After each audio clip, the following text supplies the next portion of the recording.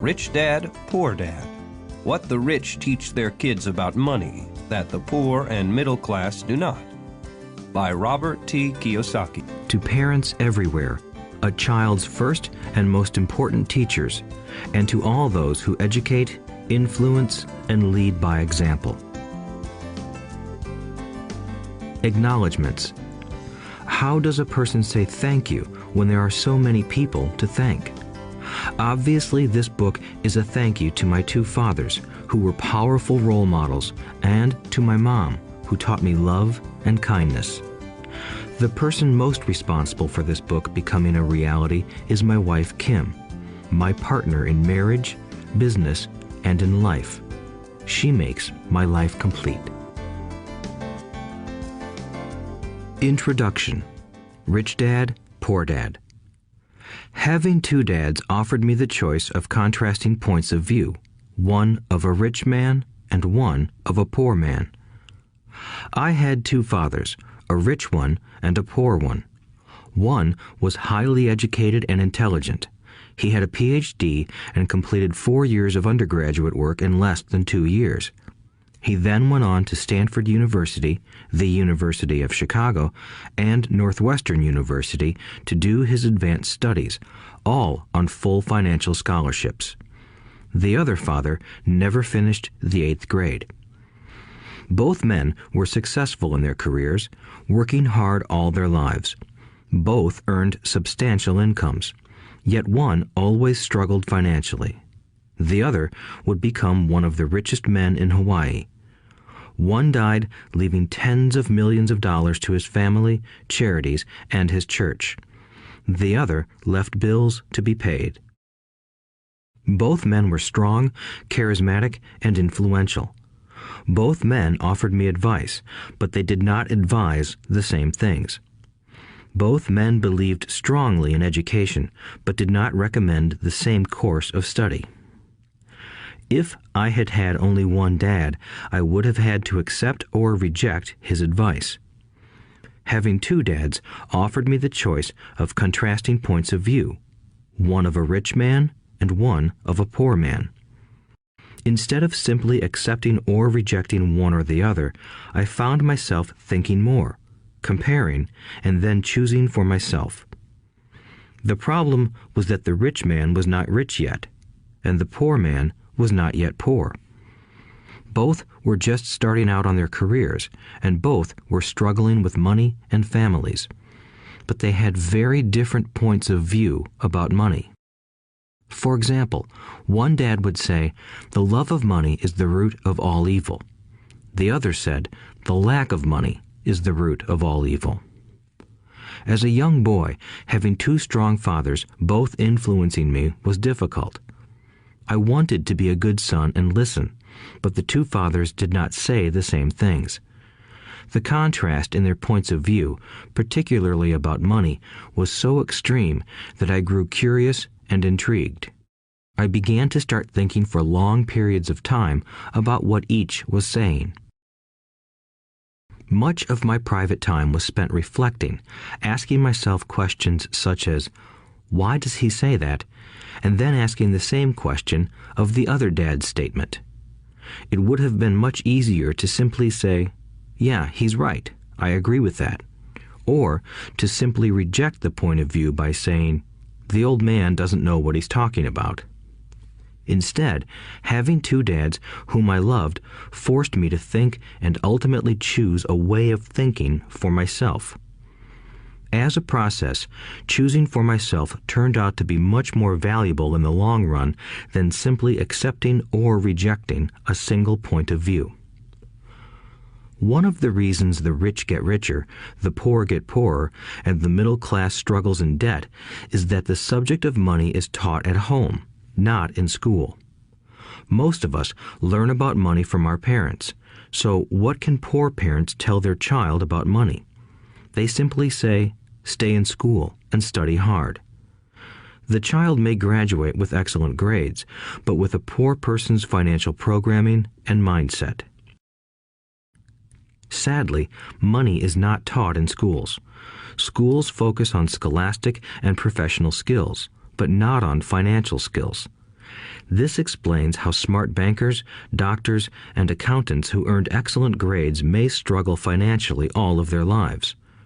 Our staggering national debt is due in large part to highly educated politicians and government officials making financial decisions with little or no training in the subject of money. Today, I often wonder what will soon happen when we have millions of people who need financial and medical assistance. They will be dependent upon their families or the government for financial support. What will happen when Medicare and Social Security run out of money? How will a nation survive if teaching children about money continues to be left to parents, most of whom will be, or already are, poor? Because I had two influential fathers, I learned from both of them. I had to think about each dad's advice, and in doing so, I gained valuable insight into the power and effect of one's thoughts on one's life. For example, one dad had a habit of saying, "I can't afford it." The other dad forbade those words to be used. He insisted I ask, "How can I afford it?" One is a statement, and the other is a question. One lets you off the hook, and the other forces you to think. My soon-to-be rich dad would explain that by automatically saying the words, "I can't afford it," your brain stops working. By asking the question, "How can I afford it?" your brain is put to work. He did not mean that you should buy everything you want. He was fanatical about exercising your mind, the most powerful computer in the world. He'd say, "My brain gets stronger every day because I exercise it. The stronger it gets, the more money I can make." He believed that automatically saying, "I can't afford it," was a sign of mental laziness. Although both dads worked hard, I noticed that one dad had a habit of putting his brain to sleep when it came to finances, and the other had a habit of exercising his brain. The long-term result was that one dad grew stronger financially, and the other grew weaker. It is not much different from a person who goes to the gym to exercise on a regular basis versus someone who sits on the couch watching television. Proper physical exercise increases your chances for health, and proper mental exercise increases your chances for wealth. My two dads had opposing attitudes, and that affected the way they thought. One dad thought that the rich should pay more in taxes to take care of those less fortunate. The other said, taxes punish those who produce and reward those who don't produce. One dad recommended, study hard so you can find a good company to work for. The other recommended, study hard so you can find a good company to buy. One dad said, the reason I'm not rich is because I have you kids. The other said, the reason I must be rich is because I have you kids. One encouraged talking about money and business at the dinner table, while the other forbade the subject of money to be discussed over a meal. One said, when it comes to money, play it safe. Don't take risks. The other said, learn to manage risk. One believed, our home is our largest investment and our greatest asset. The other believed, my house is a liability, and if your house is your largest investment, you're in trouble. Both dads paid their bills on time, yet one paid his bills first while the other paid his bills last. One dad believed in a company or the government taking care of you and your needs. He was always concerned about pay raises, retirement plans, medical benefits, sick leave, vacation days, and other perks. He was impressed with two of his uncles who joined the military and earned a retirement and entitlement package for life after 20 years of active service. He loved the idea of medical benefits and PX privileges the military provided its retirees. He also loved the tenure system available through the university. The idea of job protection for life and job benefits seemed more important at times than the job. He would often say, I've worked hard for the government and I'm entitled to these benefits. The other believed in total financial self-reliance. He spoke out against the entitlement mentality and how it created weak and financially needy people. He was emphatic about being financially competent. One dad struggled to save a few dollars. The other created investments. One dad taught me how to write an impressive resume so I could find a good job. The other taught me how to write strong business and financial plans so I could create jobs. Being a product of two strong dads allowed me the luxury of observing the effects different thoughts have on one's life. I noticed that people really do shape their lives through their thoughts. For example, my poor dad always said, "I'll never be rich," and that prophecy became reality. My rich dad, on the other hand, always referred to himself as rich. He would say things like, "I'm a rich man and rich people don't do this." Even when he was flat broke after a major financial setback, he continued to refer to himself as a rich man. He would cover himself by saying, "There is a difference between being poor and being broke. Broke is temporary. Poor is eternal." My poor dad would say, "I'm not interested in money," or "money doesn't matter." My rich dad always said, "Money is power." The power of our thoughts may never be measured or appreciated, but it became obvious to me as a young boy that it was important to be aware of my thoughts and how I expressed myself. I noticed that my poor dad was poor, not because of the amount of money he earned, which was significant, but because of his thoughts and actions. As a young boy having two fathers, I became acutely aware of being careful about which thoughts I chose to adopt as my own. Should I listen to my rich dad or to my poor dad? Although both men had tremendous respect for education and learning, they disagreed about what they thought was important to learn. One wanted me to study hard, earn a degree, and get a good job to earn money. He wanted me to study to become a professional, an attorney or an accountant, and to go to business school for my MBA. The other encouraged me to study to be rich, to understand how money works, and to learn how to have it work for me. "I don't work for money" were words he would repeat over and over. "Money works for me." At the age of 9, I decided to listen to and learn from my rich dad about money. In doing so, I chose not to listen to my poor dad, even though he was the one with all the college degrees. A lesson from Robert Frost. Robert Frost is my favorite poet. Although I love many of his poems, my favorite is "The Road Not Taken." I use its lesson almost daily. The Road Not Taken. Two roads diverged in a yellow wood, and sorry I could not travel both. And be one traveler long I stood, and looked down one as far as I could, to where it bent in the undergrowth, then took the other as just as fair, and having perhaps the better claim, because it was grassy and wanted wear. Though as for that the passing there had worn them really about the same, and both that morning equally lay in leaves no step had trodden black. Oh, I kept the first for another day, yet knowing how way leads on to way, I doubted if I should ever come back. I shall be telling this with a sigh, somewhere ages and ages hence. Two roads diverged in a wood, and I took the one less traveled by, and that has made all the difference. And that has made all the difference. Over the years, I have often reflected upon Robert Frost's poem. Choosing not to listen to my highly educated dad's advice and attitude about money was a painful decision, but it was a decision that shaped the rest of my life.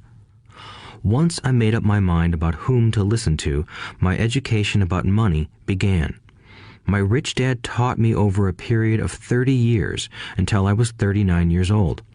He stopped once he realized that I knew and fully understood what he had been trying to drum into my often thick skull.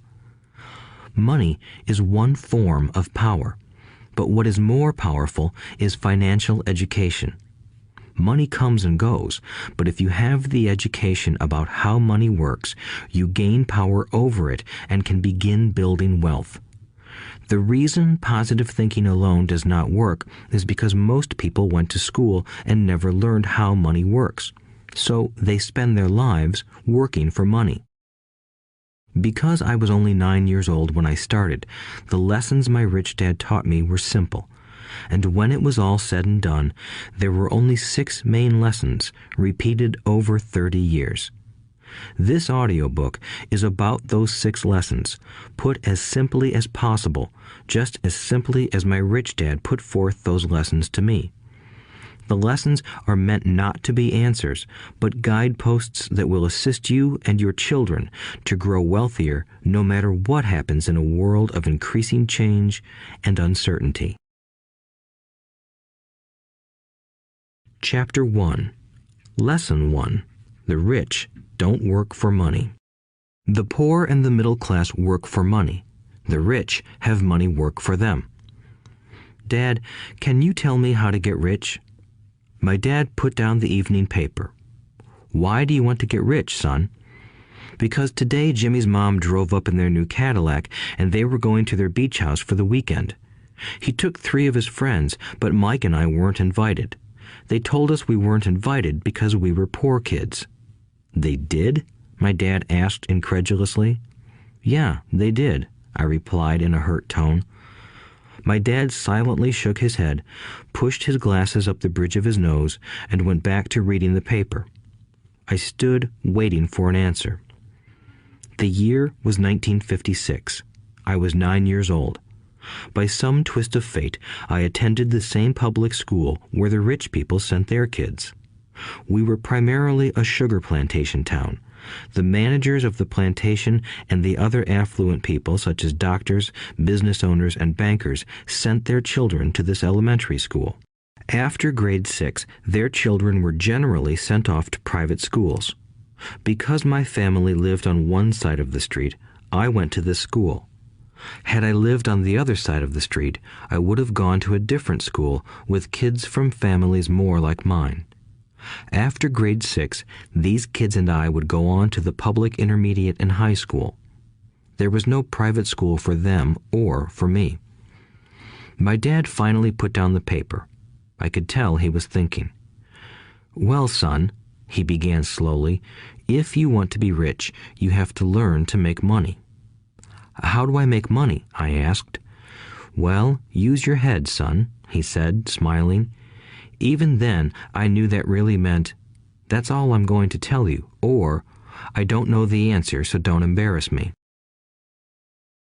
A partnership is formed. The next morning, I told my best friend, Mike, what my dad had said. As best as I could tell, Mike and I were the only poor kids in this school. Mike was also in this school by a twist of fate. Someone had drawn a jog in the line for the school district, and we wound up in school with the rich kids. We weren't really poor, but we felt as if we were because all the other boys had new baseball gloves, new bicycles, new everything. Mom and Dad provided us with the basics, like food and shelter and clothes, but that was about it. My dad used to say, if you want something, work for it. We wanted things, but there was not much work available for 9-year-old boys. So what do we do to make money? Mike asked. I don't know, I said, but do you want to be my partner? He agreed, and so on that Saturday morning, Mike became my first business partner. We spent all morning coming up with ideas on how to make money. Occasionally, we talked about all the cool guys at Jimmy's beach house having fun. It hurt a little, but that hurt was good because it inspired us to keep thinking of a way to make money. Finally, that afternoon, a bolt of lightning struck. It was an idea Mike got from a science book he had read. Excitedly, we shook hands, and the partnership now had a business. For the next several weeks, Mike and I ran around our neighborhood, knocking on doors and asking our neighbors if they would save their toothpaste tubes for us. With puzzled looks, most adults consented with a smile. Some asked us what we were doing, to which we replied, We can't tell you. It's a business secret." My mom grew distressed as the weeks wore on. We had selected a site next to her washing machine as the place we would stockpile our raw materials. In a brown cardboard box that at one time held ketchup bottles, our little pile of used toothpaste tubes began to grow. Finally, my mom put her foot down. The sight of her neighbor's messy, crumpled used toothpaste tubes had gotten to her. "What are you boys doing?" she asked, "and I don't want to hear again that it's a business secret. Do something with this mess or I'm going to throw it out." Mike and I pleaded and begged, explaining that we would soon have enough and then we would begin production. We informed her that we were waiting on a couple of neighbors to finish their toothpaste so we could have their tubes. Mom granted us a 1-week extension. The date to begin production was moved up, and the pressure was on. My first partnership was already being threatened with an eviction notice by my own mom. It became Mike's job to tell the neighbors to quickly use up their toothpaste, saying their dentist wanted them to brush more often anyway. I began to put together the production line. One day, my dad drove up with a friend to see 2 9-year-old boys in the driveway with a production line operating at full speed.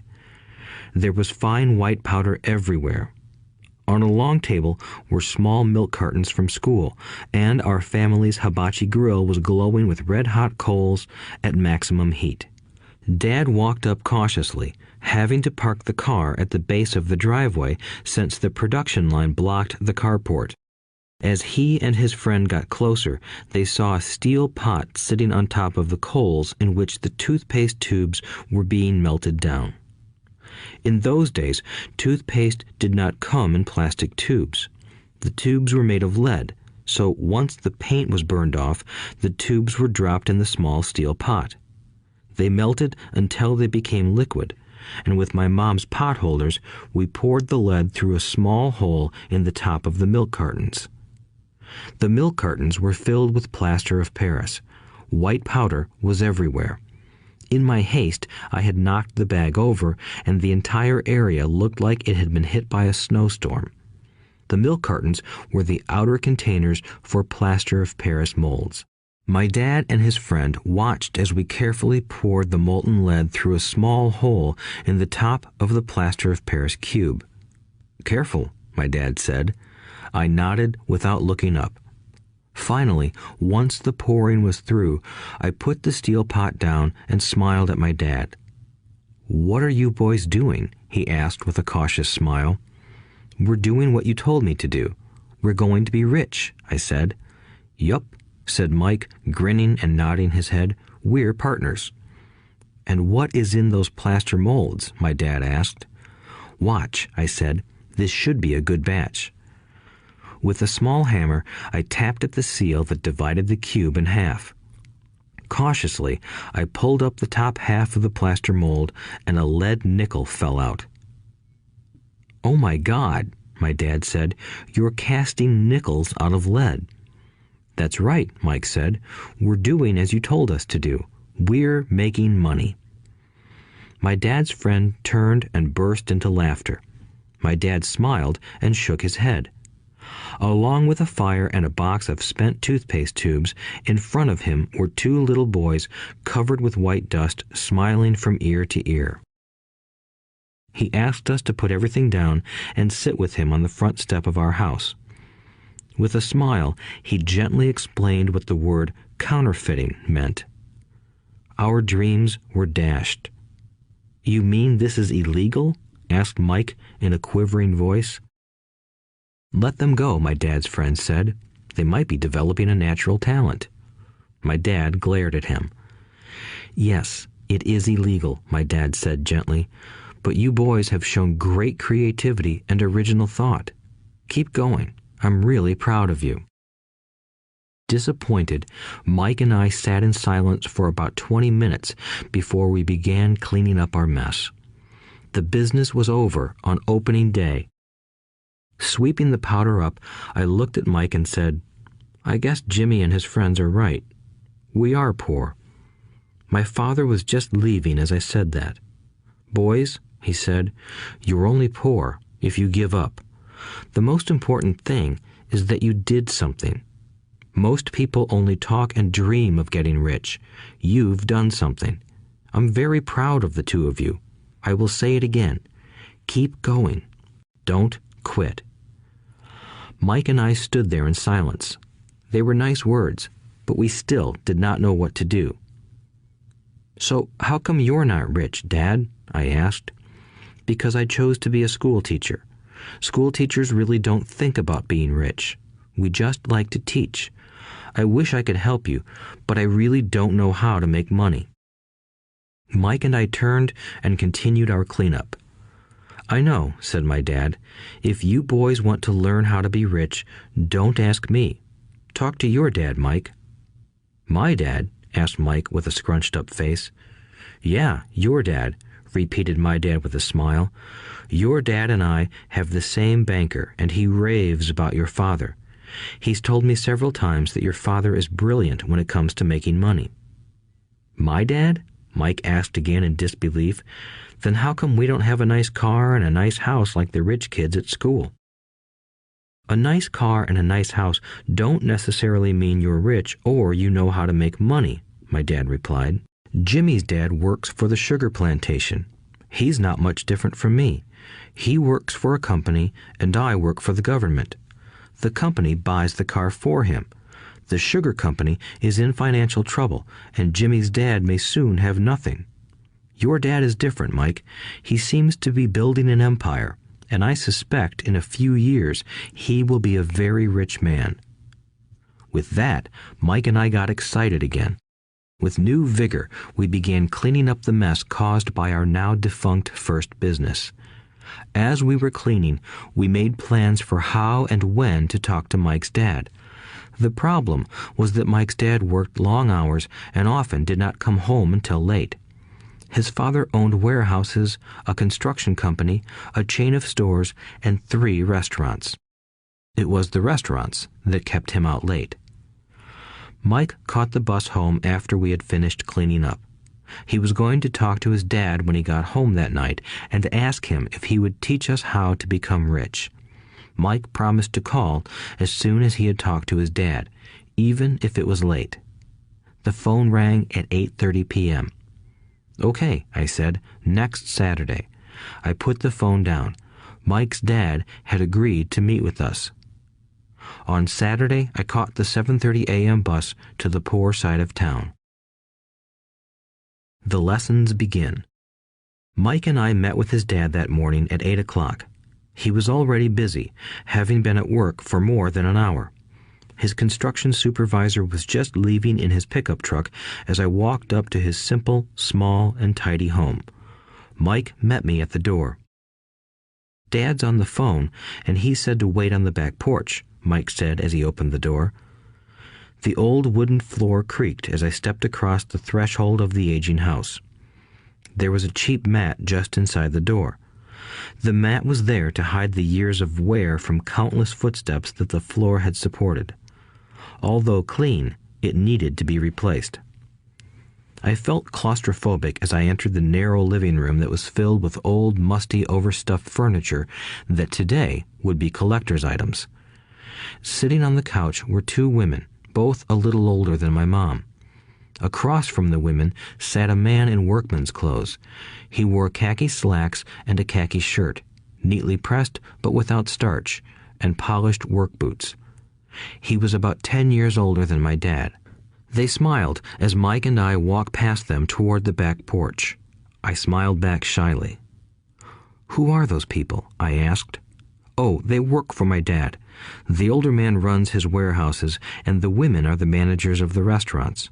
And as you arrived, you saw the construction supervisor who was working on a road project about 50 miles from here. His other supervisor, who was building a track of houses, left before you got here." "Does this go on all the time?" I asked. "Not always, but quite often," said Mike, smiling as he pulled up a chair to sit down next to me. "I asked my dad if he would teach us to make money," Mike said. "Oh, and what did he say to that?" I asked with cautious curiosity.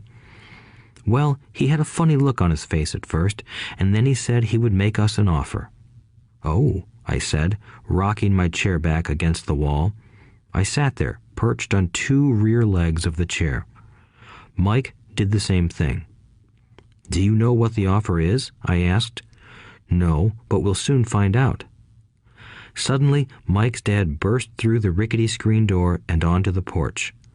Mike and I jumped to our feet, not out of respect, but because we were startled. "Ready, boys?" he asked as he pulled up a chair to sit down with us. We nodded our heads as we pulled our chairs away from the wall to sit in front of him. He was a big man, about 6 feet tall and 200 pounds. My dad was taller, about the same weight, and 5 years older than Mike's dad. They sort of looked alike, though not of the same ethnic makeup. Maybe their energy was similar. "Mike says you want to learn to make money. Is that correct, Robert?" I nodded my head quickly, but with a little trepidation. He had a lot of power behind his words and smile. "Okay, here's my offer. I'll teach you, but I won't do it classroom style. You work for me, I'll teach you. You don't work for me, I won't teach you. I can teach you faster if you work, and I'm wasting my time if you just want to sit and listen like you do in school. That's my offer. Take it or leave it." May I ask a question first?" I asked. "No. Take it or leave it. I've got too much work to do to waste my time. If you can't make up your mind decisively, then you'll never learn to make money anyway. Opportunities come and go. Being able to know when to make quick decisions is an important skill. You have the opportunity that you asked for.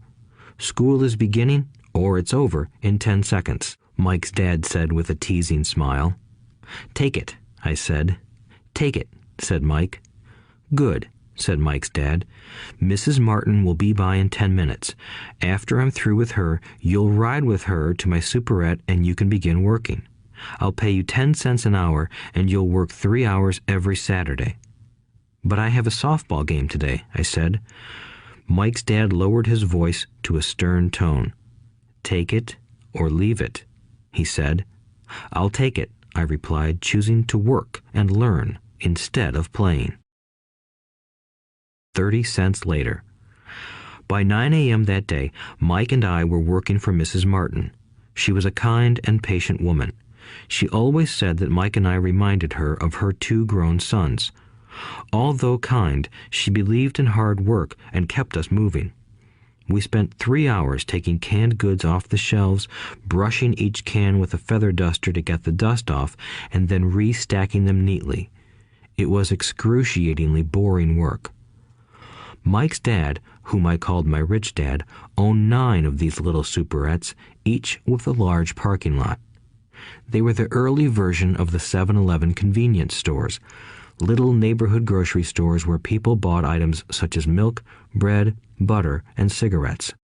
The problem was that this was Hawaii before air conditioning was widely used, and the stores could not close their doors because of the heat.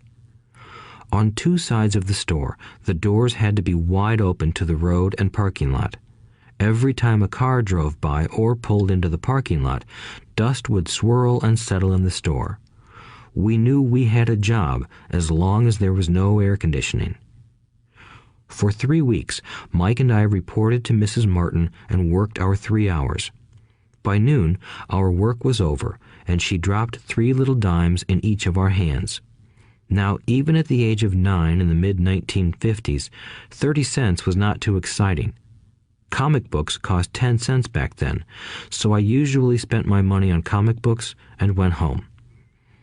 By Wednesday of the 4th week, I was ready to quit.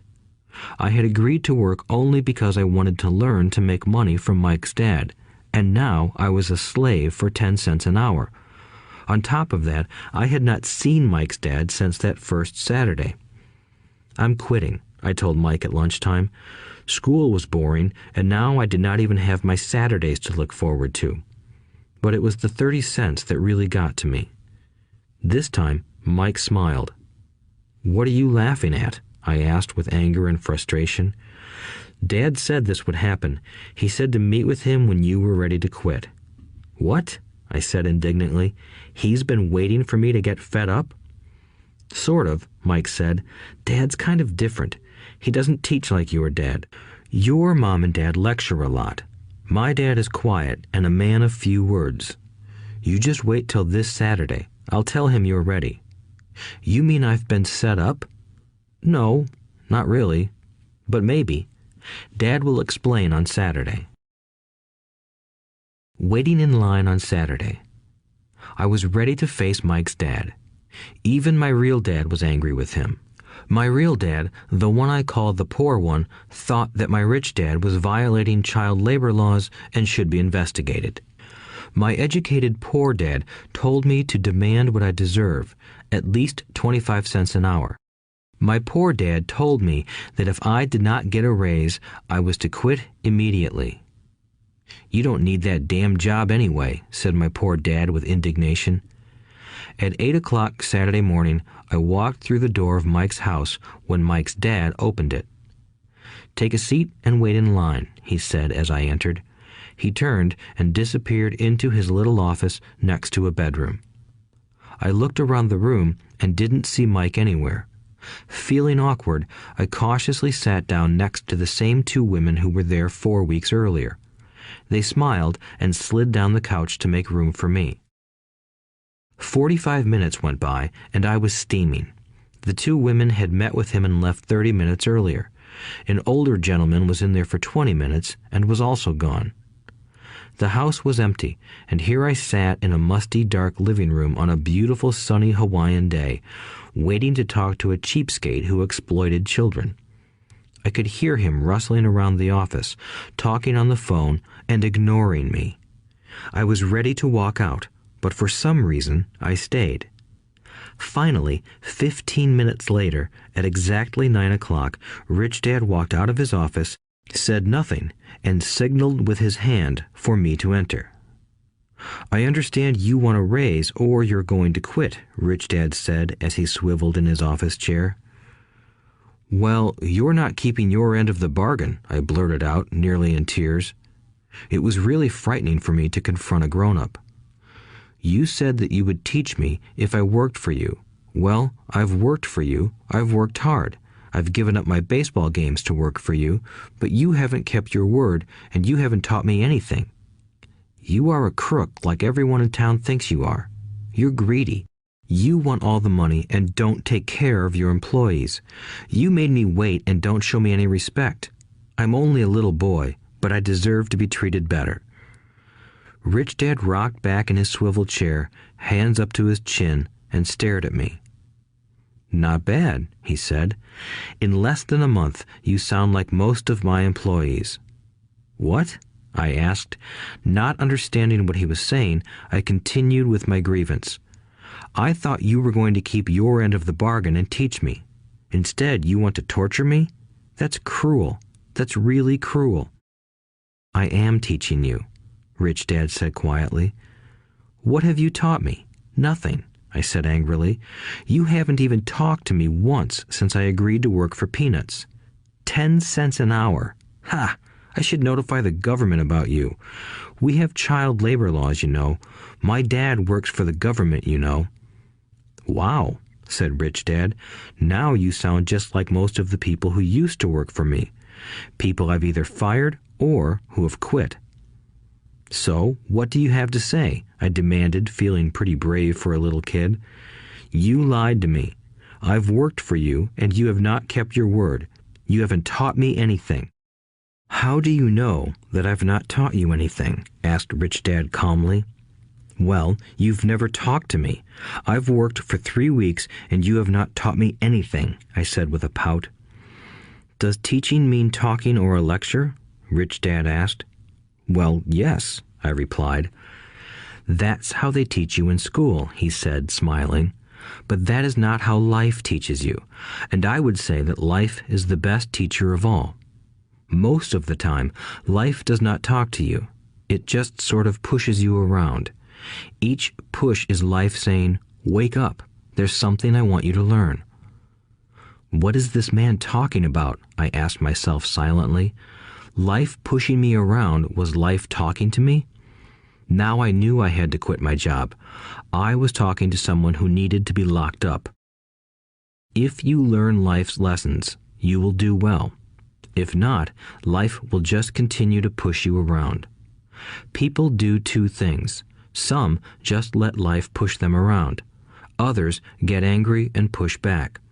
But they push back against their boss, or their job, or their husband or wife. They do not know it's life that's pushing. I had no idea what he was talking about. Life pushes all of us around. Some people give up and others fight. A few learn the lesson and move on. They welcome life pushing them around. To these few people, it means they need and want to learn something. They learn and move on. Most quit, and a few, like you, fight. Rich Dad stood and shut the creaky old wooden window that needed repair. If you learn this lesson, you will grow into a wise, wealthy, and happy young man. If you don't, you will spend your life blaming a job, low pay, or your boss for your problems. You'll live life always hoping for that big break that will solve all your money problems. Rich Dad looked over at me to see if I was still listening. His eyes met mine. We stared at each other, communicating through our eyes. Finally, I looked away once I had absorbed his message. I knew he was right. I was blaming him, and I did ask to learn. I was fighting. Rich Dad continued. Or, if you are the kind of person who has no guts, you just give up every time life pushes you. If you are that kind of person, you'll live all your life playing it safe, doing the right things, saving yourself for some event that never happens. Then you die a boring old man. You'll have lots of friends who really like you because you were such a nice, hard-working guy. But the truth is that you let life push you into submission. Deep down, you were terrified of taking risks. You really wanted to win, but the fear of losing was greater than the excitement of winning. Deep inside, you and only you will know you didn't go for it. You chose to play it safe. Our eyes met again. "You've been pushing me around?" I asked. "Some people might say that," smiled Rich Dad. "I would say that I just gave you a taste of life." "What taste of life?" I asked, still angry, but now curious and ready to learn. "You boys are the first people that have ever asked me to teach them how to make money. I have more than 150 employees, and not one of them has asked me what I know about money.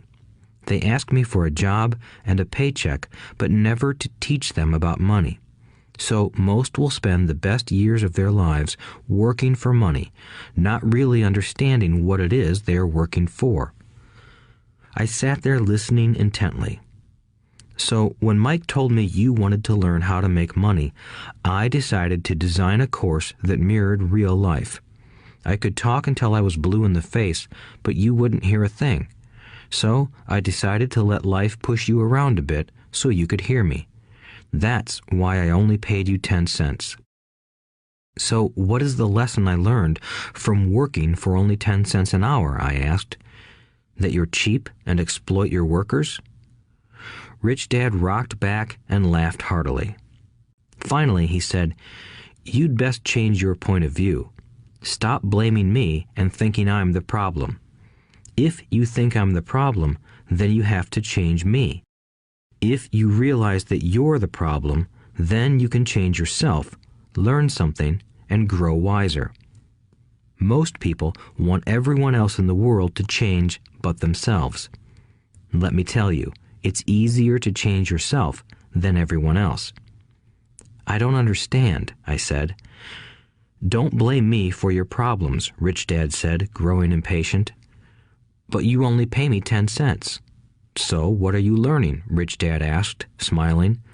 "That you're cheap," I said with a sly grin. "See, you think I'm the problem," said Rich Dad. "But you are. Well, keep that attitude and you'll learn nothing. Keep the attitude that I'm the problem, and what choices do you have?" "Well, if you don't pay me more or show me more respect and teach me, I'll quit." "Well put," Rich Dad said, "and that's exactly what most people do. They quit and go looking for another job, a better opportunity and higher pay, actually thinking that this will solve the problem. In most cases, it won't." "So what should I do?" I asked. "Just take this measly 10 cents an hour and smile?" Rich Dad smiled. "That's what the other people do. But that's all they do, waiting for a raise, thinking that more money will solve their problems. Most just accept it, and some take a second job working harder, but again, accepting a small paycheck." I sat staring at the floor, beginning to understand the lesson Rich Dad was presenting. I could sense it was a taste of life. Finally, I looked up and asked, "So what will solve the problem?" "This," he said, leaning forward in his chair and tapping me gently on the head. "This stuff between your ears." It was at that moment that Rich Dad shared the pivotal point of view that separated him from his employees and my poor dad, and led him to eventually become one of the richest men in Hawaii, while my highly educated but poor dad struggled financially all his life. It was a singular point of view that made all the difference over a lifetime. Rich Dad said this point of view over and over, which I call lesson number 1. The poor and the middle class work for money. The rich have money work for them. On that bright Saturday morning, I learned a completely different point of view from what I had been taught by my poor dad. At the age of 9, I understood that both dads wanted me to learn. Both dads encouraged me to study, but not the same things. My highly educated dad recommended that I do what he did. "Son, I want you to study hard, get good grades so you can find a safe, secure job with a big company, and make sure it has excellent benefits." My rich dad wanted me to learn how money works so I could make it work for me. These lessons I would learn through life with his guidance, not because of a classroom. My rich dad continued my first lesson. "I'm glad you got angry about working for 10 cents an hour. If you hadn't got angry and had simply accepted it, I would have to tell you that I could not teach you. You see, true learning takes energy, passion, and a burning desire. Anger is a big part of that formula, for passion is anger and love combined. When it comes to money, most people want to play it safe and feel secure, so passion does not direct them. Fear does." "So is that why they'll take jobs with low pay?" I asked. "Yes," said Rich Dad. "Some people say I exploit people because I don't pay as much as the sugar plantation or the government. I say the people exploit themselves. It's their fear, not mine." "But don't you feel you should pay them more?" I asked. "I don't have to. And besides, more money will not solve their problems. Just look at your dad. He makes a lot of money, and he still can't pay his bills. Most people, given more money, only get into more debt." "So that's why the 10 cents an hour," I said, smiling. "It's part of the lesson." "That's right," smiled Rich Dad. "You see, your dad went to school and got an excellent education so he could get a high-paying job. But he still has money problems because he never learned anything about money in school. On top of that, he believes in working for money." "And you don't?" I asked. "No, not really," said Rich Dad. "If you want to learn to work for money, then stay in school. That is a great place to learn to do that. But if you want to learn how to have money work for you, then I will teach you that. But only if you want to learn." "Wouldn't everyone want to learn that?" I asked. "No," said Rich Dad, "simply because it's easier to learn to work for money, especially if fear is your primary emotion when the subject of money is discussed." "I don't understand," I said with a frown. "Don't worry about that for now. Just know that it's fear that keeps most people working at a job. the fear of not paying their bills, the fear of being fired, the fear of not having enough money, and the fear of starting over. That's the price of studying to learn a profession or trade and then working for money. Most people become a slave to money and then get angry at their boss. Learning to have money work for you is a completely different course of study? I asked. Absolutely, Rich Dad answered. Absolutely. We sat in the silence on that beautiful Hawaiian Saturday morning. My friends had just started their Little League baseball game, but for some reason I was now thankful I had decided to work for 10 cents an hour. I sensed that I was about to learn something my friends wouldn't learn in school. Ready to learn? Asked Rich Dad. Absolutely, I said with a grin. I have kept my promise. I've been teaching you from afar, my Rich Dad said. At 9 years old, you've gotten a taste of what it feels like to work for money. Just multiply your last month by 50 years, and you will have an idea of what most people spend their life doing. I don't understand, I said. How did you feel waiting in line to see me, once to get hired and once to ask for more money? Terrible, I said. If you choose to work for money, that is what life will be like, said Rich Dad.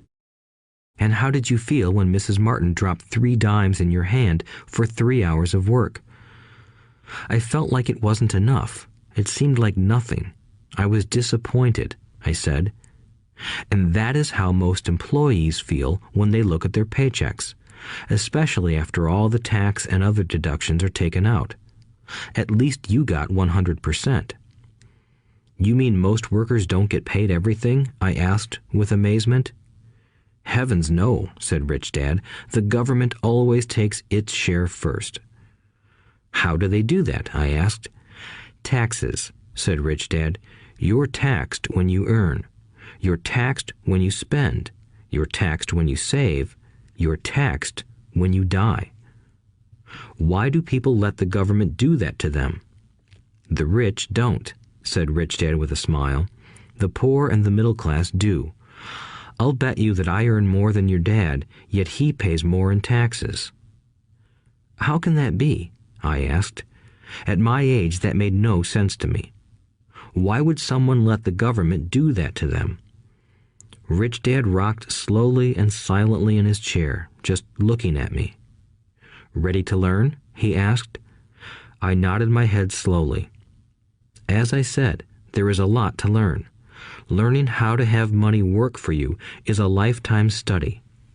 Most people go to college for 4 years and their education ends. I already know that my study of money will continue over my lifetime, simply because the more I find out I need to know. Most people never study the subject. They go to work, get their paycheck, balance their checkbooks, and that's it. Then they wonder why they have money problems. They think that more money will solve the problem, and don't realize that it's their lack of financial education that is the problem. So my dad has tax problems because he doesn't understand money? I asked, confused. Look, said Rich Dad, taxes are just one small section on learning how to have money work for you. Today, I just wanted to find out if you still have the passion to learn about money. Most people don't.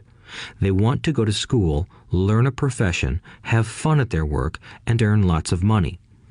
One day they wake up with big money problems, and then they can't stop working. That's the price of only knowing how to work for money instead of studying how to have money work for you. So, do you still have the passion to learn? Asked Rich Dad. I nodded my head. Good, said Rich Dad. Now get back to work. This time, I will pay you nothing. What? I asked in amazement. You heard me. Nothing. You will work the same 3 hours every Saturday, but this time you will not be paid 10 cents per hour. You said you wanted to learn to not work for money, so I'm not going to pay you anything. I couldn't believe what I was hearing. I've already had this conversation with Mike, and he's already working, dusting and stacking canned goods for free. You'd better hurry and get back there. "That's not fair," I shouted. "You've got to pay something." "You said you wanted to learn. If you don't learn this now, you'll grow up to be like the two women and the older man sitting in my living room, working for money and hoping I don't fire them. Or, like your dad, earning lots of money only to be in debt up to his eyeballs, hoping more money will solve the problem. If that's what you want, I'll go back to our original deal of 10 cents an hour. Or you can do what most adults do. Complain that there is not enough pay, quit, and go looking for another job."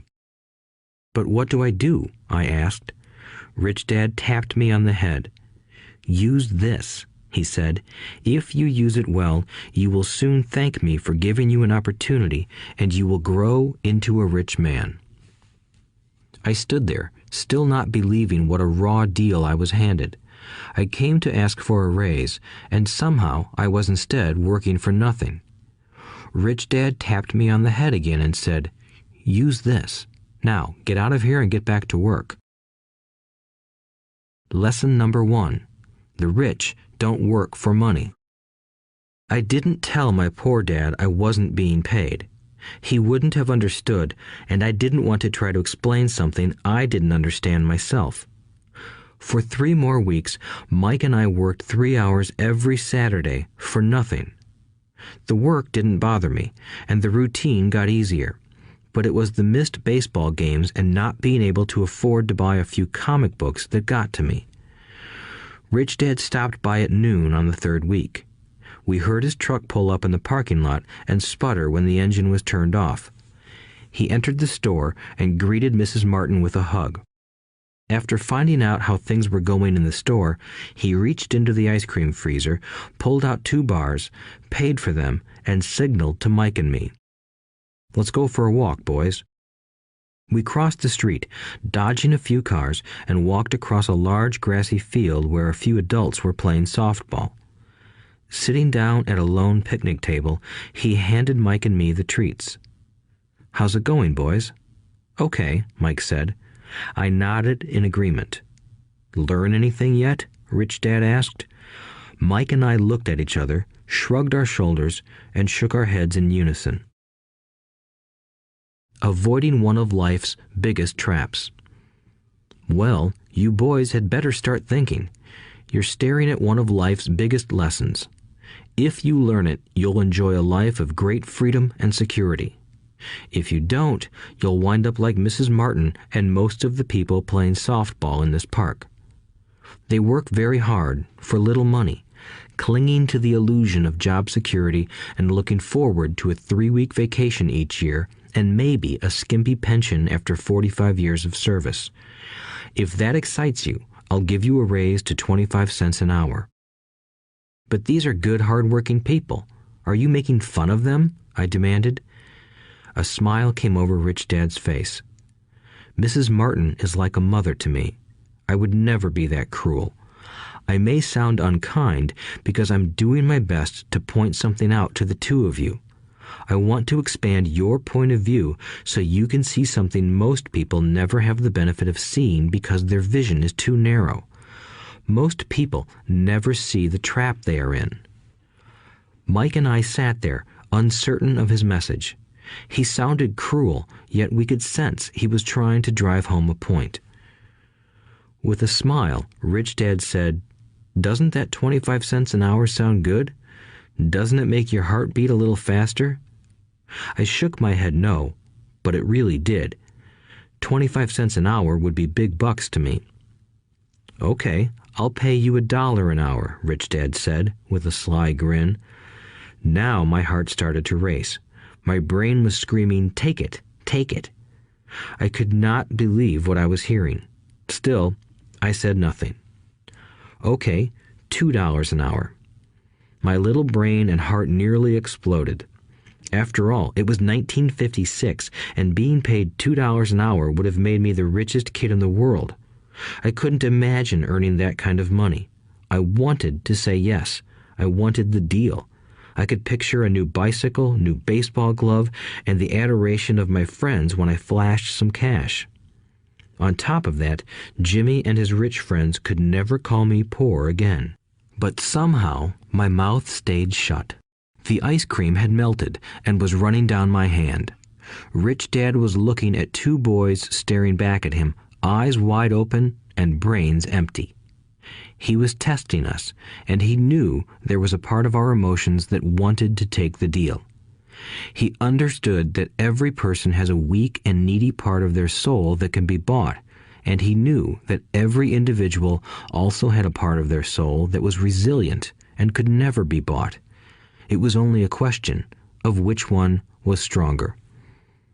Okay, $5 an hour. Suddenly, I was silent. Something had changed. The offer was too big and ridiculous.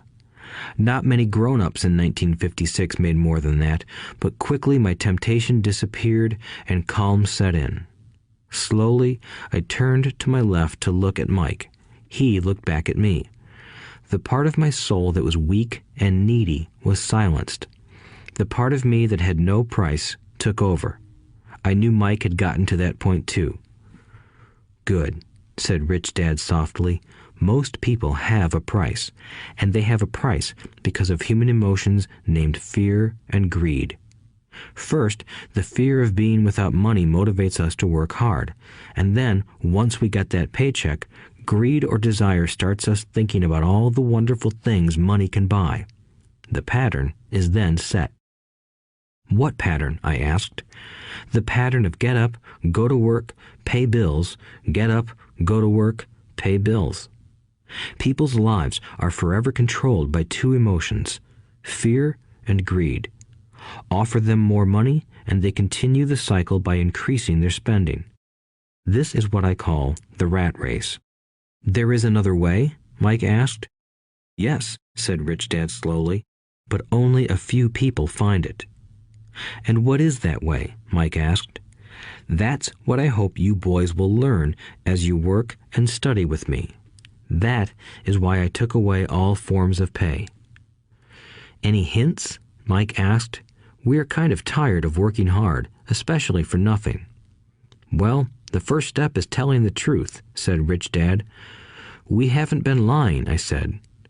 "I did not say you were lying. I said to tell the truth," Rich Dad retorted. "The truth about what?" I asked. "How you're feeling," Rich Dad said. "You don't have to say it to anyone else. Just admit it to yourself." "You mean the people in this park, the people who work for you, Mrs. Martin, they don't do that?" I asked. "I doubt it," said Rich Dad.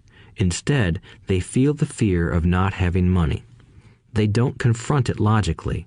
They react emotionally instead of using their heads," Rich Dad said.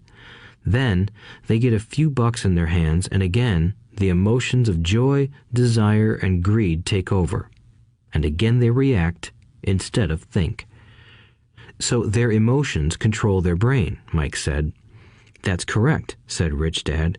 "Instead of admitting the truth about how they feel, they react to their feelings and fail to think. They feel the fear, so they go to work, hoping that money will soothe the fear, but it doesn't. It continues to haunt them, and they return to work, hoping again that money will calm their fears, and again it doesn't. Fear keeps them in this trap of working, earning money, hoping the fear will go away. But every day they get up, and that old fear wakes up with them. For millions of people, that old fear keeps them awake all night, causing a night of turmoil and worry. So they get up and go to work, hoping that a paycheck will kill that fear gnawing at their souls. Money is running their lives, and they refuse to tell the truth about that. Money is in control of their emotions and their souls." Rich Dad sat quietly, letting his words sink in. Mike and I had heard what he said, but didn't understand fully what he was talking about. I just knew that I often wondered why grown-ups hurried off to work. It did not seem like much fun, and they never looked that happy, but something kept them going. Realizing we had absorbed as much as possible of what he was talking about, Rich Dad said, "I want you boys to avoid that trap. That is really what I want to teach you. Not just to be rich, because being rich does not solve the problem. It doesn't? I asked, surprised. No, it doesn't. Let me explain the other emotion, desire. Some call it greed, but I prefer desire. It's perfectly normal to desire something better, prettier, more fun, or exciting. So people also work for money because of desire. They desire money for the joy they think it can buy. But the joy that money brings is often short-lived, and they soon need more money for more joy, more pleasure, more comfort, and more security. So they keep working, thinking money will soothe their souls that are troubled by fear and desire. But money can't do that. Even rich people do this? Mike asked. Rich people included, said Rich Dad. In fact, the reason many rich people are rich isn't because of desire, but because of fear. They believe that money can eliminate the fear of being poor, so they amass tons of it, only to find the fear gets worse. Now they fear losing the money. I have friends who keep working even though they have plenty. I know people who have millions who are more afraid now than when they were poor. They're terrified of losing it all. The fears that drove them to get rich got worse. That weak and needy part of their soul is actually screaming louder. They don't want to lose the big houses, the cars, and the high life money has bought them. They worry about what their friends would say if they lost all their money. Many are emotionally desperate and neurotic, although they look rich and have more money. So, is a poor man happier? I asked. No, I don't think so, replied Rich Dad. The avoidance of money is just as psychotic as being attached to money. As if on cue, the town derelict went past our table, stopping by the large rubbish can and rummaging around in it. The three of us watched him with great interest, when before we probably would have just ignored him. Rich Dad pulled $1 out of his wallet and gestured to the older man. Seeing the money, the derelict came over immediately, took the bill, thanked Rich Dad profusely, and hurried off, ecstatic with his good fortune. He's not much different from most of my employees, said Rich Dad. I've met so many people who say, "Oh, I'm not interested in money," yet they'll work at a job for 8 hours a day.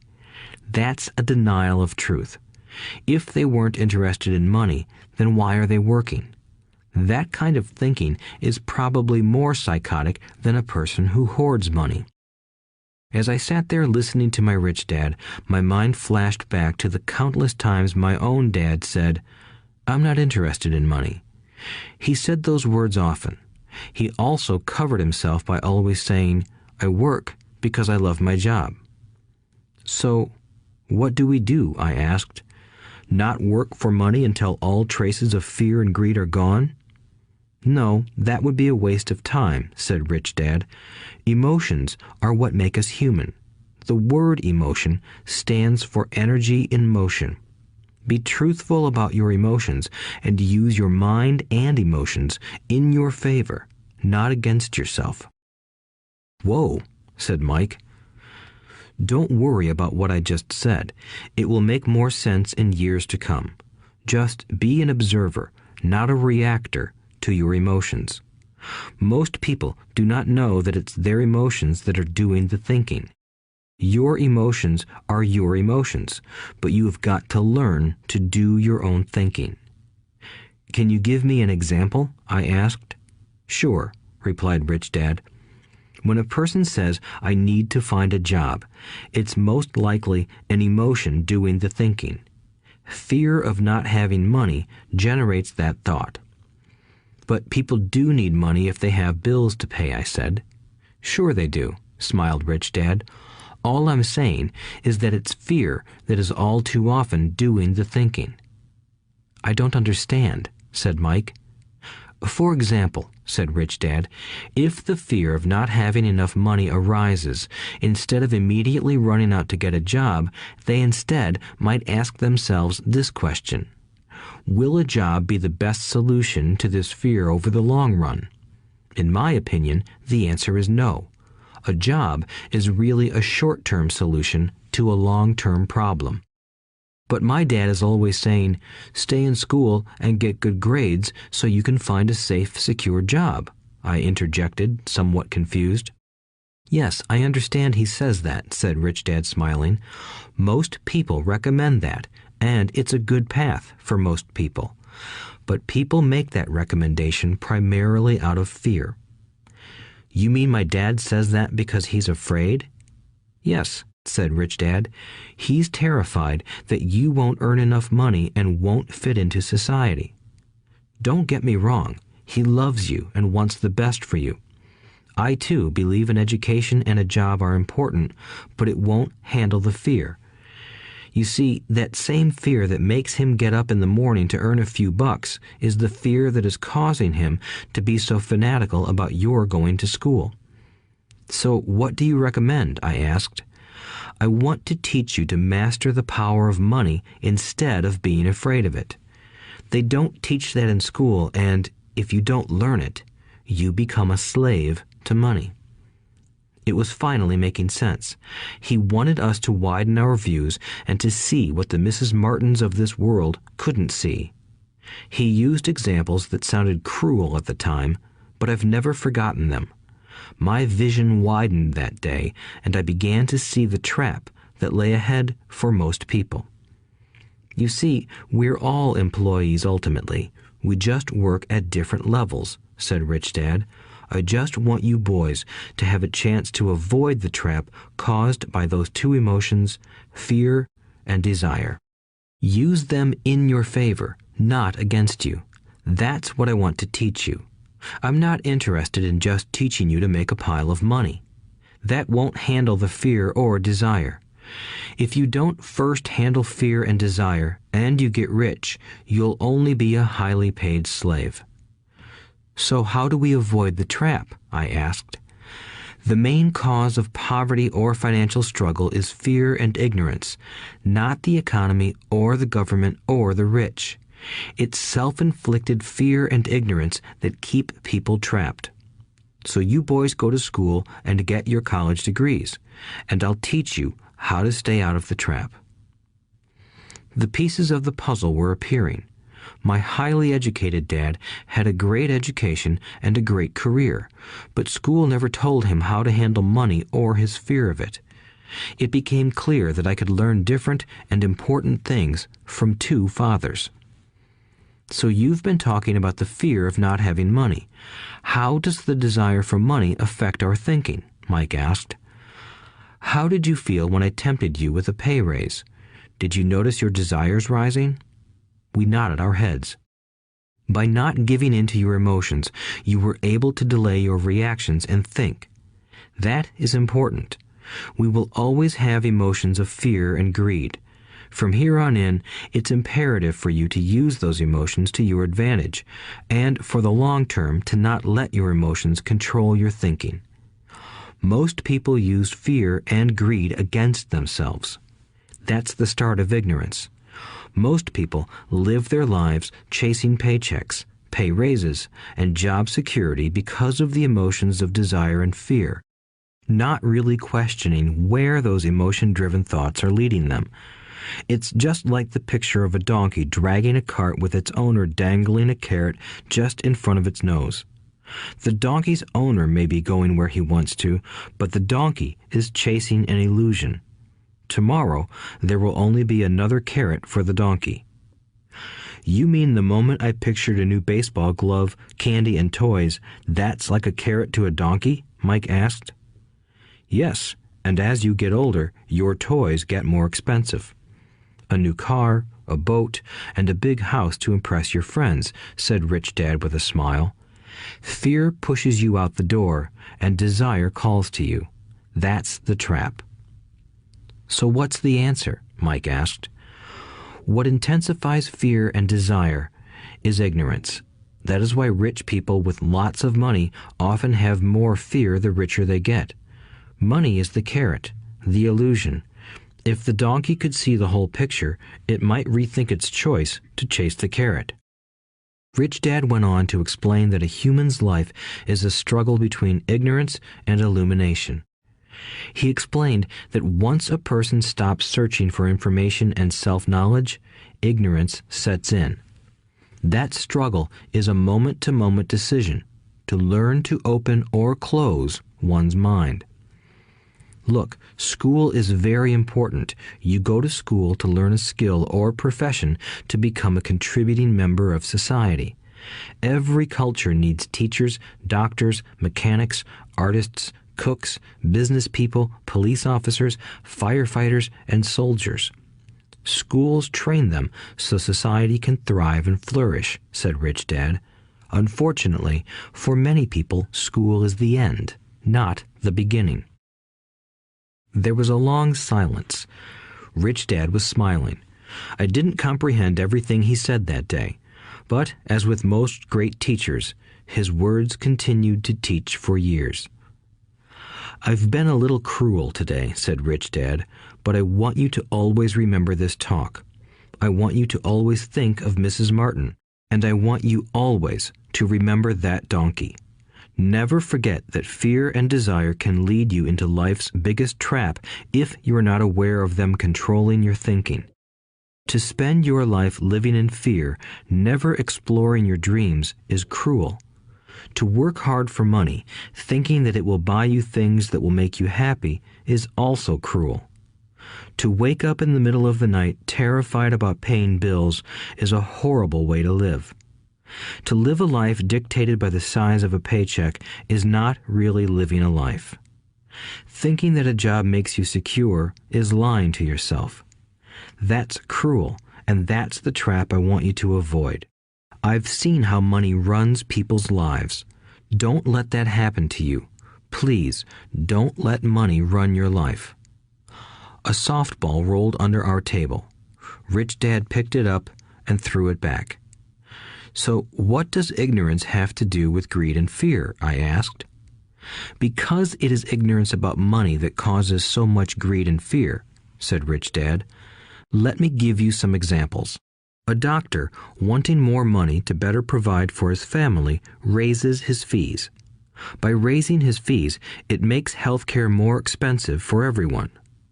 It hurts the poor people the most, so they have worse health than those with money. Because the doctors raise their fees, the attorneys raise their fees.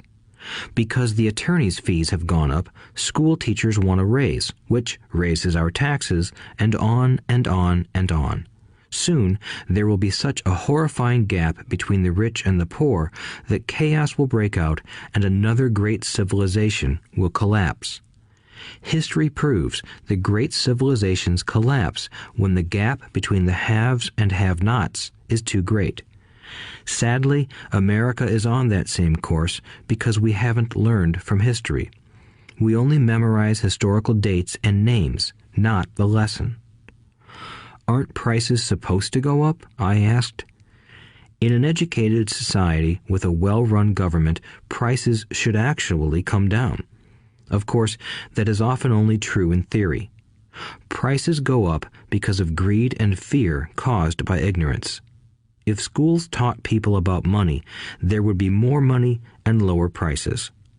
But schools focus only on teaching people to work for money, not how to harness money's power. But don't we have business schools? Mike asked. And haven't you encouraged me to go for my MBA? Yes, said Rich Dad, but all too often business schools train employees to become sophisticated bean counters. Heaven forbid a bean counter takes over a business. All they do is look at the numbers, fire people, and kill the business. I know this because I hire bean counters. All they think about is cutting costs and raising prices, which cause more problems. Bean counting is important. I wish more people knew it, but it, too, is not the whole picture, added Rich Dad angrily. So, is there an answer? Asked Mike. Yes, said Rich Dad. Learn to use your emotions to think, not think with your emotions. When you boys mastered your emotions by agreeing to work for free, I knew there was hope. When you again resisted your emotions when I tempted you with more money, you were again learning to think in spite of being emotionally charged. That's the first step. Why is that step so important? I asked. Well, that's up to you to find out.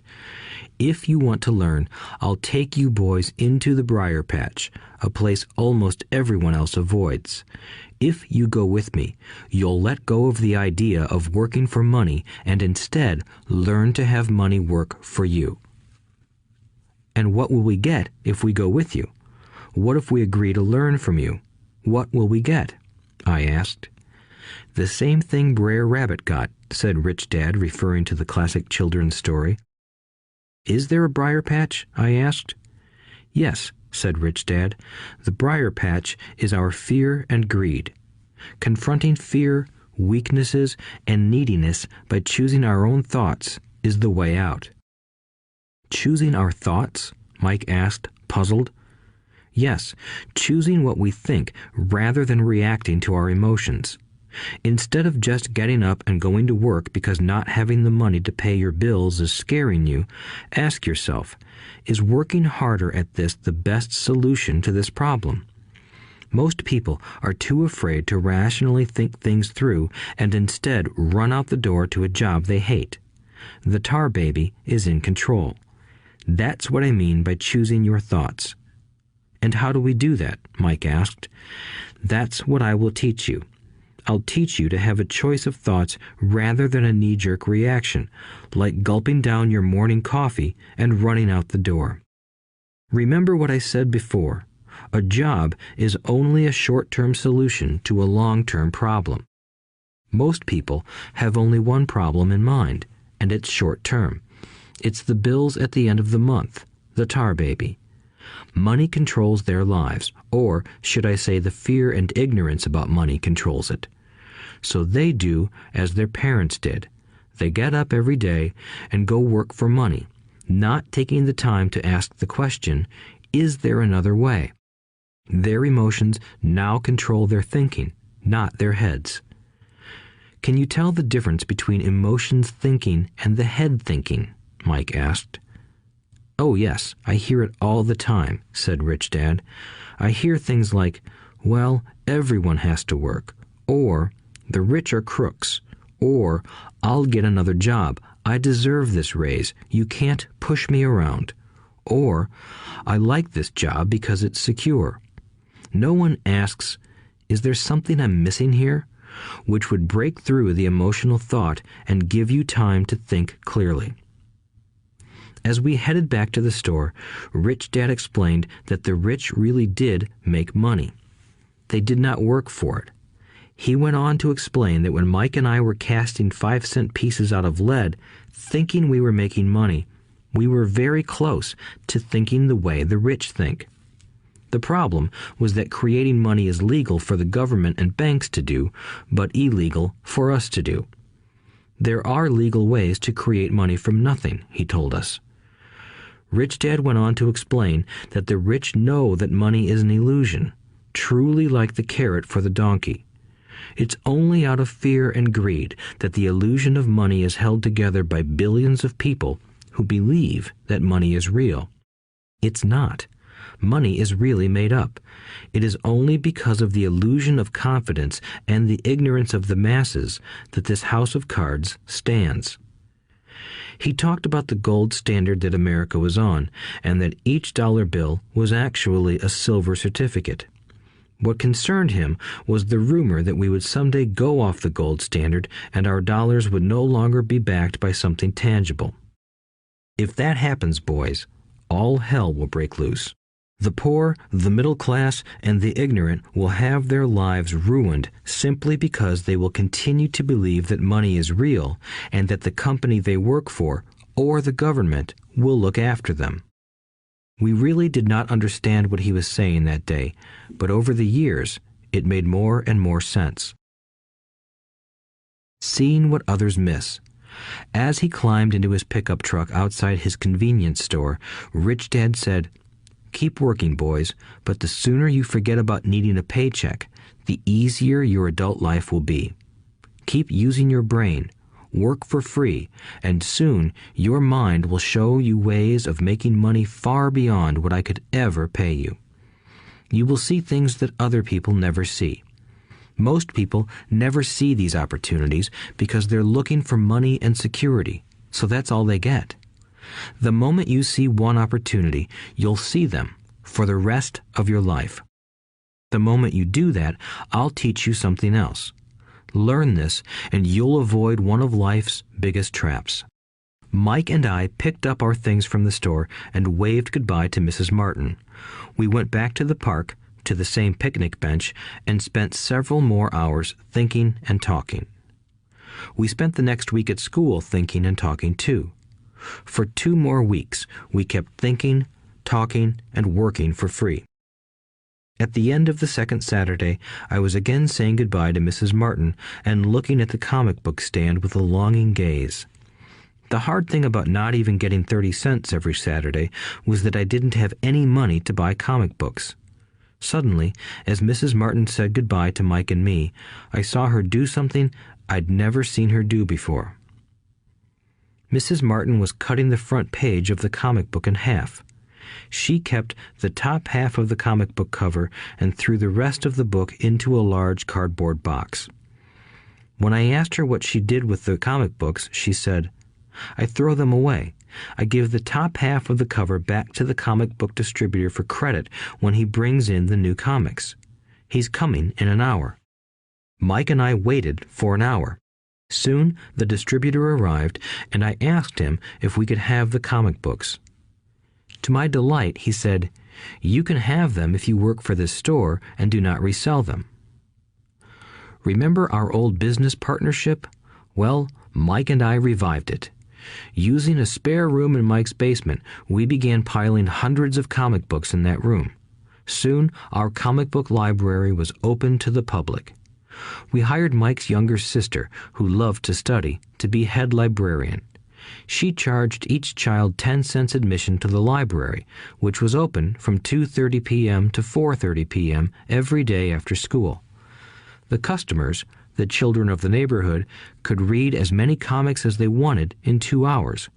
It was a bargain for them since a comic cost 10 cents each, and they could read 5 or 6 in 2 hours. Mike's sister would check the kids as they left to make sure they weren't borrowing any comic books.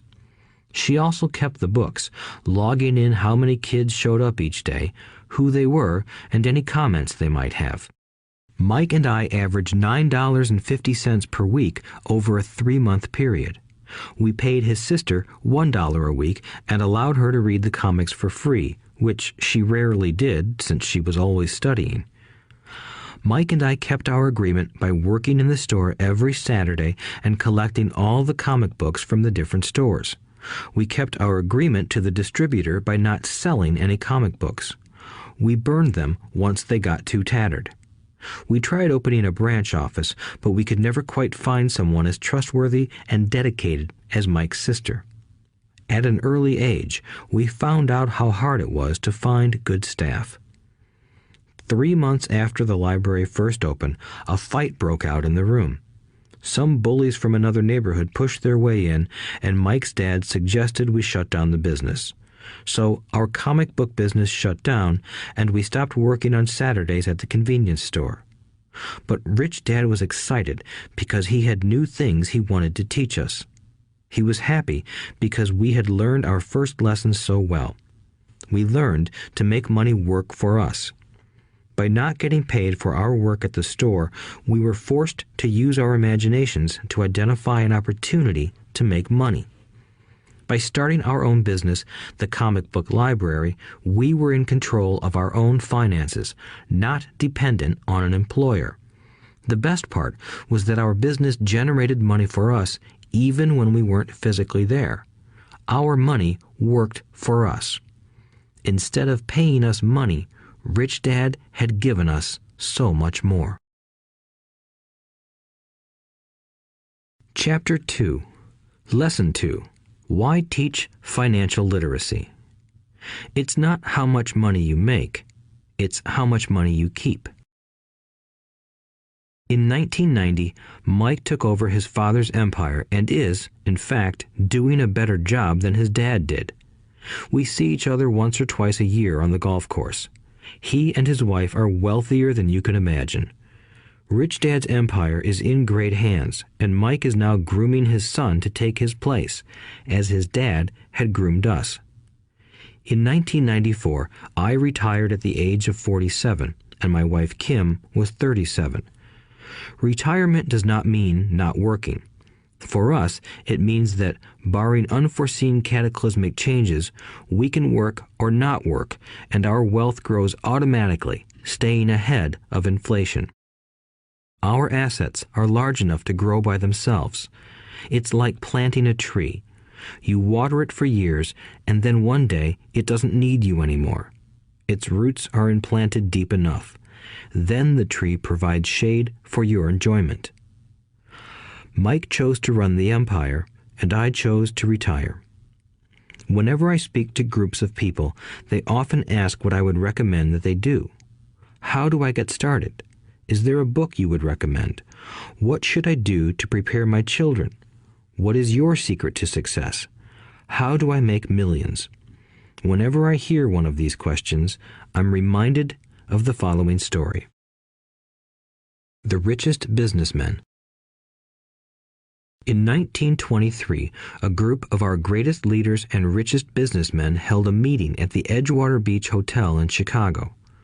Among them were Charles Schwab, head of the largest independent steel company; Samuel Insull, president of the world's largest utility; Howard Hobson, head of the largest gas company; Ivar Kruger, president of International Match Company, one of the world's largest companies at that time; Leon Fraser, president of the Bank of International Settlements; Richard Whitney, president of the New York Stock Exchange; Arthur Cotton and Jesse Livermore, two of the biggest stock speculators; and Albert Fall, a member of President Harding's cabinet. 25 years later, 9 of these titans ended their lives as follows. Schwab died penniless after living for 5 years on borrowed money. Insull died broke in a foreign land, and Kruger and Cotton also died broke. Hobson went insane. Whitney and Albert Fall were released from prison, and Fraser and Livermore committed suicide. I doubt if anyone can say what really happened to these men. If you look at the date, 1923, it was just before the 1929 market crash and the Great Depression, which I suspect had a great impact on these men and their lives. The point is this. Today, we live in times of greater and faster change than these men did. I suspect there will be many booms and busts in the coming years that will parallel the ups and downs these men faced. I am concerned that too many people are too focused on money and not on their greatest wealth, their education. If people are prepared to be flexible, keep an open mind, and learn, they will grow richer and richer despite tough changes. If they think money will solve problems, they will have a rough ride. Intelligence solves problems and produces money. Money without financial intelligence is money soon gone. Most people fail to realize that in life, it's not how much money you make, it's how much money you keep. We've all heard stories of lottery winners who are poor, then suddenly rich, and then poor again. They win millions, yet are soon back where they started. Or stories of professional athletes who at the age of 24 are earning millions, but are sleeping under a bridge 10 years later. I remember a story of a young basketball player who a year ago had millions. Today, at just 29, he claims his friends, attorney, and accountant took his money, and he was forced to work at a car wash for minimum wage. He was fired from the car wash because he refused to take off his championship ring as he was wiping off the cars. His story made national news, and he is appealing his termination, claiming hardship and discrimination. He claims that the ring is all he has left, and if it was stripped away, he'll crumble. I know so many people who became instant millionaires, and while I am glad some people have become richer and richer, I caution them that in the long run, it's not how much money you make, it's how much you keep and how many generations you keep it. So when people ask, "Where do I get started?" or tell me how to get rich quick, they often are greatly disappointed with my answer. I simply say to them what my rich dad said to me when I was a little kid. If you want to be rich, you need to be financially literate. That idea was drummed into my head every time we were together. As I said, my educated dad stressed the importance of reading books, while my rich dad stressed the need to master financial literacy. If you are going to build the Empire State Building, the first thing you need to do is dig a deep hole and pour a strong foundation. If you are going to build a home in the suburbs, all you need to do is pour a 6-inch slab of concrete.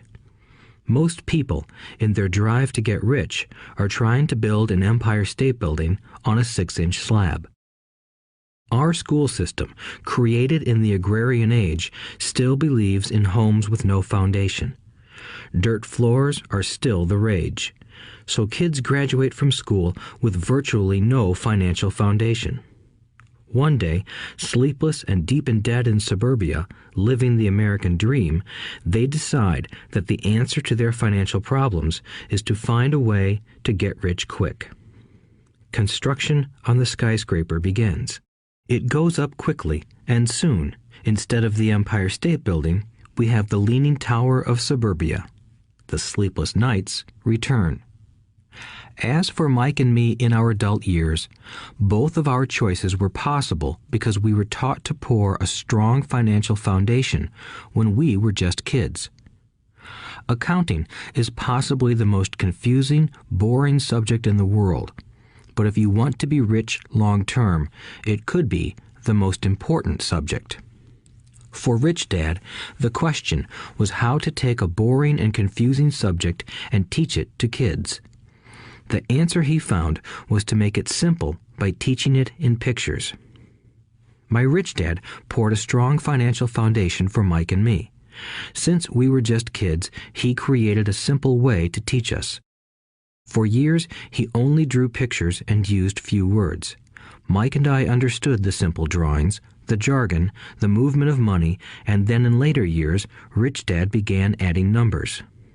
Today, Mike has gone on to master much more complex and sophisticated accounting analysis because he had to in order to run his empire. I am not as sophisticated because my empire is smaller, yet we come from the same simple foundation. Over the following pages, we will discuss those same simple line drawings Mike's dad created for us. Though basic, those drawings helped guide two little boys in building great sums of wealth on a solid and deep foundation. Rule number 1. You must know the difference between an asset and a liability, and buy assets. If you want to be rich, this is all you need to know. It is rule number 1. It is the only rule. This may sound absurdly simple, but most people have no idea how profound this rule is. Most people struggle financially because they do not know the difference between an asset and a liability. Rich people acquire assets. The poor and middle class acquire liabilities that they think are assets, said Rich Dad. When Rich Dad explained this to Mike and me, we thought he was kidding. Here we were, nearly teenagers, and waiting for the secret to getting rich. And this was his answer. It was so simple that we stopped for a long time to think about it. "What is an asset?" asked Mike. "Don't worry right now," said Rich Dad. "Just let the idea sink in. If you can comprehend the simplicity, your life will have a plan and be financially easy. It is simple. That is why the idea is missed." "You mean all we need to know is what an asset is, acquire them, and we'll be rich?" I asked. Rich Dad nodded his head. "It's that simple." "If it's that simple, how come everyone is not rich?" I asked. Rich Dad smiled. "Because people do not know the difference between an asset and a liability." I remember asking, how could adults be so misguided? If it is that simple, if it is that important, why would everyone not want to find out? It took Rich Dad only a few minutes to explain what assets and liabilities were. As an adult, I have difficulty explaining it to other adults. The simplicity of the idea escapes them because they have been educated differently. They were taught by other educated professionals, such as bankers, accountants, real estate agents, financial planners, and so forth. The difficulty comes in asking adults to unlearn or become children again.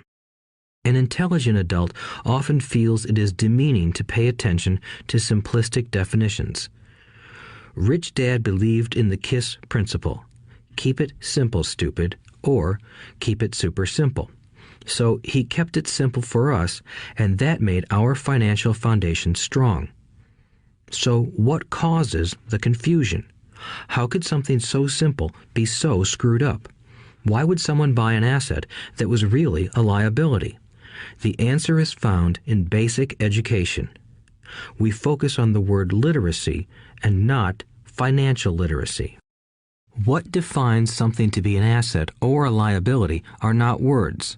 In fact, if you really want to be confused, look up the words asset and liability in the dictionary. I know the definition may sound good to a trained accountant, but for the average person, it makes no sense. But we adults are often too proud to admit that something does not make sense.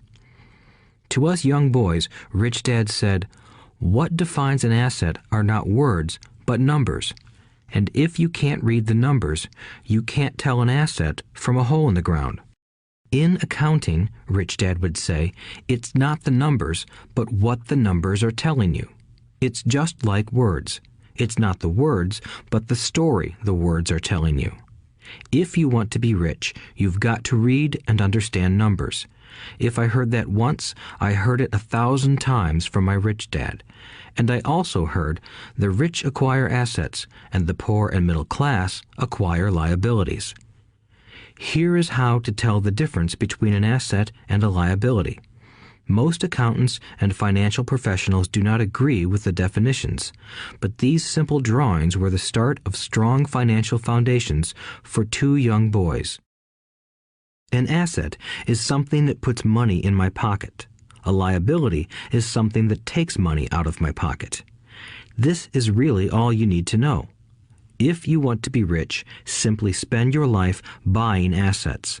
If you want to be poor or middle class, spend your life buying liabilities. Illiteracy, both in words and numbers, is the foundation of financial struggle. If people are having difficulties financially, there is something that they don't understand, either in words or numbers. The rich are rich because they are more literate in different areas than people who struggle financially. So if you want to be rich and maintain your wealth, it's important to be financially literate in words as well as numbers. Numbers alone mean little, just as words out of context mean little. It's the story that counts. In financial reporting, reading numbers is looking for the plot, the story of where the cash is flowing. In 80% of most families, the financial story paints a picture of hard work to get ahead. However, this effort is for naught because they spend their lives buying liabilities instead of assets. Everyone has living expenses, the need for food, shelter, and clothing. It is the cash flow that tells the story of how a person handles their money. The reason I started with the story of the richest men in America is to illustrate the flaw in believing that money will solve all problems. That is why I cringe whenever I hear people ask me how to get rich quicker or where they should start. I often hear, "I'm in debt, so I need to make more money." But more money will often not solve the problem. In fact, it may compound the problem. Money often makes obvious our tragic human flaws, putting a spotlight on what we don't know. That is why, all too often, a person who comes into a sudden windfall of cash, let's say an inheritance, a pay raise, or lottery winnings, soon returns to the same financial mess, if not worse than the mess they were in before. Money only accentuates the cash flow pattern running in your head. If your pattern is to spend everything you get, most likely an increase in cash will just result in an increase in spending. Thus the saying, "A fool and his money is one big party." I have said many times that we go to school to gain scholastic and professional skills, both of which are important. We learn to make money with our professional skills. In the 1960s, when I was in high school, if someone did well academically, people assumed this bright student would go on to be a medical doctor because it was the profession with the promise of the greatest financial reward. Today, doctors face financial challenges I wouldn't wish on my worst enemy. Insurance companies taking control of the business, managed healthcare, government intervention, and malpractice suits. Today, kids want to be famous athletes, movie stars, rock stars, beauty queens, or CEOs because that is where the fame, money, and prestige are. That is the reason it is so hard to motivate kids in school today. They know that professional success is no longer solely linked to academic success, as it once was. Because students leave school without financial skills, millions of educated people pursue their profession successfully, but later find themselves struggling financially. They work harder, but don't get ahead. What is missing from their education is not how to make money, but how to manage money. It's called financial aptitude, what you do with the money once you make it, how to keep people from taking it from you, how to keep it longer, and how to make that money work hard for you. Most people don't understand why they struggle financially because they don't understand cash flow. A person can be highly educated, professionally successful, and financially illiterate. These people often work harder than they need to because they learned how to work hard, but not how to have their money work hard for them. The story of how the quest for a financial dream turns into a financial nightmare. The classic story of hardworking people has set a pattern. Recently married, the happy, highly educated young couple moves into one of their cramped, rented apartments. Immediately, they realize that they are saving money because two can live as cheaply as one. The problem is the apartment is cramped. They decide to save money to buy their dream home so they can have kids. They now have two incomes, and they begin to focus on their careers. Their incomes begin to increase. As their incomes go up, their expenses go up as well. The number one expense for most people is taxes. Many people think it's income tax, but for most Americans, their highest tax is Social Security. As an employee, it appears as if the Social Security tax combined with the Medicare tax rate is roughly 7.5%, but it's really 15% since the employer must match the Social Security amount. In essence, it is money the employer can't pay you. On top of that, you still have to pay income tax on the amount deducted from your wages for Social Security tax. Income you never received because it went directly to Social Security through withholding. Going back to the young couple, as a result of their incomes increasing, they decide to buy the house of their dreams. Once in their house, they have a new tax called property tax. Then they buy a new car, new furniture, and new appliances to match their new house. All of a sudden, they wake up and their liabilities column is full of mortgage and credit card debt. Their liabilities go up. They're now trapped in the rat race. Pretty soon, a baby comes along and they work harder. The process repeats itself. Higher incomes cause higher taxes, also called bracket creep. A credit card comes in the mail. They use it. It maxes out. A loan company calls and says their greatest asset, their home, has appreciated in value. Because their credit is so good, the company offers a bill consolidation loan and tells them the intelligent thing to do is clear off the high-interest consumer debt by paying off their credit card. And besides, interest on their home is a tax deduction. They go for it and pay off those high-interest credit cards. They breathe a sigh of relief. Their credit cards are paid off. They've now folded their consumer debt into their home mortgage. Their payments go down because they extend their debt over 30 years. It is the smart thing to do. Their neighbor calls to invite them to go shopping. The Memorial Day sale is on. They promise themselves they'll just window shop, but they take a credit card, just in case. I run into this young couple all the time. Their names change, but their financial dilemma is the same. They come to one of my talks to hear what I have to say. They ask me, "Can you tell us how to make more money?" They don't understand that their trouble is really how they choose to spend the money they do have. It is caused by financial illiteracy and not understanding the difference between an asset and a liability. More money seldom solves someone's money problems. Intelligence solves problems. There is a saying a friend of mine says over and over to people in debt. If you find you have dug yourself into a hole, stop digging. As a child, my dad often told us that the Japanese were aware of 3 powers: the power of the sword, the jewel, and the mirror. The sword symbolizes the power of weapons.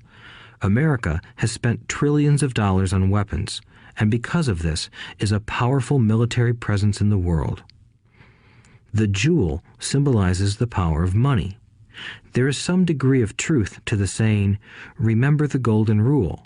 He who has the gold makes the rules." The mirror symbolizes the power of self-knowledge. This self-knowledge, according to Japanese legend, was the most treasured of the 3.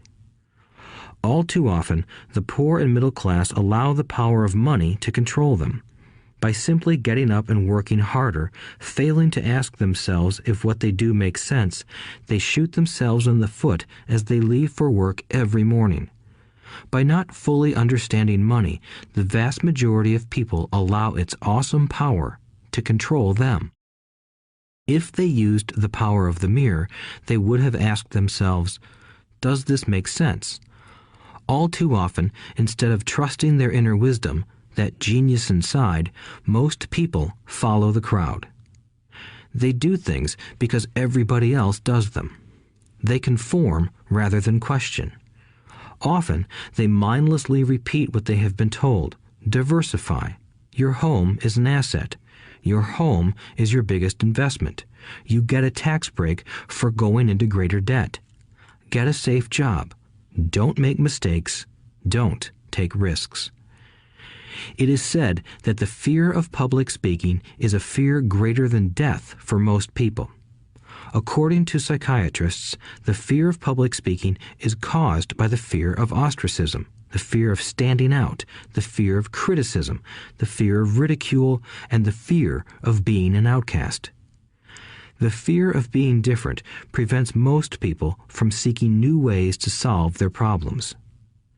That is why my educated dad said the Japanese valued the power of the mirror the most, for it is only when we look into it that we find truth.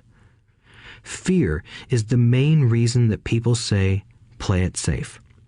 That goes for anything, be it sports, relationships, careers, or money. It is that same fear, the fear of ostracism, that causes people to conform to, and not question, commonly accepted opinions or popular trends. Your home is an asset. Get a bill consolidation loan and get out of debt. Work harder. It's a promotion. Someday I'll be a vice president. Save money. When I get a raise, I'll buy us a bigger house. Mutual funds are safe. Many financial problems are caused by trying to keep up with the Joneses. Occasionally, we all need to look in the mirror and be true to our inner wisdom rather than our fears. By the time Mike and I were 16 years old, we began to have problems in school. We were not bad kids. We just began to separate from the crowd. We worked for Mike's dad after school and on weekends. Mike and I often spent hours after work just sitting at a table with his dad while he held meetings with his bankers, attorneys, accountants, brokers, investors, managers, and employees. Here was a man who had left school at 13, who was now directing, instructing, ordering, and asking questions of educated people. They came at his beck and call and cringed when he didn't approve of them. Here was a man who had not gone along with the crowd. He was a man who did his own thinking and detested the words, "We have to do it this way because that's the way everyone else does it." He also hated the word can't. If you wanted him to do something, just say, "I don't think you can do it." Mike and I learned more sitting in on his meetings than we did in all our years of school, college included. Mike's dad was not book smart, but he was financially educated and successful as a result. He told us over and over again, an intelligent person hires people who are more intelligent than he is. So Mike and I had the benefit of spending hours listening to and learning from intelligent people. But because of this, Mike and I couldn't go along with the standard dogma our teachers preached, and that caused problems. Whenever the teacher said, "If you don't get good grades, you won't do well in the real world," Mike and I just raised our eyebrows. When we were told to follow set procedures and not deviate from the rules, we could see how school discouraged creativity. We started to understand why our rich dad told us that schools were designed to produce good employees instead of employers. Occasionally, Mike or I would ask our teachers how what we studied was applicable to the real world, or why we never studied money and how it worked. To the latter question, we often got the answer that money was not important, that if we excelled in our education, the money would follow. The more we knew about the power of money, the more distant we grew from the teachers and our classmates. My highly educated dad never pressured me about my grades, but we did begin to argue about money.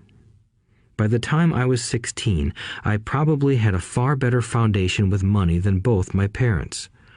I could keep books, I listened to tax accountants, corporate attorneys, bankers, real estate brokers, investors, and so forth. By contrast, my dad talked to other teachers. One day, my dad told me that our home was his greatest investment. A not too pleasant argument took place when I showed him why I thought a house was not a good investment. I showed him the ancillary expenses that went along with owning the home. A bigger home meant bigger expenses, and the cash flow kept going out through the expense column. Today, people still challenge me on the idea of a house not being an asset. I know that for many people, it is their dream as well as their largest investment. And owning your own home is better than nothing. I simply offer an alternative way of looking at this popular dogma. If my wife and I were to buy a bigger, flashier house, we realize it wouldn't be an asset. It would be a liability since it would take money out of our pocket. So here is the argument I put forth. I really don't expect most people to agree with it because your home is an emotional thing, and when it comes to money, high emotions tend to lower financial intelligence. I know from personal experience that money has a way of making every decision emotional. 1. When it comes to houses, most people work all their lives paying for a home they never own. In other words, most people buy a new house every few years, each time incurring a new 30-year loan to pay off the previous one. 2. Even though people receive a tax deduction for interest on mortgage payments, they pay for all their other expenses with after-tax dollars, even after they pay off their mortgage. 3. My wife's parents were shocked when the property taxes on their home increased to $1,000 a month. This was after they had retired, so the increase put a strain on their retirement budget and they felt forced to move. 4. Houses do not always go up in value. I have friends who owe $1 million for a home that today would sell for far less. 5. The greatest losses of all are those from missed opportunities. If all your money is tied up in your house, you may be forced to work harder because your money continues blowing out of the expense column instead of adding to the asset column, the classic middle-class cash flow pattern. If a young couple would put more money into their asset column early on, their later years would be easier. Their assets would have grown and would be available to help cover expenses. All too often, a house only serves as a vehicle for incurring a home equity loan to pay for mounting expenses. In summary, the end result in making a decision to own a house that is too expensive in lieu of starting an investment portfolio impacts an individual in at least the following 3 ways. 1. Loss of time during which other assets could have grown in value. 2. Loss of additional capital which could have been invested instead of paying for high maintenance expenses related directly to the home. 3. Loss of education. Too often, people count their house and savings and retirement plans as all they have in their asset column. Because they have no money to invest, they simply don't invest. This costs them investment experience. Most never become what the investment world calls a sophisticated investor. And the best investments are usually first sold to sophisticated investors, who then turn around and sell them to the people playing it safe. I am not saying don't buy a house. What I'm saying is that you should understand the difference between an asset and a liability. When I want a bigger house, I first buy assets that will generate the cash flow to pay for the house. My educated dad's personal financial statement best demonstrates the life of someone caught in the rat race. His expenses match his income, never allowing him enough left over to invest in assets. As a result, his liabilities are larger than his assets. Why the rich get richer. A review of my rich dad's financial statement shows why the rich get richer. The asset column generates more than enough income to cover expenses, with the balance reinvested into the asset column. The asset column continues to grow, and therefore the income it produces grows with it. The result is that the rich get richer. Why the middle class struggle. The middle class finds itself in a constant state of financial struggle. Their primary income is through their salary.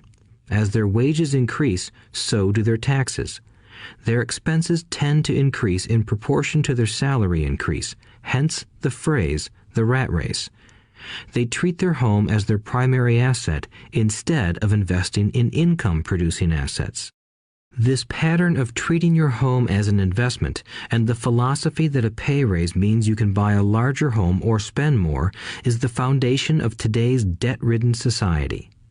Increased spending throws families into greater debt and into more financial uncertainty, even though they may be advancing in their jobs and receiving raises on a regular basis. This is high-risk living caused by weak financial education. The massive loss of jobs in recent times proves how shaky the middle class really is financially. Company pension plans are being replaced by 401k plans.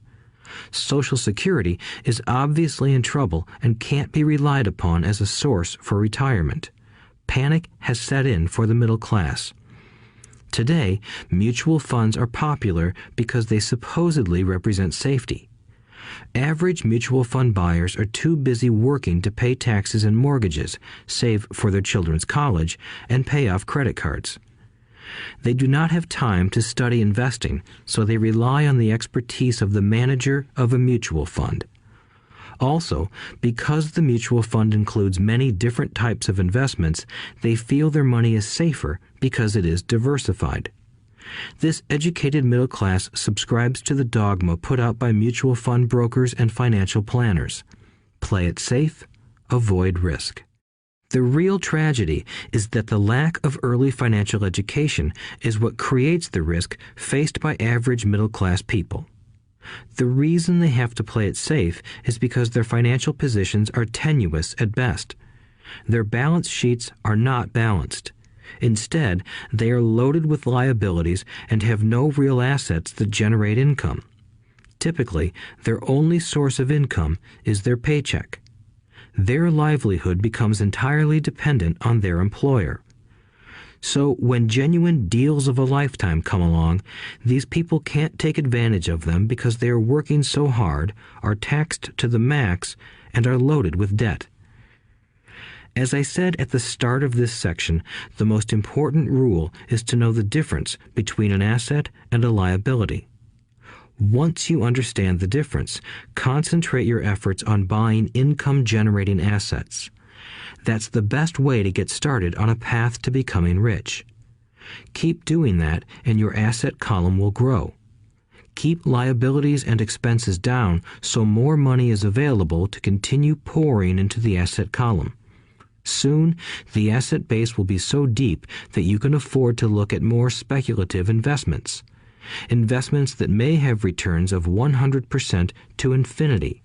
$5,000 investments that are soon turned into $1 million or more. Investments that the middle class calls too risky. The investment is not risky for the financially literate. As an employee who is also a homeowner, your working efforts are generally as follows. 1. You work for the company. Employees make their business owner or the shareholders rich, not themselves. Your efforts and success will help provide for the owner's success and retirement. 2. You work for the government. The government takes its share from your paycheck before you even see it. By working harder, you simply increase the amount of taxes taken by the government. Most people work from January to May just for the government. 3. You work for the bank. After taxes, your next largest expense is usually your mortgage and credit card debt. The problem with simply working harder is that each of these 3 levels takes a greater share of your increased efforts. You need to learn how to have your increased efforts benefit you and your family directly. Once you have decided to concentrate on minding your own business, focusing your efforts on acquiring assets instead of a bigger paycheck, how do you set your goals? Most people must keep their job and rely on their wages to fund their acquisition of assets. As their assets grow, how do they measure the extent of their success? When does someone know that they are rich, that they have wealth? As well as having my own definitions for assets and liabilities, I also have my own definition for wealth. Actually, I borrowed it from a man named R. Buckminster Fuller. Some call him a quack, and others call him a genius.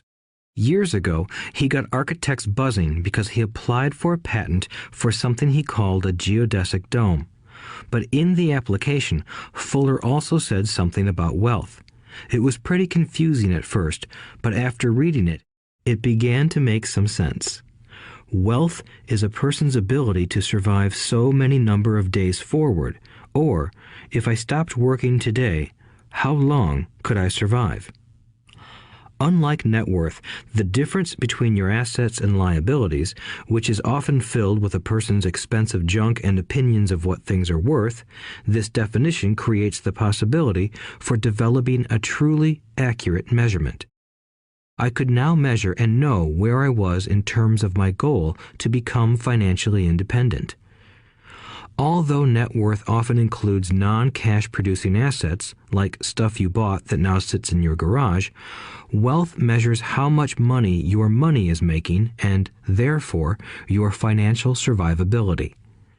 Wealth is the measure of the cash flow from the asset column compared with the expense column. Let's use an example. Let's say I have cash flow from my asset column of $1,000 a month, and I have monthly expenses of $2,000 a month. What is my wealth? Let's go back to Buckminster Fuller's definition. Using his definition, how many days forward can I survive? Assuming a 30-day month, I have enough cash flow for half a month. When I achieve $2,000 a month cash flow from my assets, then I will be wealthy. So, while I'm not yet rich, I am wealthy. I now have income generated from assets each month that fully cover my monthly expenses. If I want to increase my expenses, I first must increase my cash flow to maintain this level of wealth. Also note that it is at this point that I'm no longer dependent on my wages. I have focused on and been successful in building an asset column that has made me financially independent. If I quit my job today, I would be able to cover my monthly expenses with the cash flow from my assets. My next goal would be to have the excess cash flow from my assets reinvested into the asset column. The more money that goes into my asset column, the more my asset column grows. The more my assets grow, the more my cash flow grows. And as long as I keep my expenses less than the cash flow from these assets, I grow richer with more and more income from sources other than my physical labor. As this reinvestment process continues, I am well on my way to becoming rich. Just remember this simple observation. The rich buy assets. The poor only have expenses. The middle class buy liabilities they think are assets. So how do I start minding my own business? What is the answer? Listen to the founder of McDonald's in the next chapter. Chapter 3. Lesson 3. Mind your own business. The rich focus on their asset columns while everyone else focuses on their income statements. In 1974, Ray Kroc, the founder of McDonald's, was asked to speak to the MBA class at the University of Texas at Austin. A friend of mine was a student in that MBA class. After a powerful and inspiring talk, the class adjourned and the students asked Ray if he would join them at their favorite hangout to have a few beers. Ray graciously accepted. "What business am I in?" Ray asked once the group had all their beers in hand. Everyone laughed, my friend said.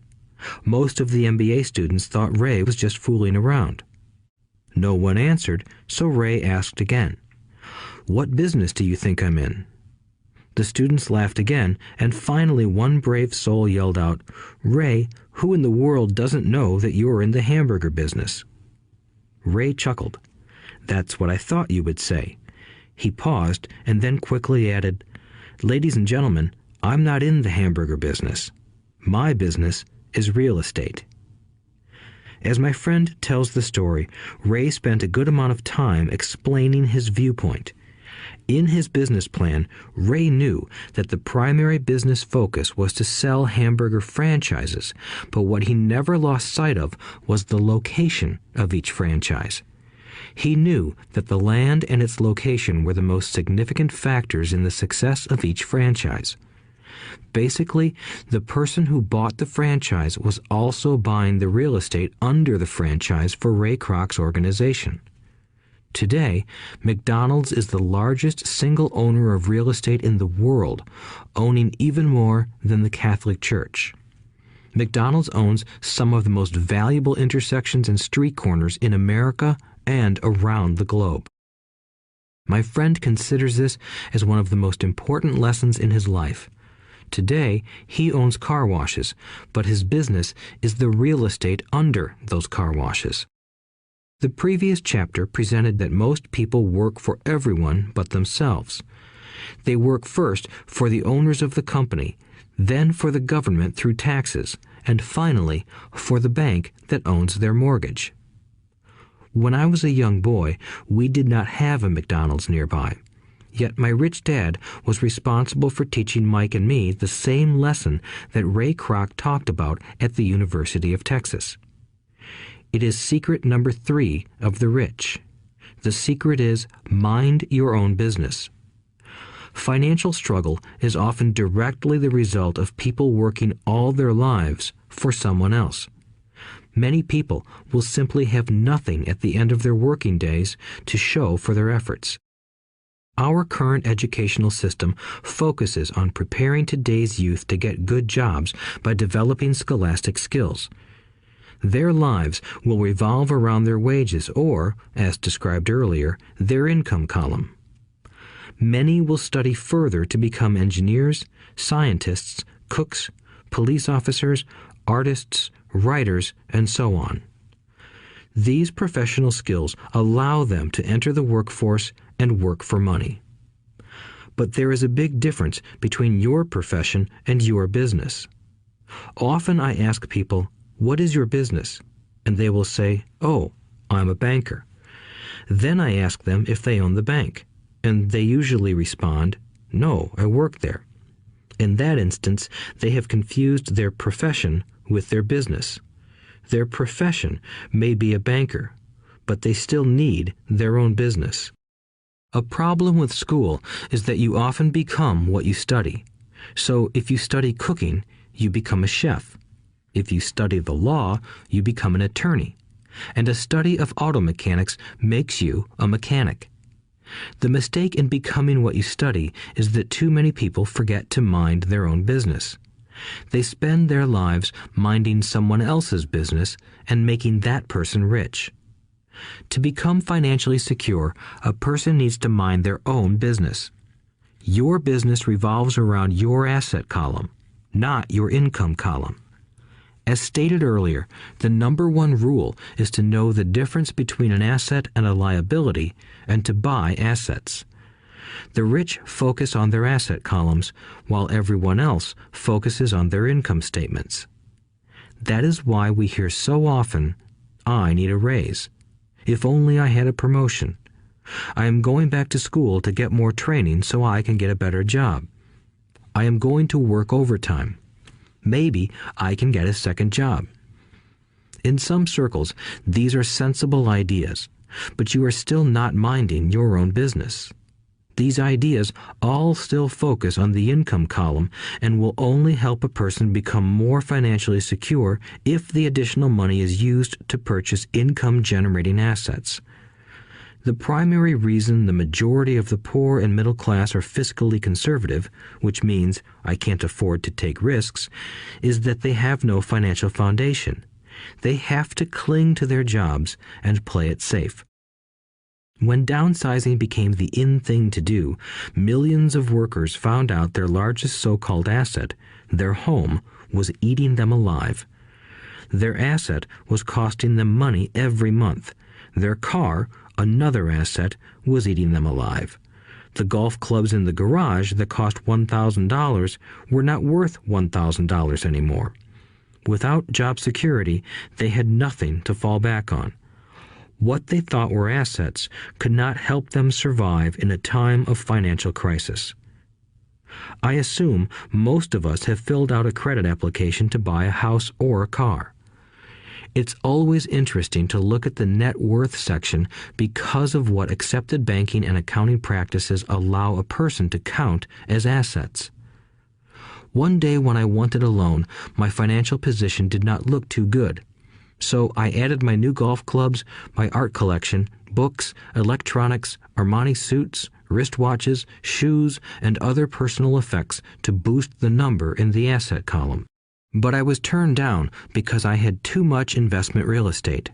The loan committee didn't like that I made so much money from rent. They wanted to know why I did not have a normal job with a salary. They did not question the Armani suits, golf clubs, or art collection. Life is sometimes tough when you do not fit the standard profile. I cringe every time I hear someone say to me that their net worth is $1 million or $100,000 or whatever. One of the main reasons net worth is not accurate is simply because the moment you begin selling your assets, you are taxed for any gains. So many people have put themselves in deep financial trouble when they run short of income. To raise cash, they sell their assets. But their personal assets can generally be sold for only a fraction of the value that is listed on their personal balance sheet. Or, if there is a gain on the sale of the assets, they are taxed on the gain. So again, the government takes its share, thus reducing the amount available to help them out of debt. That is why I say someone's net worth is often worth less than they think. Start minding your own business. Keep your daytime job, but start buying real assets, not liabilities or personal effects that have no real value once you get them home. A new car loses nearly 25% of the price you pay for it the moment you drive it off the lot. It is not a true asset even if your banker lets you list it as one. My $400 new titanium driver was worth $150 the moment I teed off. Keep expenses low, reduce liabilities, and diligently build a base of solid assets. For young people who have not yet left home, it is important for parents to teach them the difference between an asset and a liability. Get them to start building a solid asset column before they leave home, get married, buy a house, have kids, and get stuck in a risky financial position, clinging to a job and buying everything on credit. I see so many young couples who get married and trap themselves into a lifestyle that will not let them get out of debt for most of their working years. For many people, just as the last child leaves home, the parents realize they have not adequately prepared for retirement and they begin to scramble to put some money away. Then their own parents become ill and they find themselves with new responsibilities. So, what kind of assets am I suggesting that you or your children acquire? In my world, real assets fall into the following categories. Businesses that do not require my presence. I own them, but they are managed or run by other people. If I have to work there, it's not a business. It becomes my job. Stocks, bonds, income-generating real estate, notes, IOUs, royalties from intellectual property such as music, scripts, and patents. Anything else that has value, produces income, or appreciates, and has a ready market. As a young boy, my educated dad encouraged me to find a safe job, but my rich dad encouraged me to begin acquiring assets that I loved. If you don't love it, you won't take care of it. I collect real estate simply because I love buildings and land. I love shopping for them, and I could look at them all day long. When problems arise, the problems aren't so bad that it changes my love for real estate. For people who hate real estate, they shouldn't buy it. I also love stocks of small companies, especially startups, because I am an entrepreneur, not a corporate person. In my early years, I worked in large organizations such as Standard Oil of California, the U.S. Marine Corps, and Xerox Corporation. I enjoyed my time with those organizations and have fond memories, but I know deep down I am not a company man. I like starting companies, not running them. So my stock buys are usually of small companies. Sometimes I even start the company and take it public. Fortunes are made in new stock issues, and I love the game. Many people are afraid of small cap companies and call them risky, and they are. But that risk is diminished if you love what the investment is, understand it, and know the game. With small companies, my investment strategy is to be out of the stock in a year. On the other hand, my real estate strategy is to start small and keep trading up for bigger properties, and, therefore, delay paying taxes on the gain. This allows the value to increase dramatically. I generally hold real estate less than 7 years. For years, even while I was with the Marine Corps and Xerox, I did what my rich dad recommended. I kept my day job, but I still minded my own business. I was active in my asset column trading real estate and small stocks. Rich Dad always stressed the importance of financial literacy. The better I was at understanding the accounting and cash management, the better I would be at analyzing investments and eventually starting and building my own company. I don't encourage anyone to start a company unless they really want to. Knowing what I know about running a company, I wouldn't wish that task on anyone. There are times when people can't find employment and starting a company seems like the best solution. But the odds are against success. 9 out of 10 companies fail in 5 years. Of those that survive the first 5 years, 9 out of every 10 of those eventually fail as well. So only if you really have the desire to own your own company do I recommend it. Otherwise, keep your day job and mind your own business. When I say mind your own business, I mean to build and keep your asset column strong. Once a dollar goes into it, never let it come out. Think of it this way. Once a dollar goes into your asset column, it becomes your employee. The best thing about money is that it works 24 hours a day and can work for generations. Keep your day job, be a great hard-working employee, but keep building that asset column. As your cash flow grows, you can indulge in some luxuries. An important distinction is that rich people buy luxuries last, while the poor and middle class tend to buy luxuries first. The poor and the middle class often buy luxury items like big houses, diamonds, furs, jewelry, or boats because they want to look rich. They look rich, but in reality they just get deeper in debt on credit. The old money people, the long-term rich, build their asset column first. Then the income generated from the asset column buys their luxuries. The poor and middle class buy luxuries with their own sweat, blood, and children's inheritance. A true luxury is a reward for investing in and developing a real asset. For example, when my wife Kim and I had extra money coming from our apartment houses, she went out and bought her Mercedes. It didn't take any extra work or risk on her part because the apartment house bought the car. She did, however, have to wait 4 years while the real estate investment portfolio grew and began generating enough extra cash flow to pay for the car. But the luxury, the Mercedes, was a true reward because she proved she knew how to grow her asset column. That car now means a lot more to her than simply another pretty car. It means she used her financial intelligence to afford it. Instead, most people impulsively go out and buy a new car or some other luxury on credit. They may feel bored and just want a new toy. Buying a luxury on credit often causes a person to eventually resent that luxury because the debt becomes a financial burden. After you've taken the time and invested in and built your own business, you are now ready to learn the biggest secret of the rich, the secret that puts the rich way ahead of the pack. Chapter 4. Lesson 4. The History of Taxes and the Power of Corporations.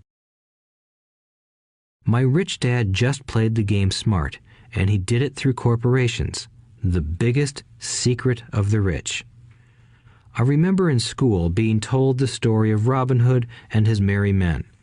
My teacher thought it was a wonderful story of a romantic hero who robbed from the rich and gave to the poor. My rich dad did not see Robin Hood as a hero. He called Robin Hood a crook. Robin Hood may be long gone, but his followers live on. I often still hear people say, "Why don't the rich pay for it?" or "The rich should pay more in taxes and give it to the poor." It is this Robin Hood fantasy, or taking from the rich to give to the poor, that has caused the most pain for the poor and the middle class. The reason the middle class is so heavily taxed is because of the Robin Hood ideal. The reality is that the rich are not taxed. It's the middle class who pays for the poor, especially the educated upper-income middle class. Again, to understand fully how things happen, we need to look at the history of taxes. Although my highly educated dad was an expert on the history of education, my rich dad fashioned himself an expert on the history of taxes. Rich Dad explained to Mike and me that originally in England and America, there were no taxes. Occasionally, there were temporary taxes levied in order to pay for wars. The king or the president would put the word out and ask everyone to chip in. Taxes were levied in Britain for the fight against Napoleon from 1799 to 1816, and in America to pay for the Civil War from 1861 to 1865. In 1874, England made income tax a permanent levy on its citizens. In 1913, an income tax became permanent in the United States with the adoption of the 16th Amendment to the U.S. Constitution. At one time, Americans were anti-tax. It had been the tax on tea that led to the famous Tea Party in Boston Harbor, an incident that helped ignite the Revolutionary War. It took approximately 50 years in both England and the United States to sell the idea of a regular income tax. What these historical dates fail to reveal is that both of these taxes were initially levied against only the rich. It was this point that Rich Dad wanted Mike and me to understand. He explained that the idea of taxes was made popular and accepted by the majority by telling the poor and the middle class that taxes were created only to punish the rich. This is how the masses voted for the law, and it became constitutionally legal. Although it was intended to punish the rich, in reality it wound up punishing the very people who voted for it, the poor and middle class. Once government got a taste of money, its appetite grew, said Rich Dad. Your dad and I are exactly opposite. He's a government bureaucrat, and I am a capitalist. We get paid, and our success is measured on opposite behaviors. He gets paid to spend money and hire people. The more he spends and the more people he hires, the larger his organization becomes. In the government, a large organization is a respected organization. On the other hand, within my organization, the fewer people I hire and the less money I spend, the more I am respected by my investors. That's why I don't like government people. They have different objectives than most business people. As the government grows, more and more tax dollars are needed to support it. My educated dad sincerely believed that government should help people. He loved John F. Kennedy and especially the idea of the Peace Corps. He loved the idea so much that both he and my mom worked for the Peace Corps, training volunteers to go to Malaysia, Thailand, and the Philippines. He always strived for additional grants and budget increases so he could hire more people, both in his job with the Education Department and in the Peace Corps. From the time I was about 10 years old, I would hear from my rich dad that government workers were a pack of lazy thieves, and from my poor dad I would hear how the rich were greedy crooks who should be made to pay more taxes.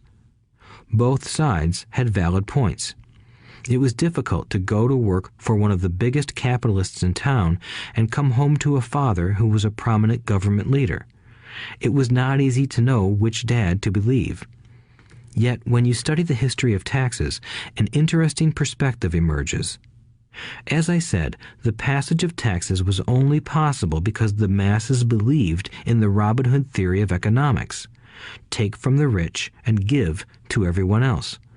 The problem was that the government's appetite for money was so great that taxes soon needed to be levied on the middle class, and from there it kept trickling down. However, the rich saw an opportunity because they don't play by the same set of rules. The rich knew about corporations, which became popular in the days of sailing ships. The rich created the corporation as a vehicle to limit their risk to the assets of each voyage. The rich put their money into a corporation to finance the voyage. The corporation would then hire a crew to sail to the New World to look for treasure. If the ship was lost, the crew lost their lives, but the loss to the rich would be limited only to the money they invested for that particular voyage. It is the knowledge of the legal corporate structure that really gives the rich a vast advantage over the poor and middle class. Having two fathers teaching me, one a socialist and the other a capitalist, I quickly began to realize that the philosophy of the capitalist made more financial sense to me. It seemed to me that the socialists ultimately penalized themselves due to their lack of financial education. No matter what the take from the rich crowd came up with, the rich always found a way to outsmart them. That is how taxes were eventually levied on the middle class. The rich outsmarted the intellectuals solely because they understood the power of money, a subject not taught in schools. How did the rich outsmart the intellectuals? Once the take from the rich tax was passed, cash started flowing into government coffers. Initially, people were happy. Money was handed out to government workers and the rich. It went to government workers in the form of jobs and pensions, and it went to the rich via their factories receiving government contracts. The government received a large pool of money, but the problem was the fiscal management of that money. The government ideal is to avoid having excess money.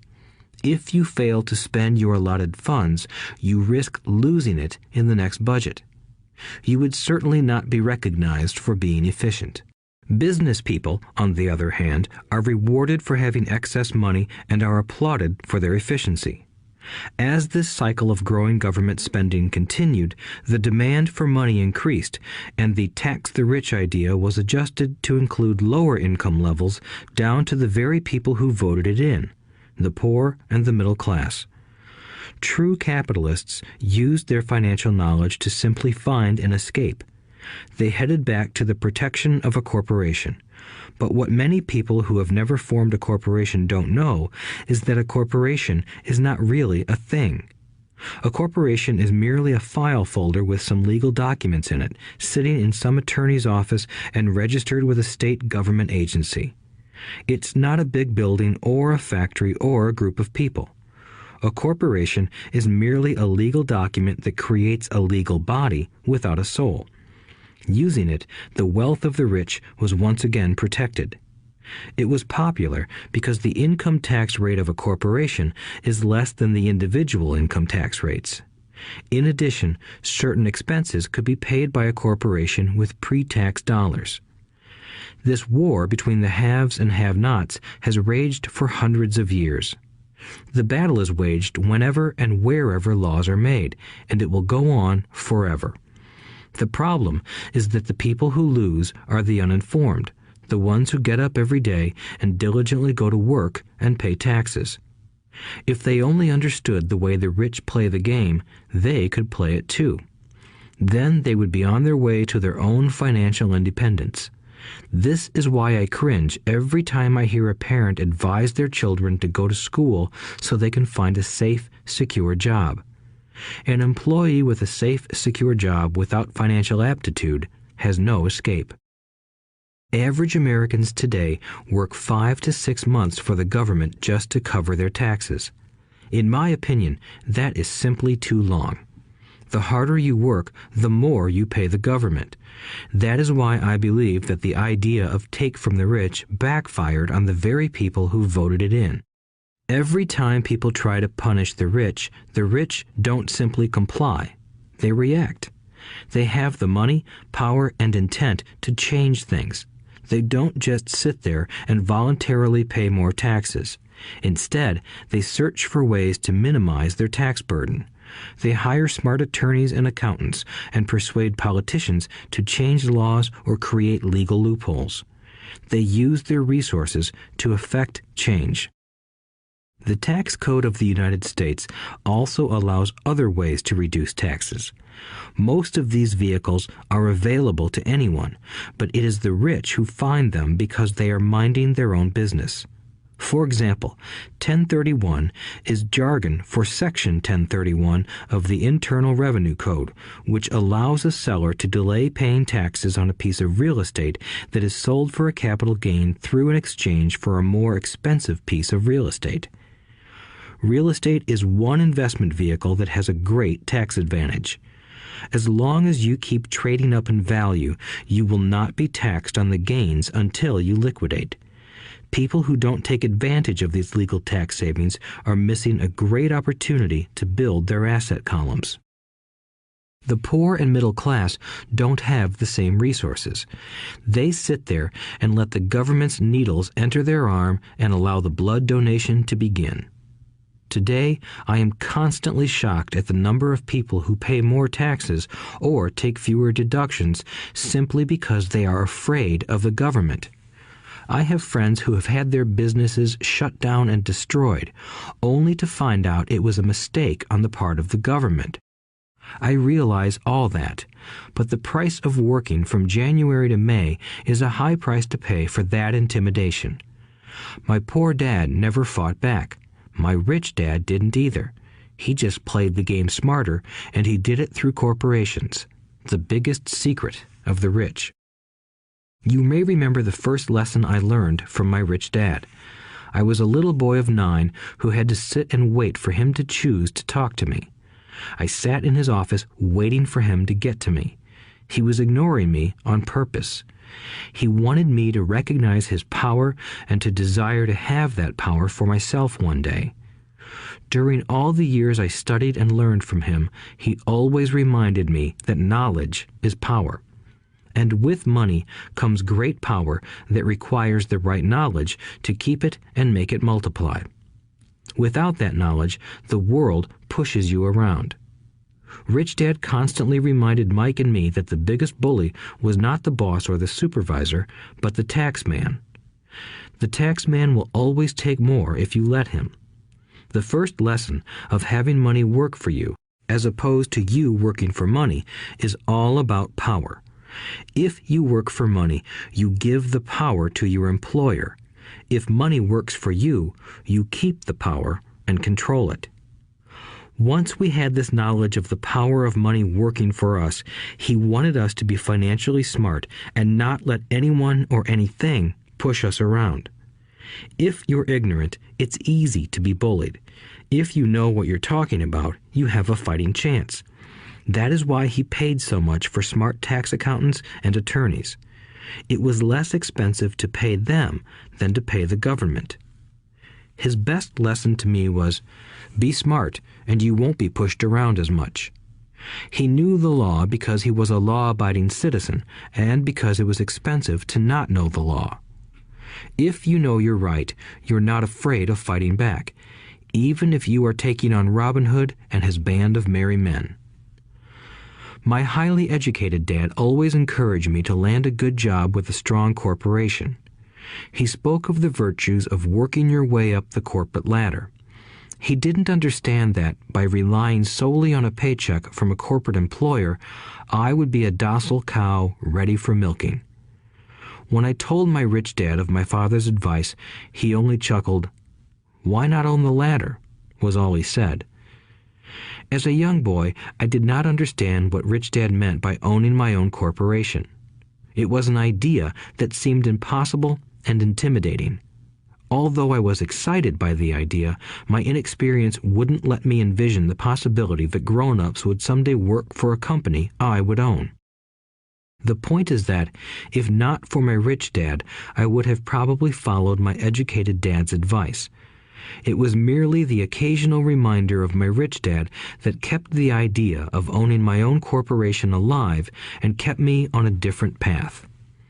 By the time I was 15 or 16, I knew I wasn't going to continue down the path my educated dad recommended.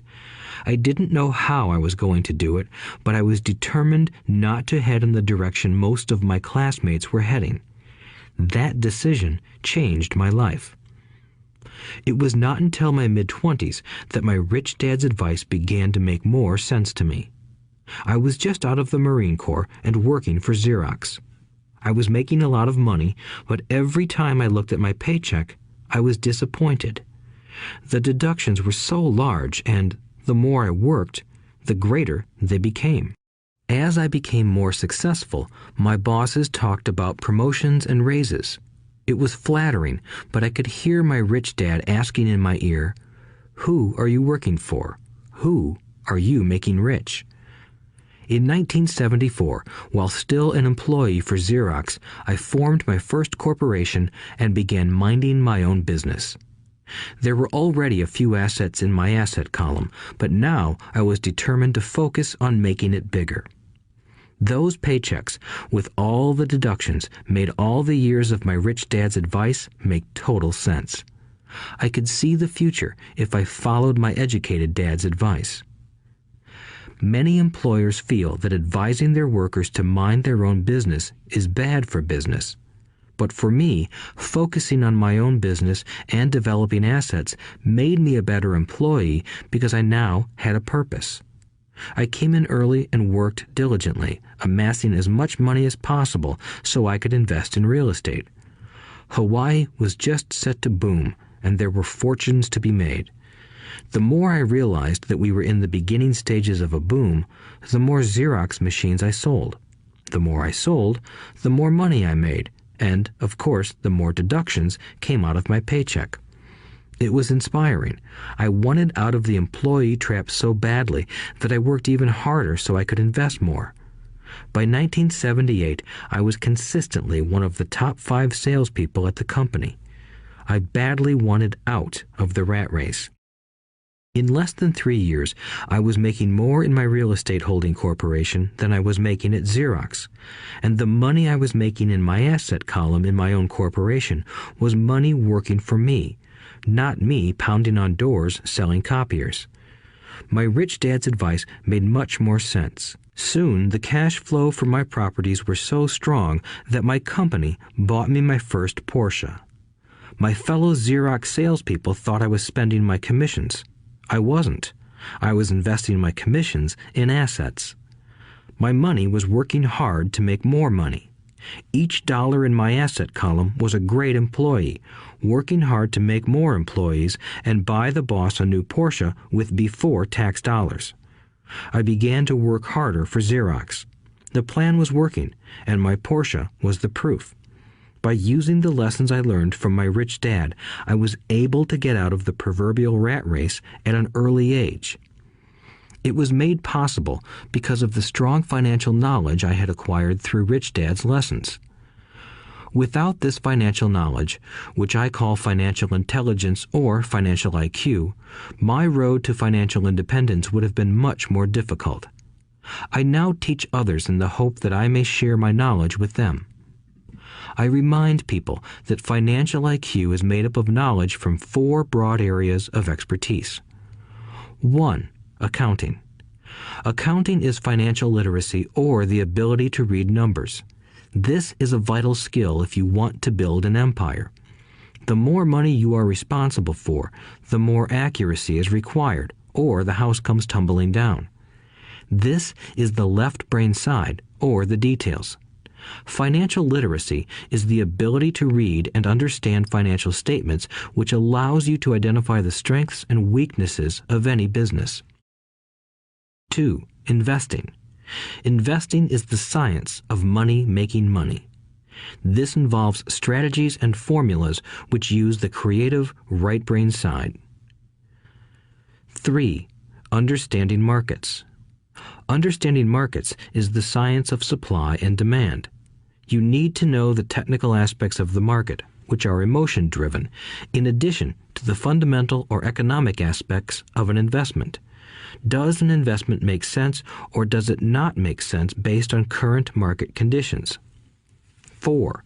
The law. A corporation wrapped around the technical skills of accounting, investing, and markets can contribute to explosive growth.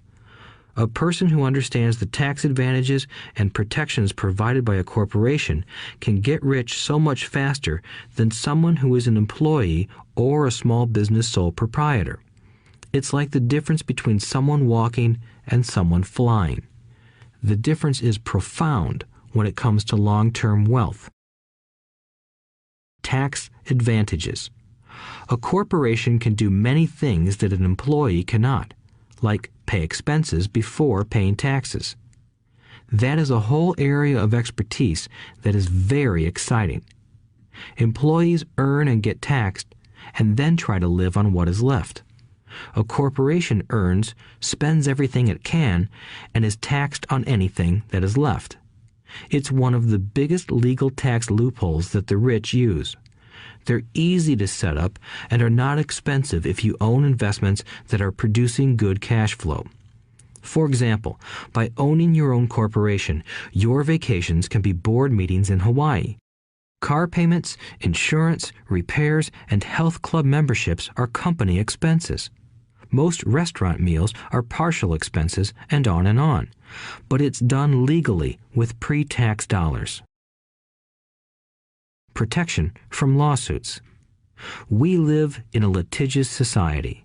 Everybody wants a piece of your action. The rich hide much of their wealth using vehicles such as corporations and trusts to protect their assets from creditors. When someone sues a wealthy individual, they are often met with layers of legal protection and often find that the wealthy person actually owns nothing. They control everything, but own nothing. The poor and middle class try to own everything and lose it to the government or to fellow citizens who like to sue the rich. They learned it from the Robin Hood story. Take from the rich and give it to the poor. It is not the purpose of this audiobook to go into the specifics of owning a corporation. But I will say that if you own any kind of legitimate assets, I would consider finding out more about the benefits and protection offered by a corporation as soon as possible. There are many books written on the subject that will detail the benefits and even walk you through the steps necessary to set up a corporation. Garrett Sutton's books on corporations provide wonderful insight into the power of personal corporations. Financial IQ is actually the synergy of many skills and talents. I would say it is the combination of the 4 technical skills listed above that make up basic financial intelligence. If you aspire to great wealth, it is the combination of these skills that will greatly amplify your financial intelligence. In summary, business owners with corporations 1. Earn, 2. Spend, 3. Pay taxes. Employees who work for corporations 1. Earn, 2. Pay taxes, 3. Spend. As part of your overall financial strategy, I recommend that you learn about the protection that legal entities can provide for businesses and assets. Chapter 5. Lesson 5. The rich invent money. Often in the real world, it's not the smart who get ahead, but the bold. Last night, I took a break from writing and watched a TV program on the history of a young man named Alexander Graham Bell. Bell had just patented his telephone and was having growing pains because the demand for his new invention was so strong. Needing a bigger company, he then went to the giant at that time, Western Union, and asked them if they would buy his patent and his tiny company. He wanted $100,000 for the whole package. The president of Western Union scoffed at him and turned him down, saying the price was ridiculous. The rest is history. A multi-billion-dollar industry emerged, and AT&T was born. The evening news came on right after the story of Alexander Graham Bell. On the news was a story of another downsizing at a local company. The workers were angry and complained that the company ownership was unfair. A terminated manager of about 45 years of age had his wife and 2 babies at the plant and was begging the guards to let him talk to the owners to ask if they would reconsider his termination. He had just bought a house and was afraid of losing it. The camera focused in on his pleading for all the world to see. Needless to say, it held my attention. I have been teaching professionally since 1984. It has been a great experience and a rewarding one. It is also a disturbing profession, for I have taught thousands of individuals, and I see one thing in common in all of us, myself included. We all have tremendous potential, and we all are blessed with gifts. Yet the one thing that holds all of us back is some degree of self-doubt. It is not so much the lack of technical information that holds us back, but more the lack of self-confidence. Some are more affected than others. Once we leave school, most of us know that it is not so much a matter of college degrees or good grades that count. In the real world, outside of academics, something more than just grades is required. I have heard it called many things: guts, chutzpah, balls, audacity, bravado, cunning, daring, tenacity, and brilliance. This factor, whatever it is labeled, ultimately decides one's future much more than school grades do. Inside each of us is one of these brave, brilliant, and daring characters. There is also the flip side of that character, people who could get down on their knees and beg if necessary. After a year in Vietnam as a Marine Corps pilot, I got to know both of those characters inside of me intimately. One is not better than the other. Yet, as a teacher, I recognized that it was excessive fear and self-doubt that were the greatest detractors of personal genius. It broke my heart to see students know the answers, yet lack the courage to act on the answer. Often in the real world, it's not the smart who get ahead, but the bold. In my personal experience, your financial genius requires both technical knowledge as well as courage. If fear is too strong, the genius is suppressed.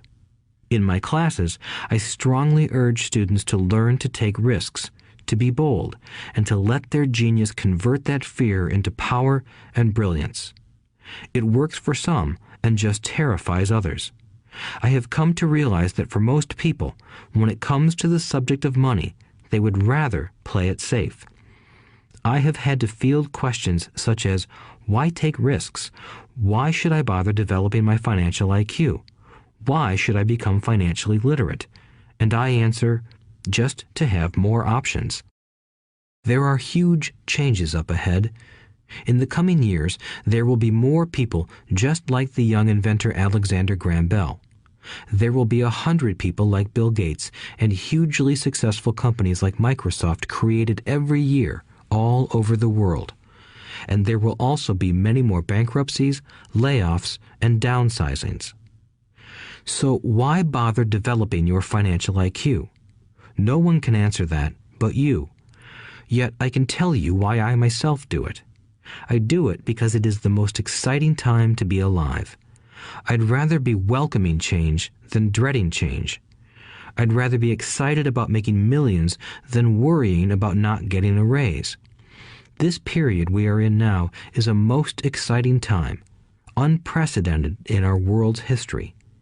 Generations from now, people will look back at this period of time and remark at what an exciting era it must have been. It was the death of the old and birth of the new. It was full of turmoil, and it was exciting. So why bother developing your financial IQ? Because if you do, you will prosper greatly. And if you don't, this period of time will be a frightening one. It will be a time of watching some people move boldly forward while others cling to worn-out life preservers. Land was wealth 300 years ago, so the person who owned the land owned the wealth. Later, wealth was in factories and production, and America rose to dominance. The industrialist owned the wealth. Today, wealth is in information, and the person who has the most timely information owns the wealth. The problem is that information flies around the world at the speed of light. The new wealth cannot be contained by boundaries and borders as land and factories were.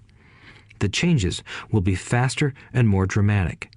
There will be a dramatic increase in the number of new multimillionaires. There also will be those who are left behind. I find so many people struggling today, often working harder, simply because they cling to old ideas. They want things to be the way they were, and they resist change. I know people who are losing their jobs or their houses, and they blame technology or the economy or their boss. Sadly, they fail to realize that they might be the problem. Old ideas are their biggest liability. It is a liability simply because they fail to realize that while that idea or way of doing something was an asset yesterday, yesterday is gone. One afternoon, I was teaching how to invest using a board game I had invented, Cash Flow, as a teaching tool. A friend had brought someone along to attend the class. This friend of a friend was recently divorced, had been badly burned in the divorce settlement, and was now searching for some answers. Her friend thought the class might help. The game was designed to help people learn how money works.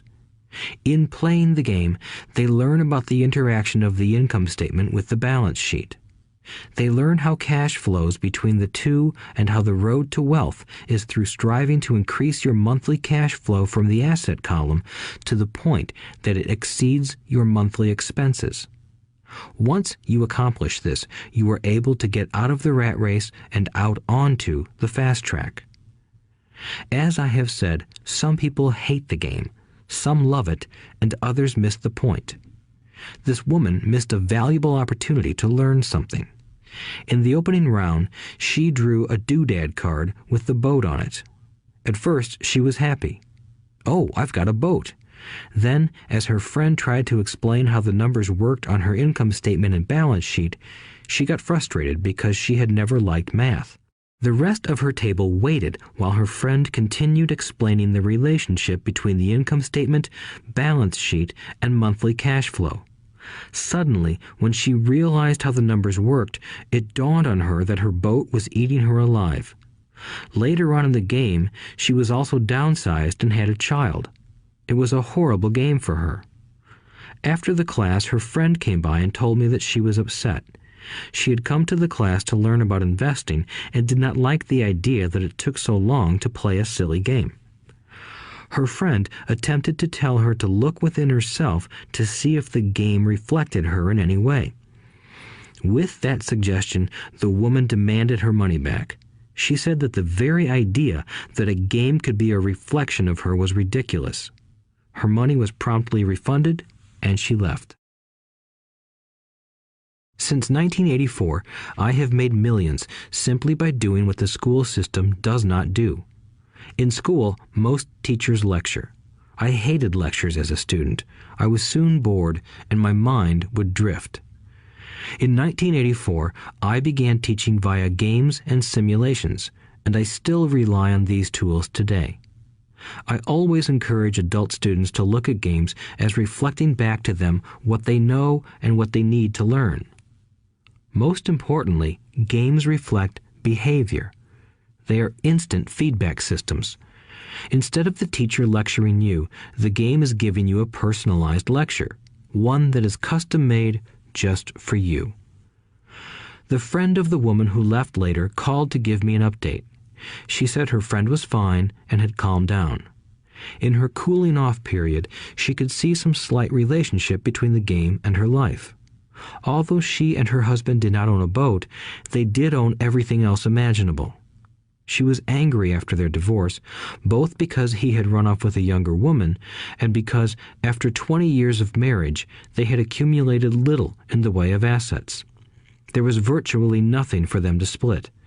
Their 20 years of married life had been incredible fun, but all they had accumulated was a ton of doodads. She realized that her anger at doing the numbers, the income statement and balance sheet, came from her embarrassment about not understanding them. She believed that finances were the man's job. She maintained the house and did the entertaining, and he handled the finances. She was now quite certain that in the last 5 years of their marriage, he had hidden money from her. She was angry at herself for not being more aware of where the money was going, as well as for not knowing about the other woman. Just like a board game, the world is always providing us with instant feedback. We could learn a lot if we tuned in more. One day, not long ago, I complained to my wife that the cleaners must have shrunk my pants. My wife gently smiled and poked me in the stomach to inform me that the pants had not shrunk. Something else had expanded. Me. The cash flow game was designed to give every player personal feedback. Its purpose is to give you options. If you draw the boat card and it puts you into debt, the question is, now what can you do? How many different financial options can you come up with? That is the purpose of the game, to teach players to think and create new and various financial options. Thousands of people throughout the world have played this game. The players who get out of the rat race the quickest are the people who understand numbers and have creative financial minds. They recognize different financial options. Rich people are often creative and take calculated risks. People who take the longest are people who are not familiar with numbers and often do not understand the power of investing. Some people playing cash flow gain lots of money in the game, but they don't know what to do with it. Even though they have money, everyone else seems to be getting ahead of them. And that is true in real life. There are a lot of people who have a lot of money and do not get ahead financially. Limiting your options is the same as hanging on to old ideas. I have a friend from high school who now works at 3 jobs. Years ago, he was the richest of all my classmates. When the local sugar plantation closed, the company he worked for went down with the plantation. In his mind, he had but one option, and that was the old option: work hard.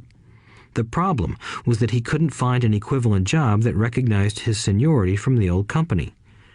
As a result, he is overqualified for the jobs he currently has. so his salary is lower. He now works 3 jobs to earn enough to survive.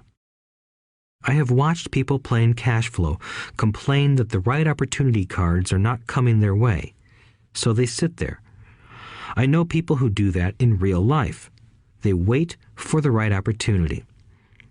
I have watched people get the right opportunity card and then not have enough money. Then they complain that they would have gotten out of the rat race if they had had more money. So they sit there. I know people in real life who do that also. They see all the great deals, but they have no money. And I have seen people pull a great opportunity card, read it out loud, and have no idea that it is a great opportunity. They have the money, the time is right, they have the card, but they can't see the opportunity staring them in the face. They fail to see how it fits into their financial plan for escaping the rat race. And I know more people like that than all the others combined. Most people have an opportunity of a lifetime flash right in front of them, and they fail to see it. A year later, they find out about it, after everyone else got rich. Financial intelligence is simply having more options. If the opportunities aren't coming your way, what else can you do to improve your financial position? If an opportunity lands in your lap and you have no money and the bank won't talk to you, what else can you do to get the opportunity to work in your favor?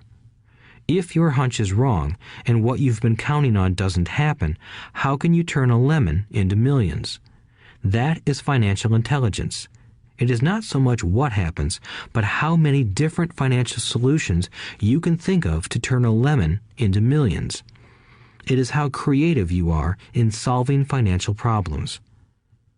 Most people only know one solution: work hard, save, and borrow. So why would you want to increase your financial intelligence?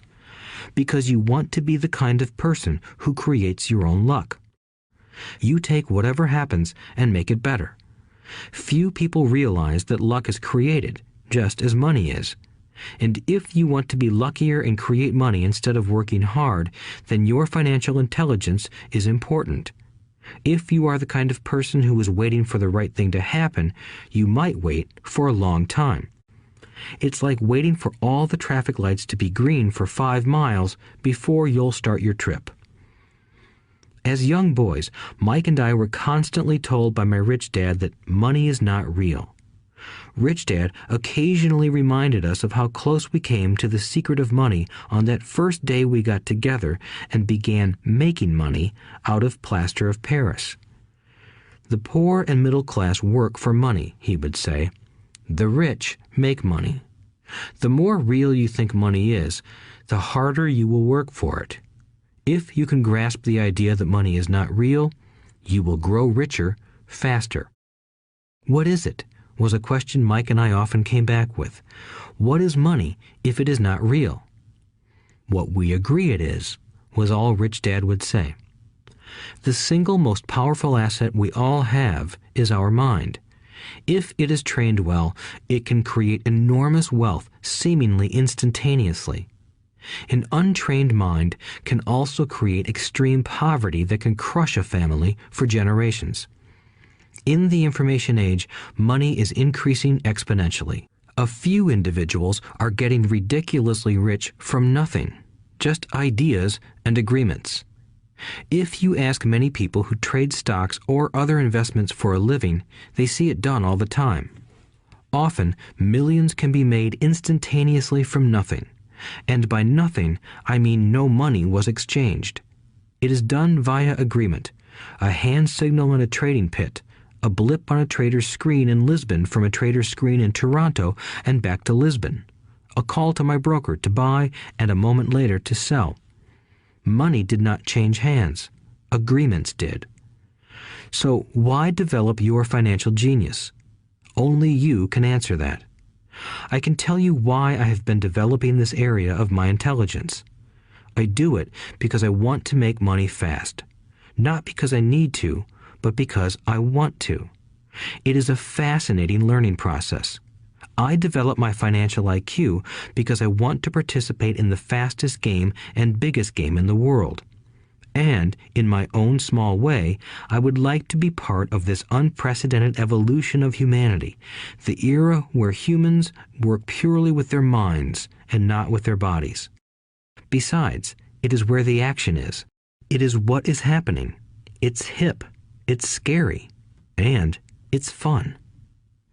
That is why I invest in my financial intelligence, developing the most powerful asset I have. I want to be with people moving boldly forward.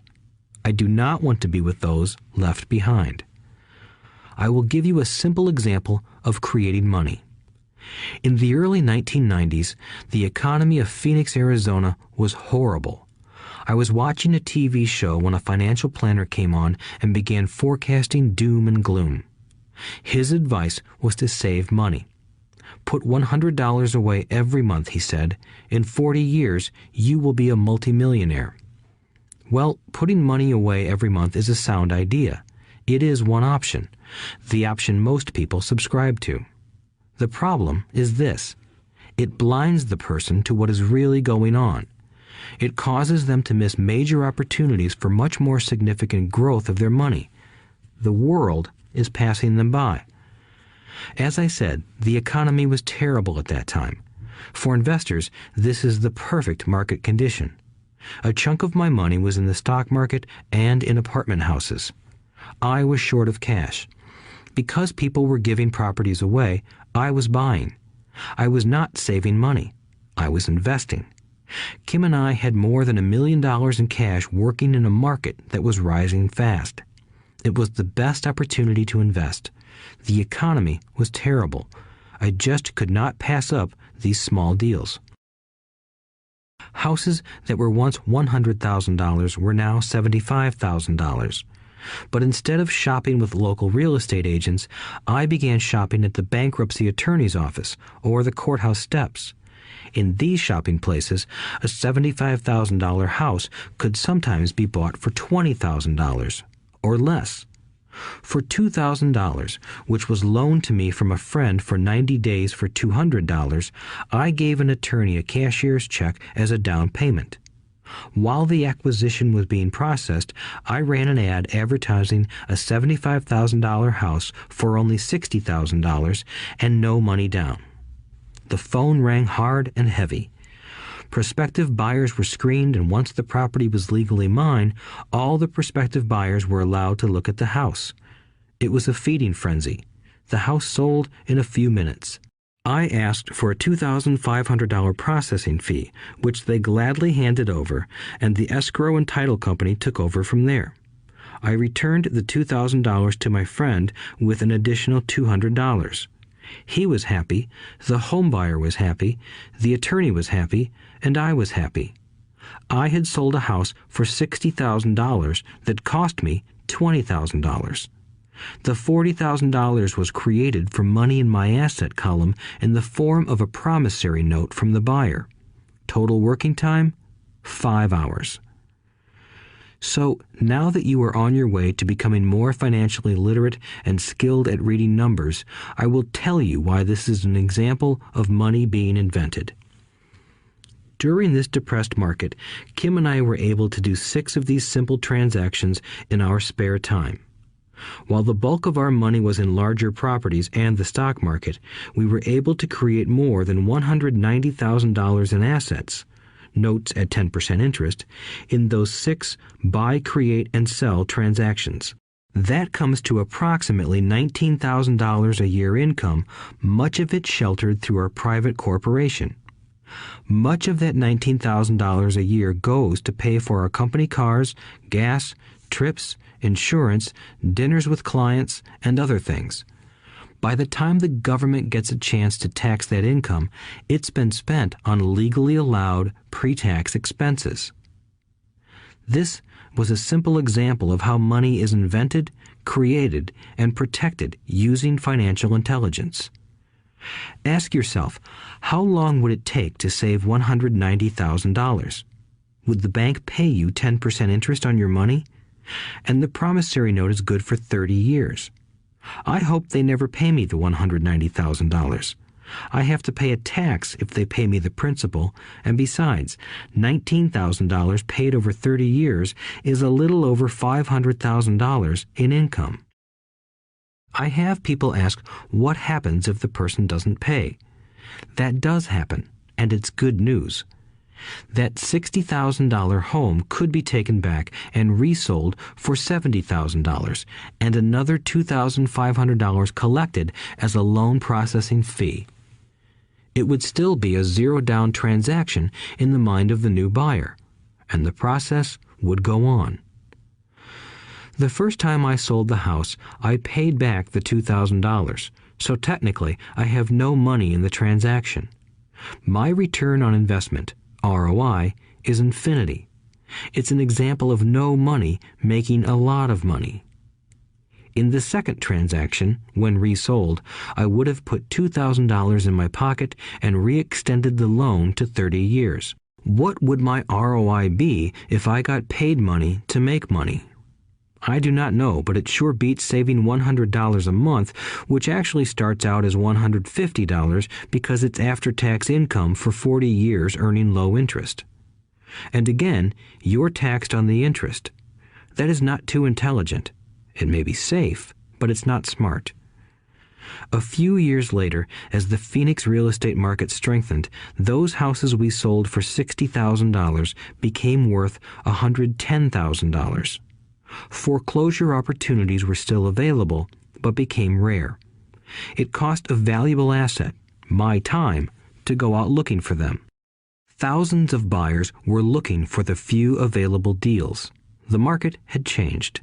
It was time to move on and look for other opportunities to put in the asset column. You cannot do that here.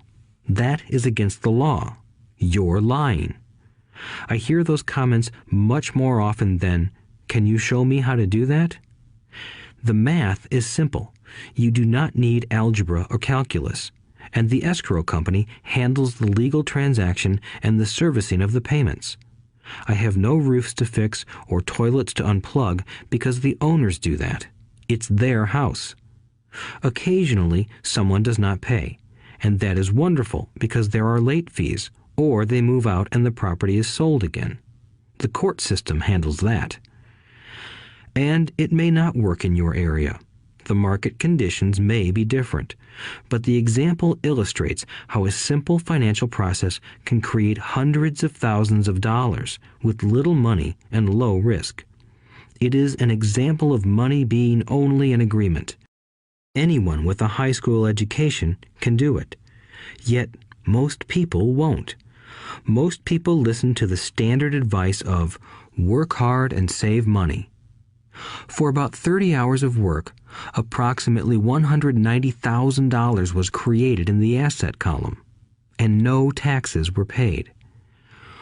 Which one sounds harder to you? 1.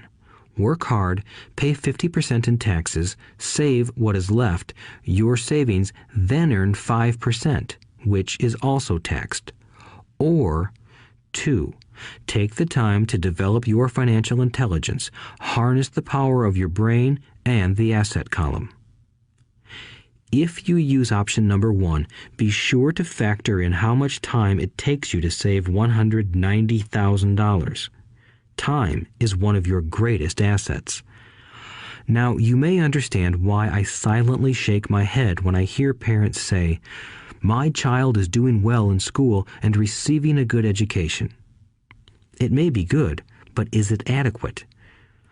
I know the above investment strategy is a small one.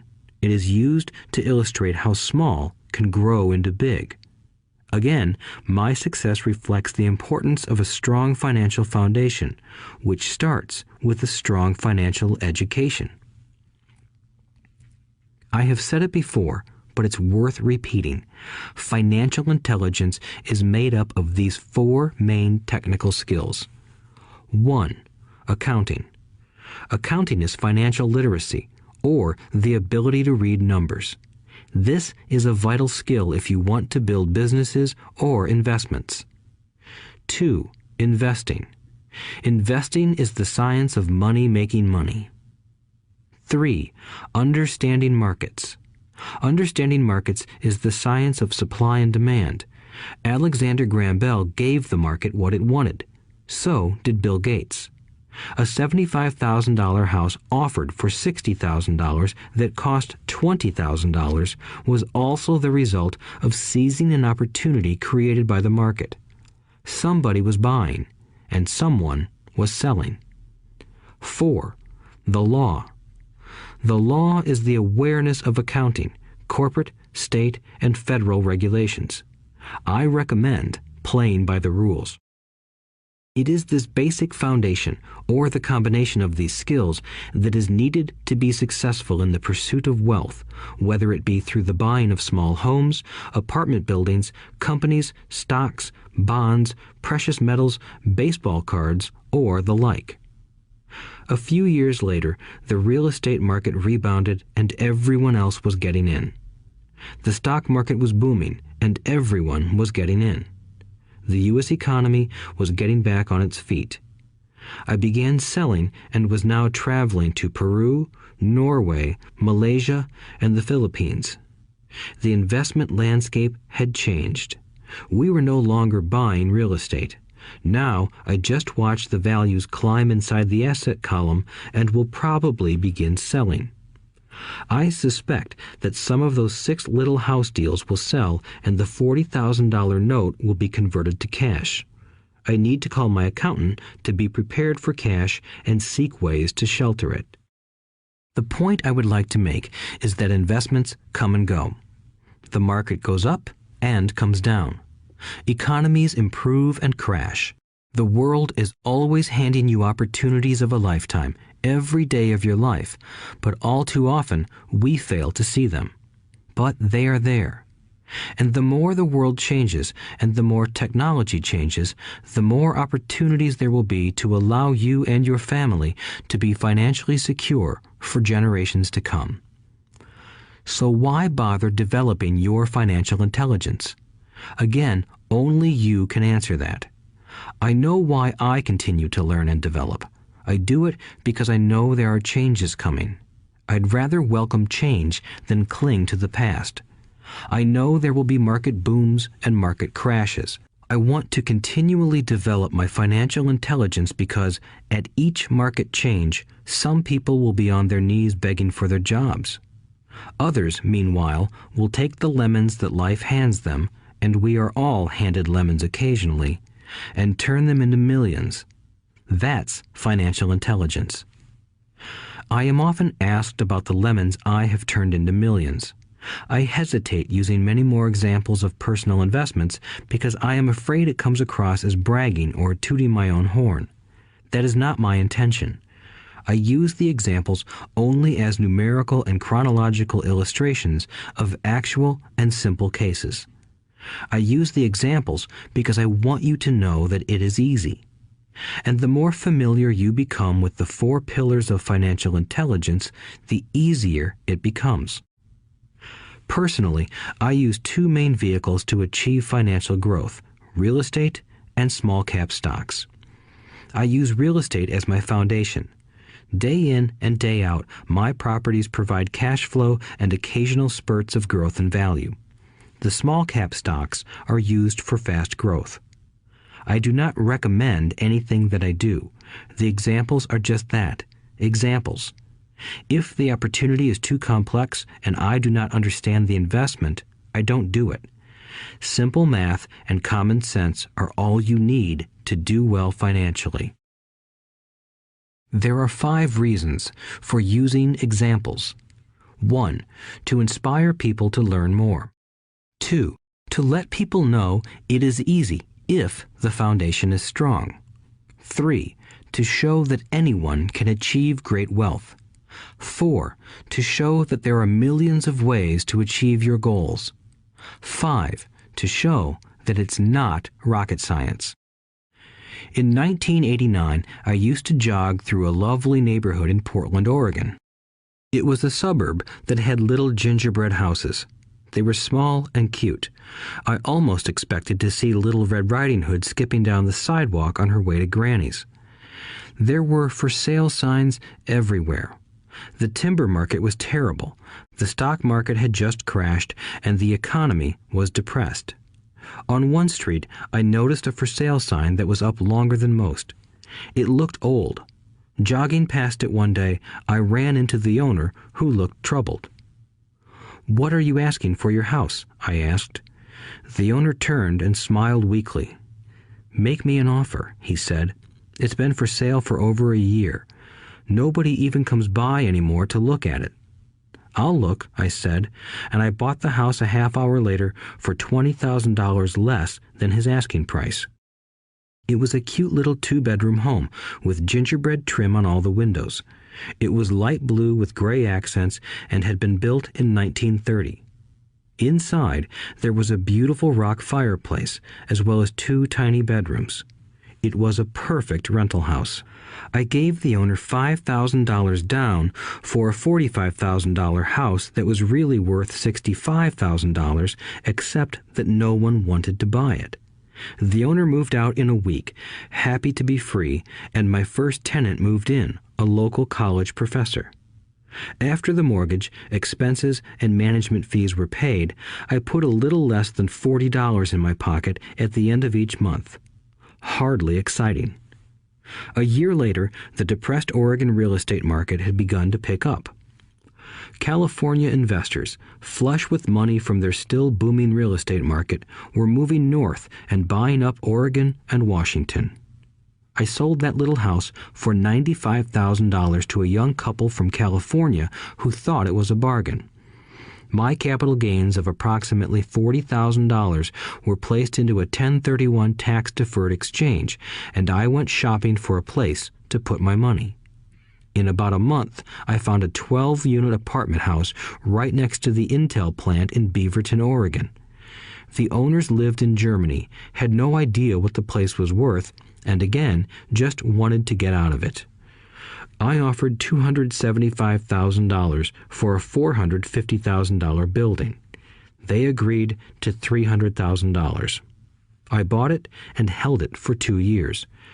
Utilizing the same 1031 exchange process, we sold the building for $495,000 and bought a 30-unit apartment building in Phoenix, Arizona. We had moved to Phoenix by then to get out of the rain and needed to sell anyway. Like the former Oregon market, the real estate market in Phoenix was depressed. The price of the 30-unit apartment building in Phoenix was $875,000, with $225,000 down. The cash flow from the 30 units was a little over $5,000 a month. The Arizona market began moving up, and a few years later, a Colorado investor offered us $1.2 million for the property. The point of this example is how a small amount can grow into a large amount. Again, it is a matter of understanding financial statements, investment strategies, a sense of the market, and the laws. If people are not versed in these subjects, then obviously they must follow standard dogma, which is to play it safe, diversify, and only invest in secure investments. The problem with secure investments is that they are often sanitized, that is, made so safe that the gains are less. Most large brokerage houses will not touch speculative transactions in order to protect themselves and their clients, and that is a wise policy. The really hot deals are not offered to people who are novices. Often, the best deals that make the rich even richer are reserved for those who understand the game. It is technically illegal to offer speculative deals to someone who is considered not sophisticated, but of course, it happens. The more sophisticated I get, the more opportunities come my way. Another case for developing your financial intelligence over a lifetime is simply that more opportunities are presented to you. And the greater your financial intelligence, the easier it is to tell whether a deal is good. It's your intelligence that can spot a bad deal or make a bad deal good. The more I learn, and there is a lot to learn, the more money I make simply because I gain experience and wisdom as the years go on. I have friends who are playing it safe, working hard at their profession and failing to gain financial wisdom, which does take time to develop. My overall philosophy is to plant seeds inside my asset column. That is my formula. I start small and plant seeds. Some grow, some don't. Inside our real estate corporation, we have property worth several $1 million. It is our own right, or real estate investment trust. The point I'm making is that most of those millions started out as little $5,000 to $10,000 investments. All of those down payments were fortunate to catch a fast-rising market and increase tax-free. We traded in and out several times over a number of years. We also own a stock portfolio, surrounded by a corporation that Kim and I call our personal mutual fund. We have friends who deal specifically with investors like us who have extra money each month to invest. We buy high-risk, speculative private companies that are just about to go public on a stock exchange in the United States or Canada. An example of how fast gains can be made are 100,000 shares purchased for 25 cents each before the company goes public. 6 months later, the company is listed, and the 100,000 shares now are worth $2 each. If the company is well managed, the price keeps going up, and the stock may go to $20 or more per share. There are years when our $25,000 has gone to $1 million in less than a year. It is not gambling if you know what you're doing. It is gambling if you're just throwing money into a deal and praying. The idea in anything is to use your technical knowledge, wisdom, and love of the game to cut the odds down, to lower the risk. Of course, there is always risk. It is financial intelligence that improves the odds. Thus, what is risky for one person is less risky to someone else. That is the primary reason I constantly encourage people to invest more in their financial education than in stocks, real estate, or other markets. The smarter you are, the better chance you have of beating the odds. The stock plays I personally invested in were extremely high risk for most people and absolutely not recommended. I have been playing that game since 1979 and have paid more than my share in dues. But if you will review why investments such as these are high risk for most people, you may be able to set your life up differently, so that the ability to take $25,000 and turn it into $1 million in a year is low risk for you. As stated earlier, nothing I have written is a recommendation. It is only used as an example of what is simple and possible. What I do is small potatoes in the grand scheme of things. Yet, for the average individual, a passive income of more than $100,000 a year is nice and not hard to achieve. Depending on the market and how smart you are, it could be done in 5 to 10 years. If you keep your living expenses modest, $100,000 coming in as additional income is pleasant, regardless of whether you work. You can work if you like or take time off if you choose and use the government tax system in your favor rather than against you. My personal basis is real estate. I love real estate because it's stable and slow-moving. I keep the base solid.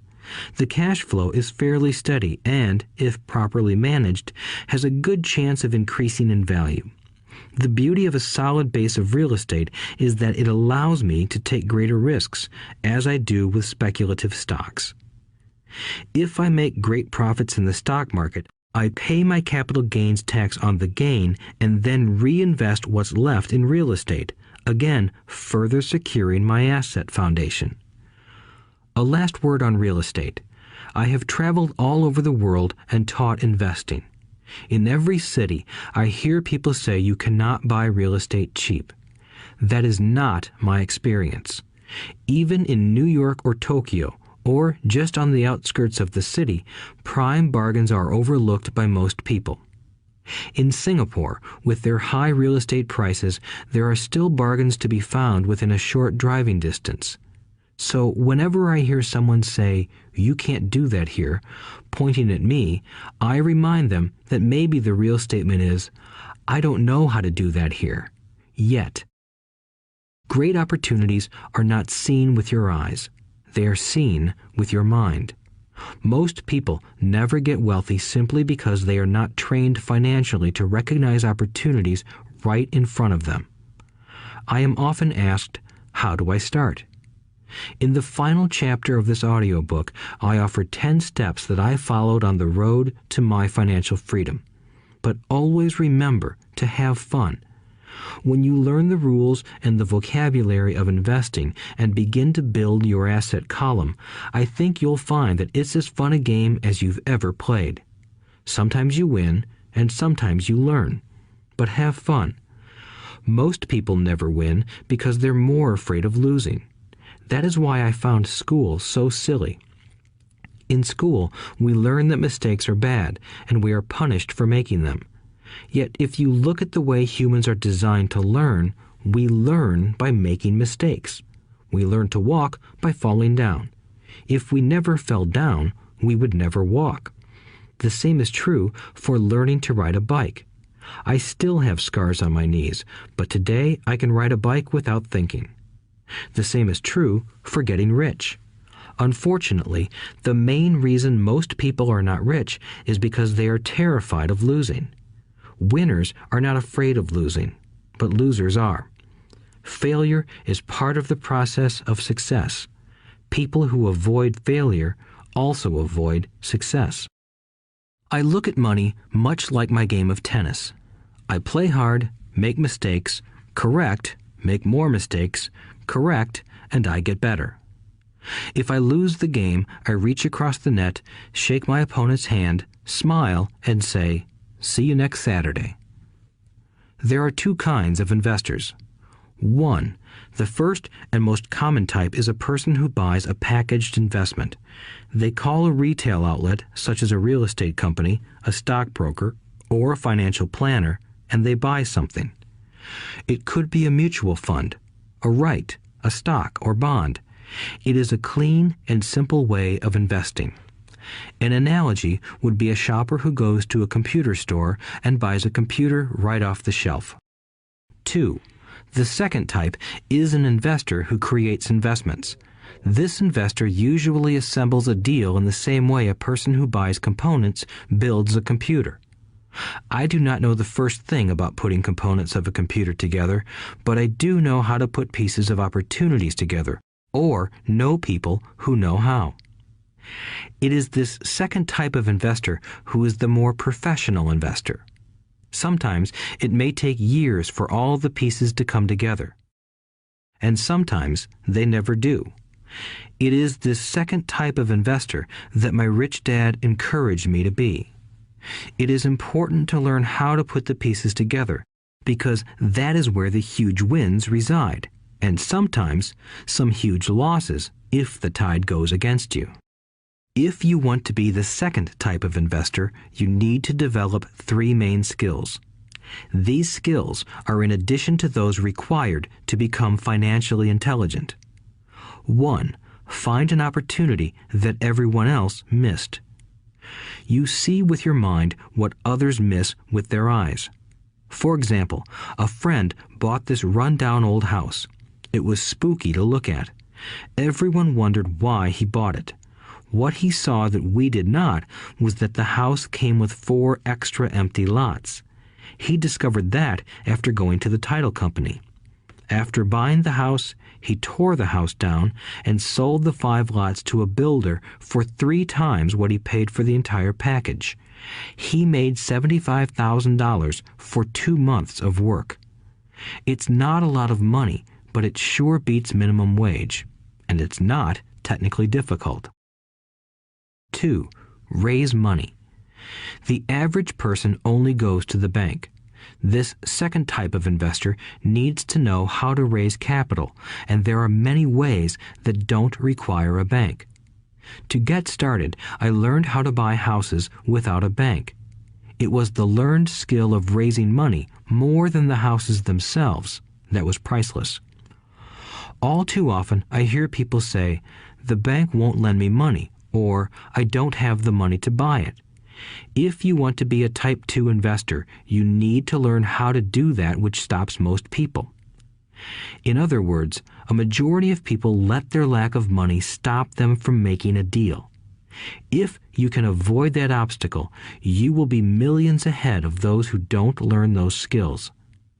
There have been many times I have bought a house, a stock, or an apartment building without a penny in the bank. I once bought an apartment house for $1.2 million. I did what is called tying it up with a written contract between seller and buyer.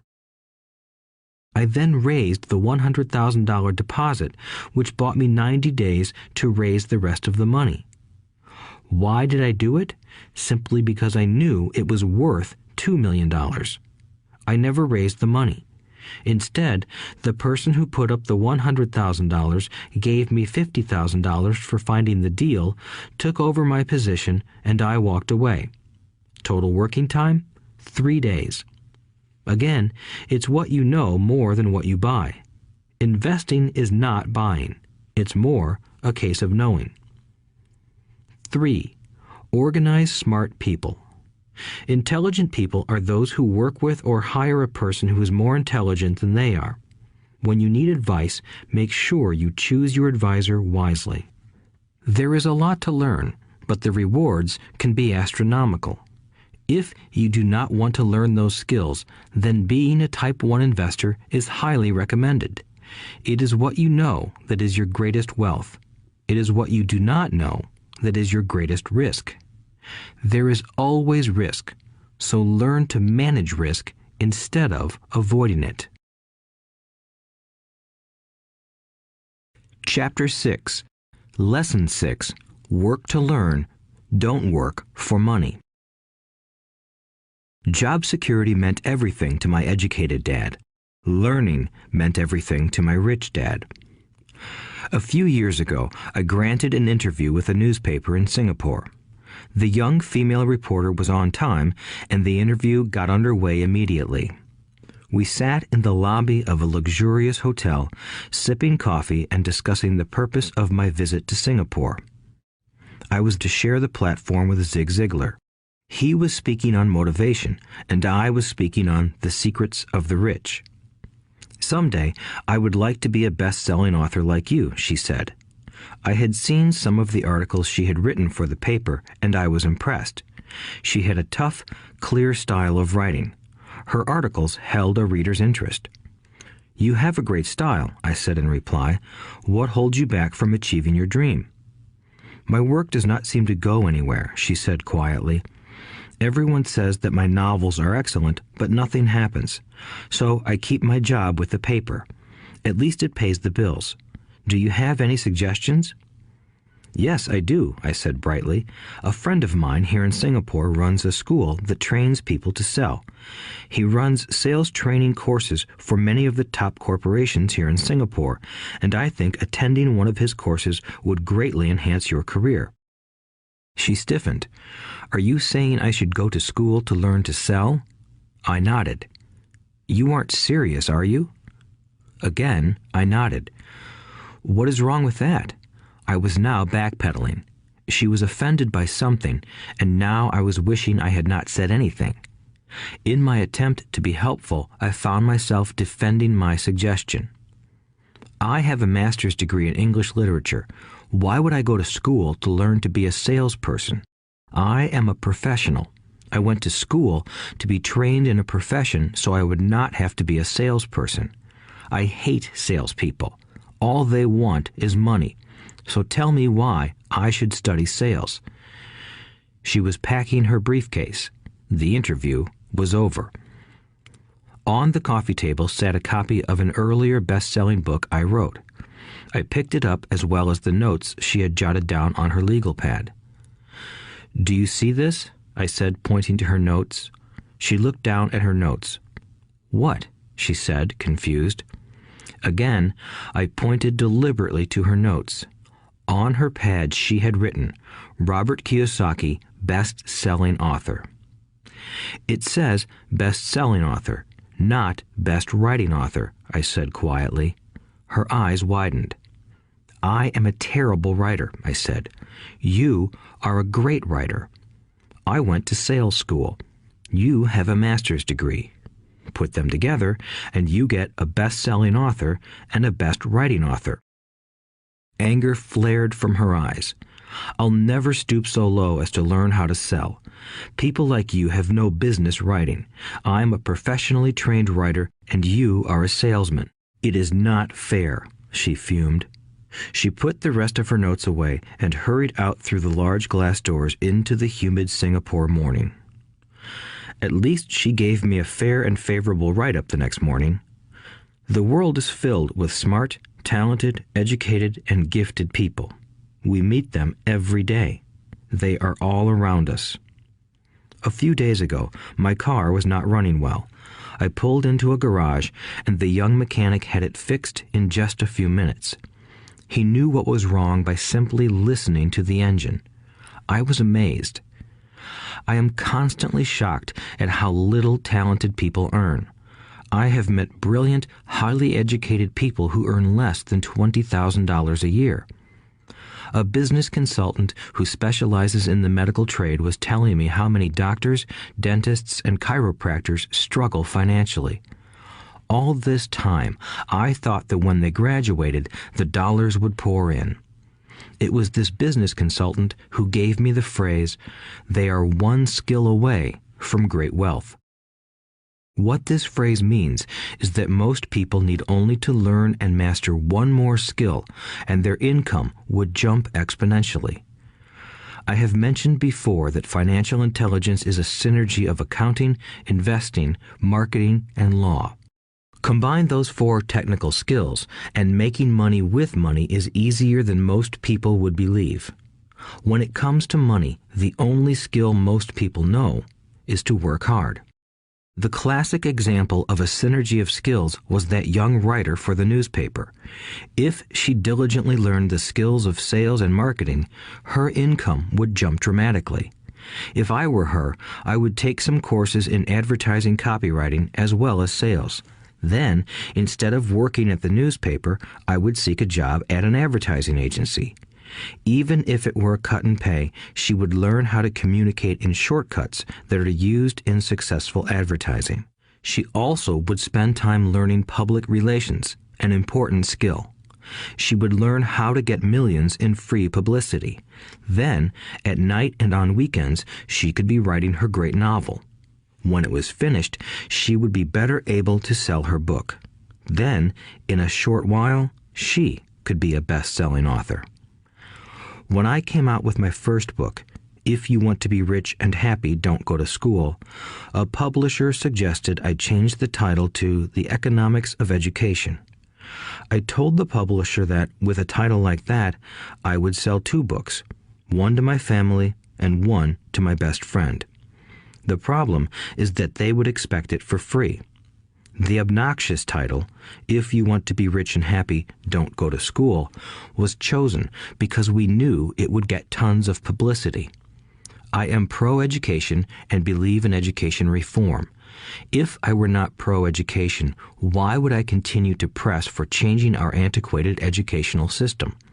So I chose a title that would get me on more TV and radio shows simply because I was willing to be controversial. Many people thought I was a fruitcake, but the book sold and sold. When I graduated from the U.S. Merchant Marine Academy in 1969, my educated dad was happy. Standard Oil of California had hired me for its oil tanker fleet as a third mate. The pay was low compared with my classmates, but it was okay for a first real job after college. My starting pay was about $42,000 a year, including overtime, and I only had to work for 7 months. I had 5 months of vacation. If I had wanted to, I could have taken the run to Vietnam with a subsidiary shipping company and easily doubled my pay instead of taking 5 months of vacation. I had a great career ahead of me, yet I resigned after 6 months with the company and joined the Marine Corps to learn how to fly. My educated dad was devastated. Rich Dad congratulated me. In school and in the workplace, the popular opinion is the idea of specialization. That is, in order to make more money or get promoted, you need to specialize. That is why medical doctors immediately begin to seek a specialty such as orthopedics or pediatrics. The same is true for accountants, architects, lawyers, pilots, and others. My educated dad believed in the same dogma. That is why he was thrilled when he eventually achieved his doctorate. He often admitted that schools reward people who study more and more about less and less. Rich Dad encouraged me to do exactly the opposite. You want to know a little about a lot, was his suggestion. That is why for years I worked in different areas of his companies. For a while, I worked in his accounting department. Although I would probably never have been an accountant, he wanted me to learn via osmosis. Rich Dad knew I would pick up jargon and a sense of what is important and what is not. I also worked as a busboy and construction worker as well as in sales, reservations, and marketing. He was grooming Mike and me. That is why he insisted we sit in on the meetings with his bankers, lawyers, accountants, and brokers. He wanted us to know a little about every aspect of his empire. When I quit my high-paying job with Standard Oil, my educated dad had a heart-to-heart talk with me. He was bewildered. He could not understand my decision to resign from a career that offered high pay, great benefits, lots of time off, and opportunity for promotion. When he asked me one evening, "Why did you quit?" I could not explain it to him, though I tried hard to. My logic did not fit his logic. The big problem was that my logic was my rich dad's logic. Job security meant everything to my educated dad. Learning meant everything to my rich dad. Educated dad thought I went to school to learn to be a ship's officer. Rich dad knew that I went to school to study international trade. So as a student, I made cargo runs, navigating large freighters, oil tankers, and passenger ships to the Far East and the South Pacific. Rich Dad emphasized that I should stay in the Pacific instead of taking ships to Europe because he knew that the emerging nations were in Asia, not Europe. While most of my classmates, including Mike, were partying at their fraternity houses, I was studying trade, people, business styles, and cultures in Japan, Taiwan, Thailand, Singapore, Hong Kong, Vietnam, Korea, Tahiti, Samoa, and the Philippines. I was partying also, but it was not in any frat house. I grew up rapidly. Educated Dad just could not understand why I decided to quit and join the Marine Corps. I told him I wanted to learn to fly, but really I wanted to learn to lead troops. Rich Dad explained to me that the hardest part of running a company is managing people. He had spent 3 years in the Army. My educated dad was draft exempt. Rich Dad valued learning to lead men into dangerous situations. Leadership is what you need to learn next, he said. If you are not a good leader, you'll get shot in the back, just like they do in business. Returning from Vietnam in 1973, I resigned my commission, even though I loved flying. I found a job with Xerox Corporation. I joined it for one reason, and it was not for the benefits. I was a shy person, and the thought of selling was the most frightening subject in the world. Xerox has one of the best sales trainings programs in America. Rich Dad was proud of me. My educated dad was ashamed. Being an intellectual, he thought that salespeople were below him. I worked with Xerox for 4 years until I overcame my fear of knocking on doors and being rejected. Once I could consistently be in the top 5 in sales, I again resigned and moved on, leaving behind another great career with an excellent company. In 1977, I formed my first company. Rich Dad had groomed Mike and me to take over companies, so I now had to learn to form them and put them together. My first product, the nylon and Velcro wallet, was manufactured in the Far East and shipped to a warehouse in New York, near where I had gone to school. My formal education was complete, and it was time to test my wings. If I failed, I would go broke. Rich Dad thought it best to go broke before 30. You still have time to recover, was his advice. On the eve of my 30th birthday, my first shipment left Korea for New York. Today, I still do business internationally, and as my rich dad encouraged me to do, I keep seeking the emerging nations. Today, my investment company invests in South American countries and Asian countries, as well as in Norway and Russia. There is an old cliche that goes, "Job is an acronym for just over broke." Unfortunately, I would say that applies to millions of people. Because school does not think financial intelligence is an intelligence, most workers live within their means. They work and they pay bills. There is another horrible management theory that goes, workers work hard enough to not be fired, and owners pay just enough so that workers won't quit. And if you look at the pay scales of most companies, again, I would say there is a degree of truth to that statement. The net result is that most workers never get ahead. They do what they've been taught to do, get a secure job. Most workers focus on working for pay and benefits that reward them in the short term, but are often disastrous in the long run. Instead, I recommend to young people to seek work for what they will learn more than what they will earn. Look down the road at what skills they want to acquire before choosing a specific profession and before getting trapped in the rat race. Once people are trapped in the lifelong process of bill paying, they become like those little hamsters running around in those metal wheels. Their little furry legs are spinning furiously, the wheel is turning furiously, but come tomorrow morning, they'll still be in the same cage. Great job. In the movie Jerry Maguire, starring Tom Cruise, there are many great one-liners. Probably the most memorable is, "Show me the money." But there is one line I thought most truthful. It comes from the scene where Tom Cruise is leaving the firm.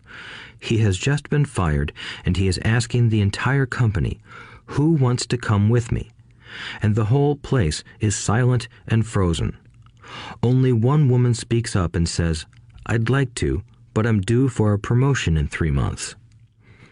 That statement is probably the most truthful statement in the whole movie. It is the type of statement that people use to keep themselves busy, working away to pay bills.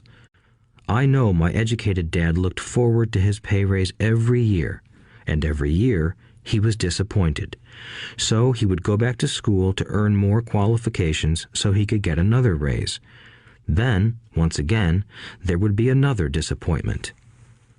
The question I often ask people is, where is this daily activity taking you? Just like the little hamster, I wonder if people look at where their hard work is taking them. What does the future hold? In his book, The Retirement Myth, Craig S. Carpel writes, "I visited the headquarters of a major national pension consulting firm and met with a managing director who specializes in designing lush retirement plans for top management. When I asked her what people who don't have corner offices will be able to expect in the way of pension income, she said with a confident smile, 'The silver bullet.'" "What," I asked, "is the silver bullet?" She shrugged and said, "If baby boomers discover they don't have enough money to live on when they're older, they can always blow their brains out." Carpel goes on to explain the difference between the old defined benefit retirement plans and the new 401k plans that are riskier. It is not a pretty picture for most people working today, and that is just for retirement. Add medical fees and long-term nursing home care, and the picture is frightening. Already, many hospitals in countries with socialized medicine need to make tough decisions such as who will live and who will die. They make those decisions purely on how much money they have and how old the patients are. If the patient is old, they often will give the medical care to someone younger. The older, poor patient gets put to the back of the line. Just as the rich can afford better education, the rich will be able to keep themselves alive, while those who have little wealth will die. So I wonder, are workers looking into the future or just until their next paycheck, never questioning where they are headed?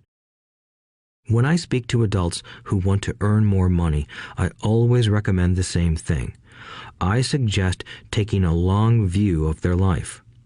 Instead of simply working for the money and security, which I admit are important, I suggest they take a second job that will teach them a second skill. Often I recommend joining a network marketing company, also called multi-level marketing, if they want to learn sales skills. Some of these companies have excellent training programs that help people get over their fear of failure and rejection, which are the main reasons people are unsuccessful. Education is more valuable than money in the long run. When I offer this suggestion, I often hear in response, "Oh, that is too much hassle," or "I only want to do what I am interested in." If they say it's too much of a hassle, I ask, so you would rather work all your life giving 50% of what you earn to the government? If they tell me, I only do what I am interested in, I say, I'm not interested in going to the gym, but I go because I want to feel better and live longer. Unfortunately, there is some truth to the old statement, you can't teach an old dog new tricks. Unless a person is used to changing, it's hard to change. But for those of you who might be on the fence when it comes to the idea of working to learn something new, I offer this word of encouragement. Life is much like going to the gym. The most painful part is deciding to go. Once you get past that, it's easy. There have been many days I have dreaded going to the gym, but once I am there and in motion, it is a pleasure. After the workout is over, I am always glad I talked myself into going. If you are unwilling to work to learn something new and instead insist on becoming highly specialized within your field, make sure the company you work for is unionized. Labor unions are designed to protect specialists. My educated dad, after falling from grace with the governor, became the head of the teachers' union in Hawaii. He told me that it was the hardest job he ever held. My rich dad, on the other hand, spent his life doing his best to keep his companies from becoming unionized. He was successful.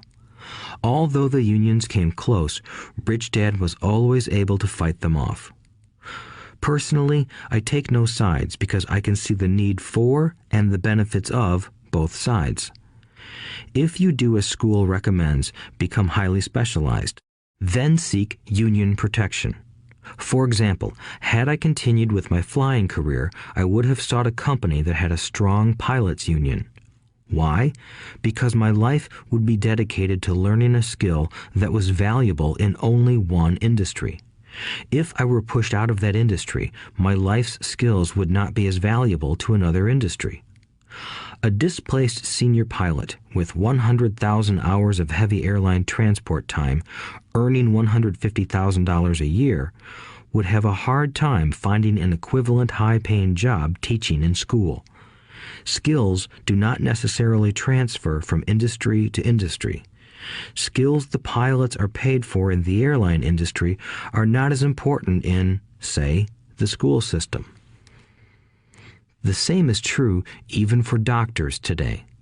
With all the changes in medicine, many medical specialists are needing to conform to medical organizations such as HMOs.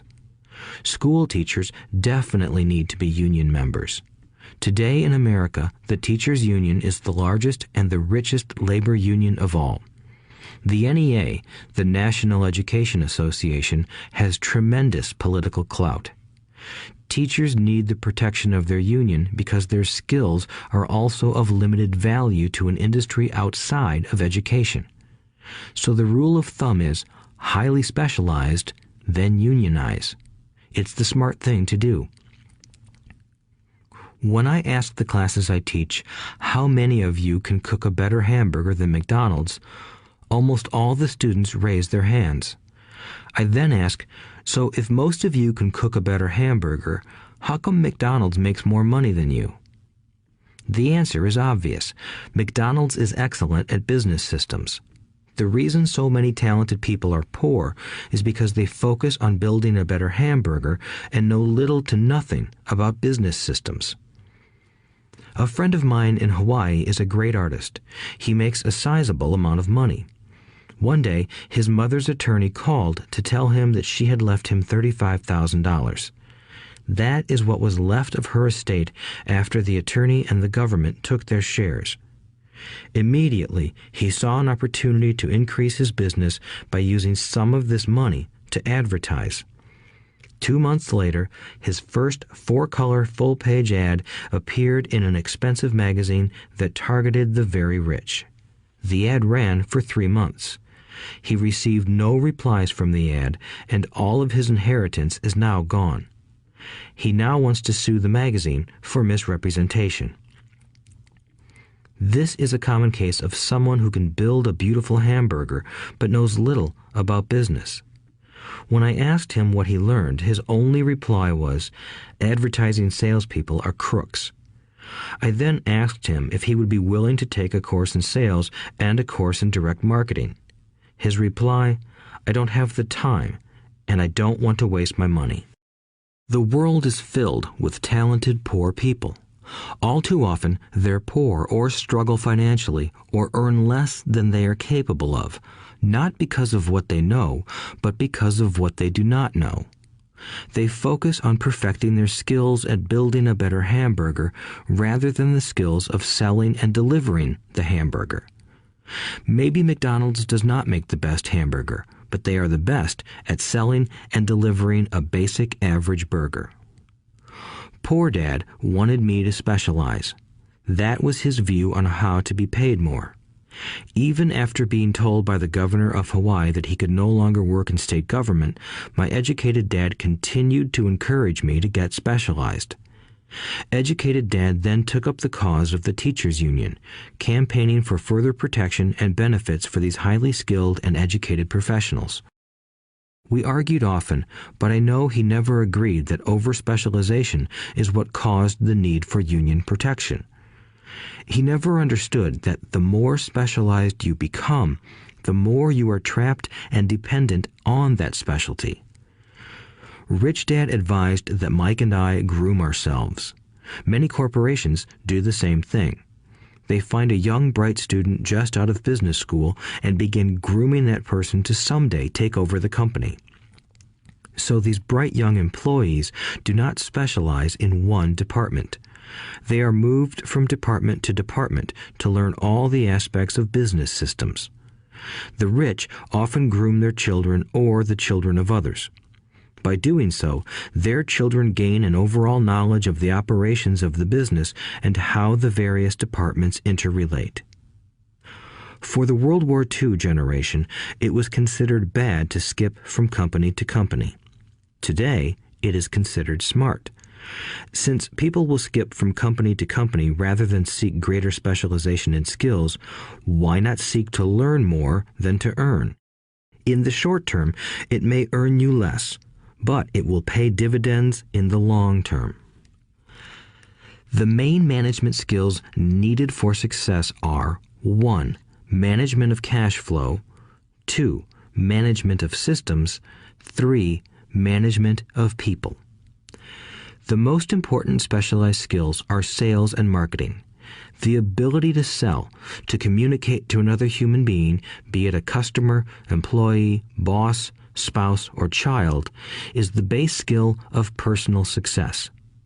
Communication skills such as writing, speaking, and negotiating are crucial to a life of success. These are skills I work on constantly, attending courses or buying educational resources to expand my knowledge. As I have mentioned, my educated dad worked harder and harder the more competent he became. He also became more trapped the more specialized he got. Although his salary went up, his choices diminished. Soon after he was locked out of government work, he found out how vulnerable he really was professionally. It is like professional athletes who suddenly are injured or are too old to play. Their once high-paying position is gone, and they have limited skills to fall back on. I think that is why my educated dad sided so much with the unions after that. He realized how much a union would have benefited him. Rich Dad encouraged Mike and me to know a little about a lot. He encouraged us to work with people smarter than we were and to bring smart people together to work as a team. Today, it would be called a synergy of professional specialties. Today, I meet ex-school teachers earning hundreds of thousands of dollars a year. They earn that much because they have specialized skills in their field as well as other skills. They can teach as well as sell and market. I know of no other skills to be more important than selling and marketing. The skills of selling and marketing are difficult for most people, primarily due to their fear of rejection. The better you are at communicating, negotiating, and handling your fear of rejection, the easier life is. Just as I advise that newspaper writer who wanted to become a best-selling author, I advise anyone else today. Being technically specialized has its strengths as well as its weaknesses. I have friends who are geniuses, but they cannot communicate effectively with other human beings, and, as a result, their earnings are pitiful. I advise them to just spend a year learning to sell. Even if they earn nothing, their communication skills will improve, and that is priceless. In addition to being good learners, sellers, and marketers, we need to be good teachers as well as good students. To be truly rich, we need to be able to give as well as to receive. In cases of financial or professional struggle, there is often a lack of giving and receiving. I know many people who are poor because they are neither good students nor good teachers. Both of my dads were generous men. Both made it a practice to give first. Teaching was one of their ways of giving. The more they gave, the more they received. One glaring difference was in the giving of money. My rich dad gave lots of money away. He gave to his church, to charities, and to his foundation. He knew that to receive money, you had to give money. Giving money is the secret to most great wealthy families. That is why there are organizations like the Rockefeller Foundation and the Ford Foundation. These are organizations designed to take their wealth and increase it, as well as give it away in perpetuity. My educated dad always said, "When I have some extra money, I'll give it." The problem was that there was never any extra. So he worked harder to draw more money in rather than focus on the most important law of money. Give and you shall receive. Instead, he believed in receive and then you give. In conclusion, I became both dads. One part of me is a hardcore capitalist who loves the game of money making money. The other part is a socially responsible teacher who is deeply concerned with this ever-widening gap between the haves and have-nots. I personally hold the archaic educational system primarily responsible for this growing gap. Chapter 7. Overcoming Obstacles.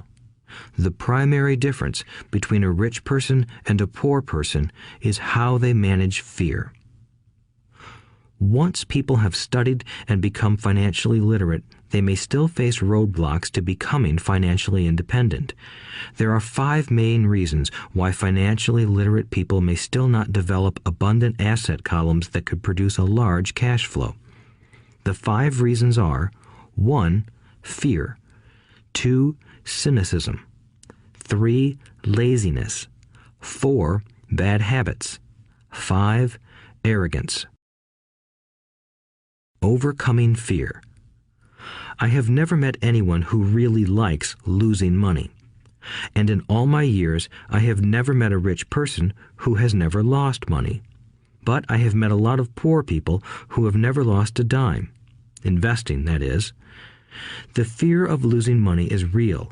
Everyone has it, even the rich. But it's not having fear that is the problem.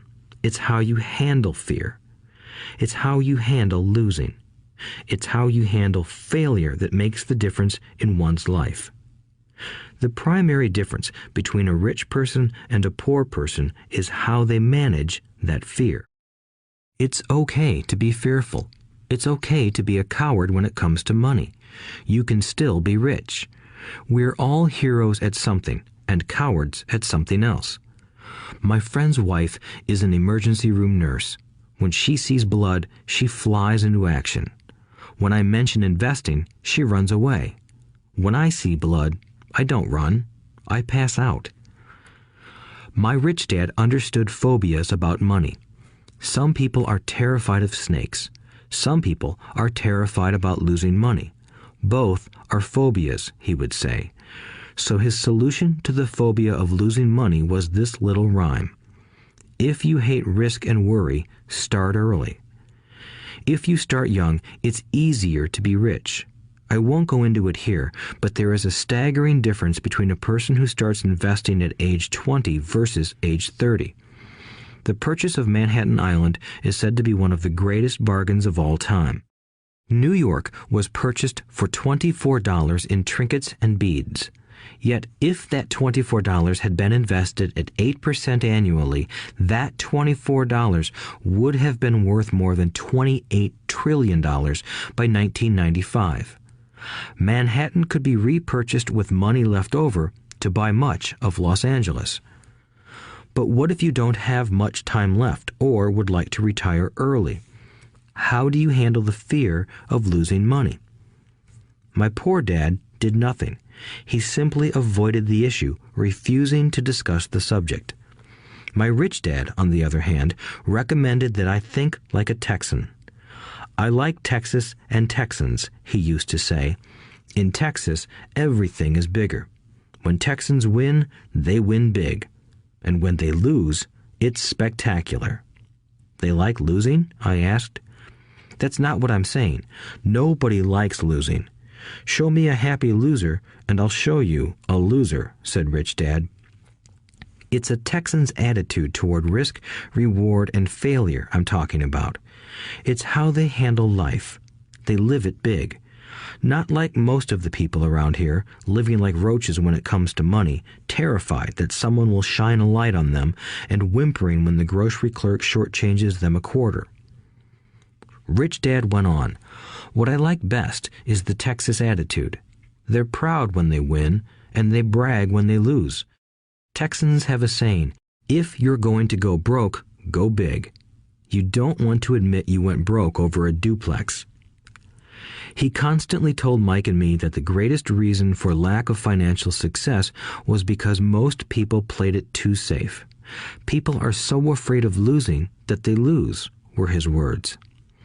Fran Tarkenton, a one-time great NFL quarterback, says it still another way. Winning means being unafraid to lose.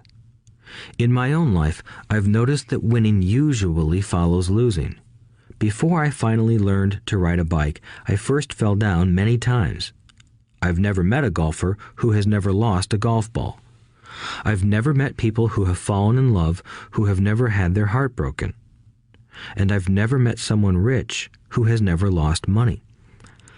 So for most people, the reason they don't win financially is because the pain of losing money is far greater than the joy of being rich.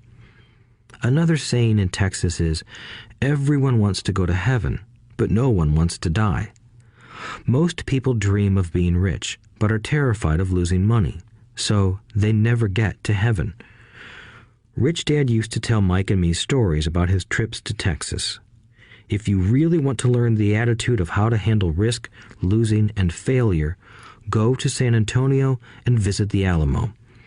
The Alamo is a great story of brave people who chose to fight, knowing there was no hope of success. They chose to die instead of surrendering. It's an inspiring story worthy of study. Nonetheless, it's still a tragic military defeat. They got their butts kicked. So, how do Texans handle failure? They still shout, "Remember the Alamo." Mike and I heard this story a lot.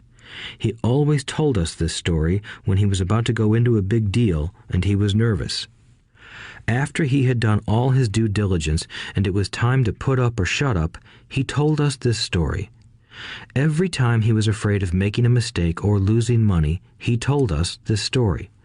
It gave him strength, for it reminded him that he could always turn a financial loss into a financial win. Rich Dad knew that failure would only make him stronger and smarter.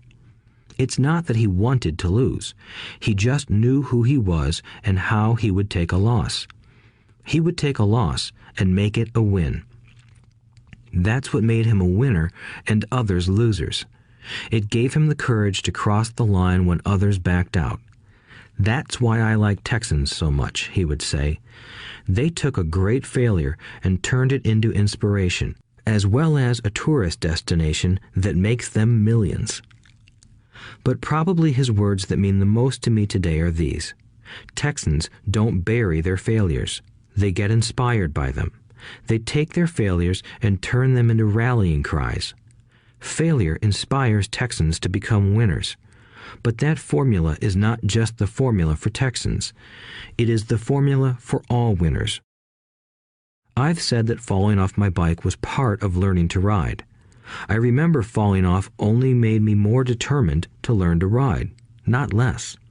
I also said that I have never met a golfer who has never lost a ball. For top professional golfers, losing a ball or a tournament provides the inspiration to be better, to practice harder, to study more. That's what makes them better. For winners, losing inspires them. For losers, losing defeats them. I like to quote John D. Rockefeller, who said, "I always tried to turn every disaster into an opportunity." And being Japanese American, I can say this. Many people say that Pearl Harbor was an American mistake. I say it was a Japanese mistake. From the movie Tora, Tora, Tora, a somber Japanese admiral says to his cheering subordinates, "I am afraid we have awakened a sleeping giant." Remember Pearl Harbor became a rallying cry. It turned one of America's greatest losses into the reason to win. This great defeat gave America strength, and America soon emerged as a world power. Failure inspires winners, and failure defeats losers. It is the biggest secret of winners. It's the secret that losers do not know. The greatest secret of winners is that failure inspires winning. Thus, they're not afraid of losing. Repeating Fran Tarkenton's quote, "Winning means being unafraid to lose." People like Fran Tarkenton are not afraid of losing because they know who they are. They hate losing, so they know that losing will only inspire them to become better. There is a big difference between hating losing and being afraid to lose. Most people are so afraid of losing money that they lose. They go broke over a duplex. Financially, they play life too safe and too small. They buy big houses and big cars, but not big investments. The main reason that over 90% of the American public struggles financially is because they play not to lose. They don't play to win. They go to their financial planners or accountants or stockbrokers and buy a balanced portfolio. Most have lots of cash in CDs, low-yield bonds, mutual funds that can be traded within a mutual fund family, and a few individual stocks. It is a safe and sensible portfolio, but it is not a winning portfolio. It is a portfolio of someone playing not to lose. Don't get me wrong, it's probably a better portfolio than more than 70% of the population has, and that's frightening. It's a great portfolio for someone who loves safety. But playing it safe and balanced on your investment portfolio is not the way successful investors play the game. If you have little money and you want to be rich, you must first be focused, not balanced. If you look at any successful person, at the start, they were not balanced. Balanced people go nowhere. They stay in one spot. To make progress, you must first go unbalanced. Just look at how you make progress walking. Thomas Edison was not balanced. He was focused. Bill Gates was not balanced. He was focused. Donald Trump is focused. George Soros is focused. George Patton did not take his tanks wide. He focused them and blew through the weak spots in the German line. The French went wide with the Maginot Line, and you know what happened to them. If you have any desire to be rich, you must focus. Do not do what poor and middle-class people do, put their few eggs in many baskets. Put a lot of your eggs in a few baskets and focus. Follow one course until successful. If you hate losing, play it safe. If losing makes you weak, play it safe. Go with balanced investments. If you're over 25 years old and are terrified of taking risks, don't change. Play it safe, but start early. Start accumulating your nest egg early because it will take time. But if you have dreams of freedom, of getting out of the rat race, the first question to ask yourself is, how do I respond to failure? If failure inspires you to win, maybe you should go for it, but only maybe. If failure makes you weak or causes you to throw temper tantrums, like spoiled brats who call attorneys to file lawsuits every time something doesn't go their way, then play it safe.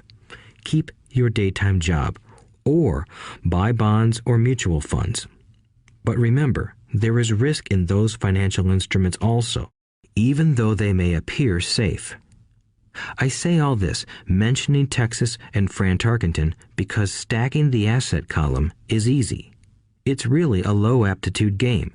It doesn't take much education. Fifth-grade math will do. But building your asset column is a game in which attitude plays a major role. It takes guts, patience, and a great attitude toward failure. Losers avoid failing, and failure turns losers into winners. Just remember the Alamo. Overcoming cynicism. The sky is falling. The sky is falling. Most of us know the story of Chicken Little, who ran around warning the barnyard of impending doom. We all know people who are that way. There's a Chicken Little inside each of us.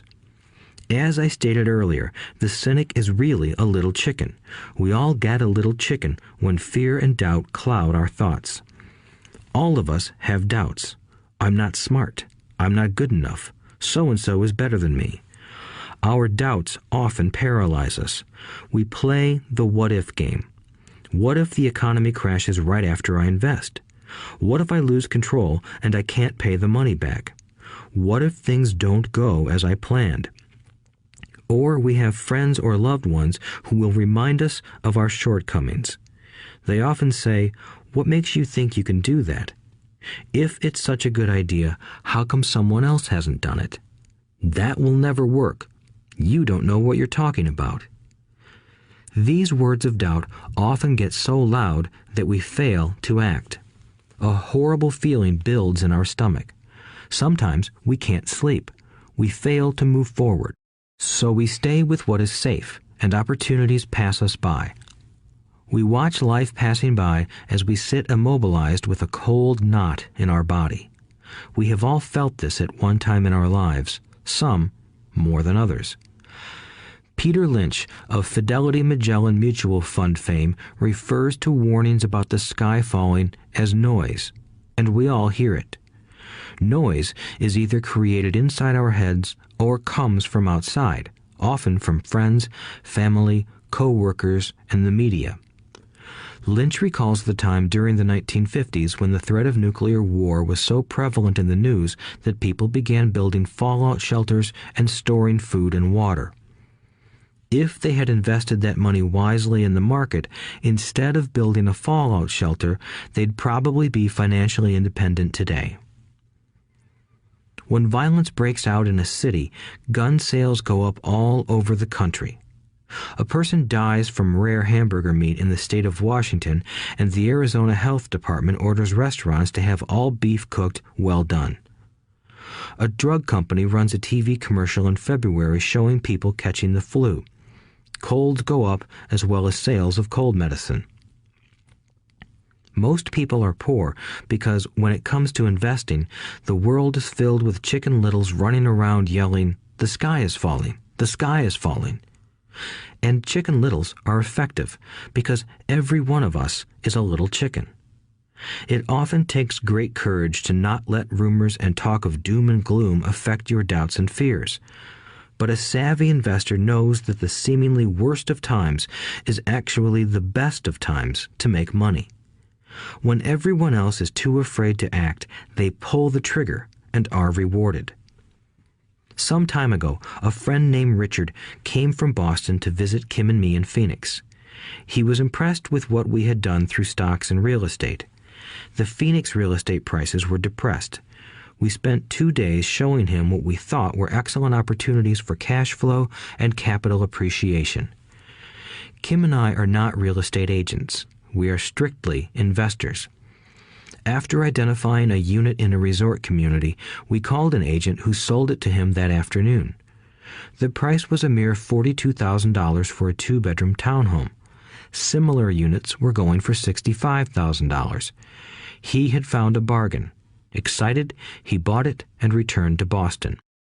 2 weeks later, the agent called to say that our friend had backed out. I called immediately to find out why. All he said was that he talked to his neighbor, and his neighbor told him it was a bad deal. He was paying too much. I asked Richard if his neighbor was an investor. Richard said he was not. When I asked why he listened to him, Richard got defensive and simply said he wanted to keep looking.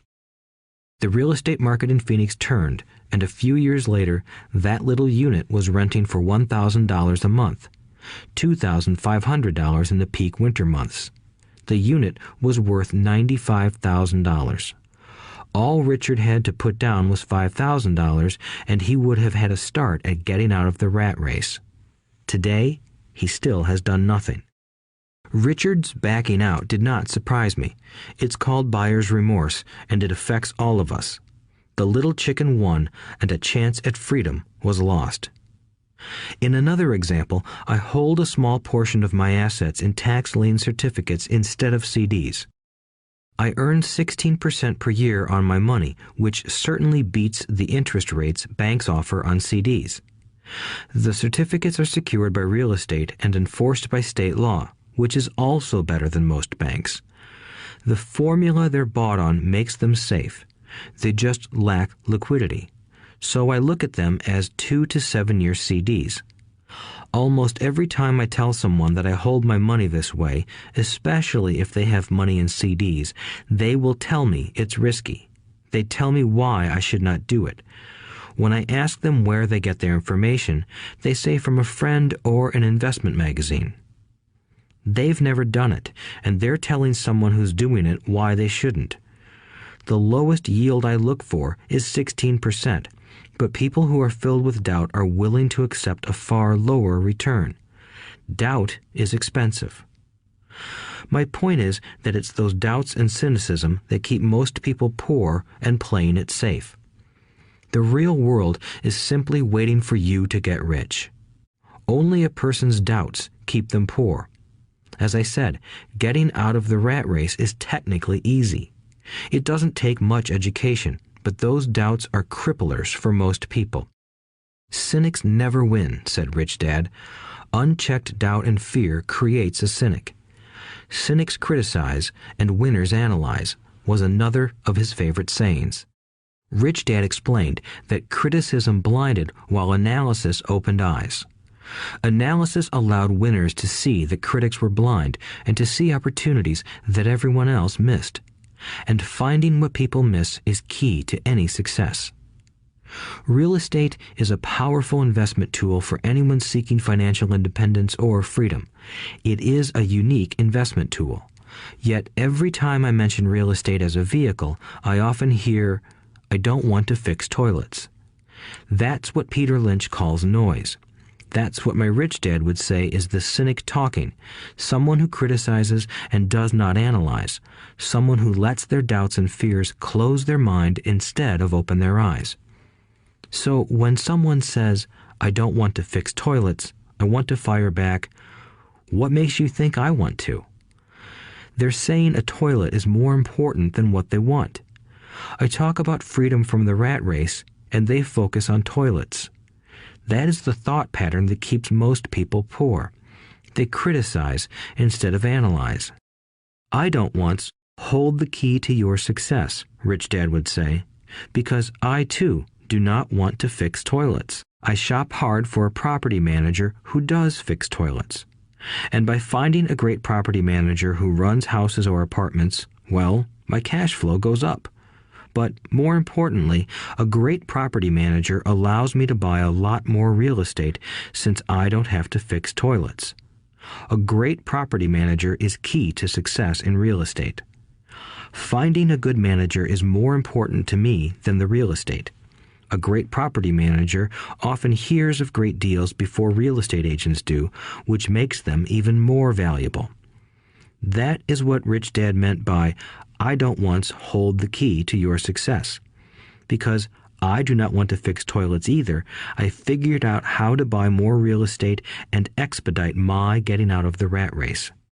The people who continue to say, I don't want to fix toilets, often deny themselves the use of this powerful investment vehicle. Toilets are more important than their freedom. In the stock market, I often hear people say, I don't want to lose money. Well, what makes them think I or anyone else likes losing money? They don't make money because they choose to not lose money.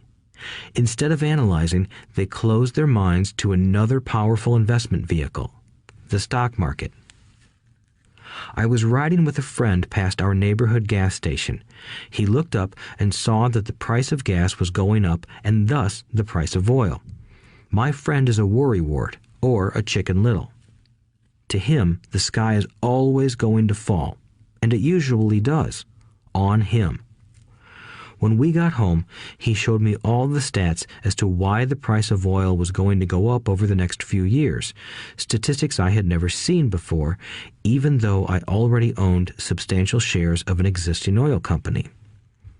With that information, I immediately began looking for and found a new undervalued oil company that was about to find some oil deposits. My broker was excited about this new company, and I bought 15,000 shares for 65 cents per share. 3 months later, this same friend and I drove by the same gas station, and sure enough, the price per gallon had gone up nearly 15%. Again, the Chicken Little worried and complained.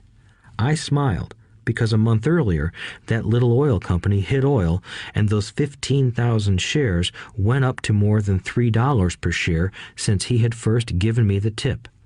And the price of gas will continue to go up if what my friend says is true. If most people understood how a stop worked in stock market investing, there would be more people investing to win instead of investing not to lose.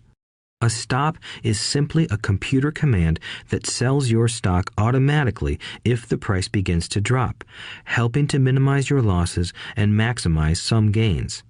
It's a great tool for those who are terrified of losing.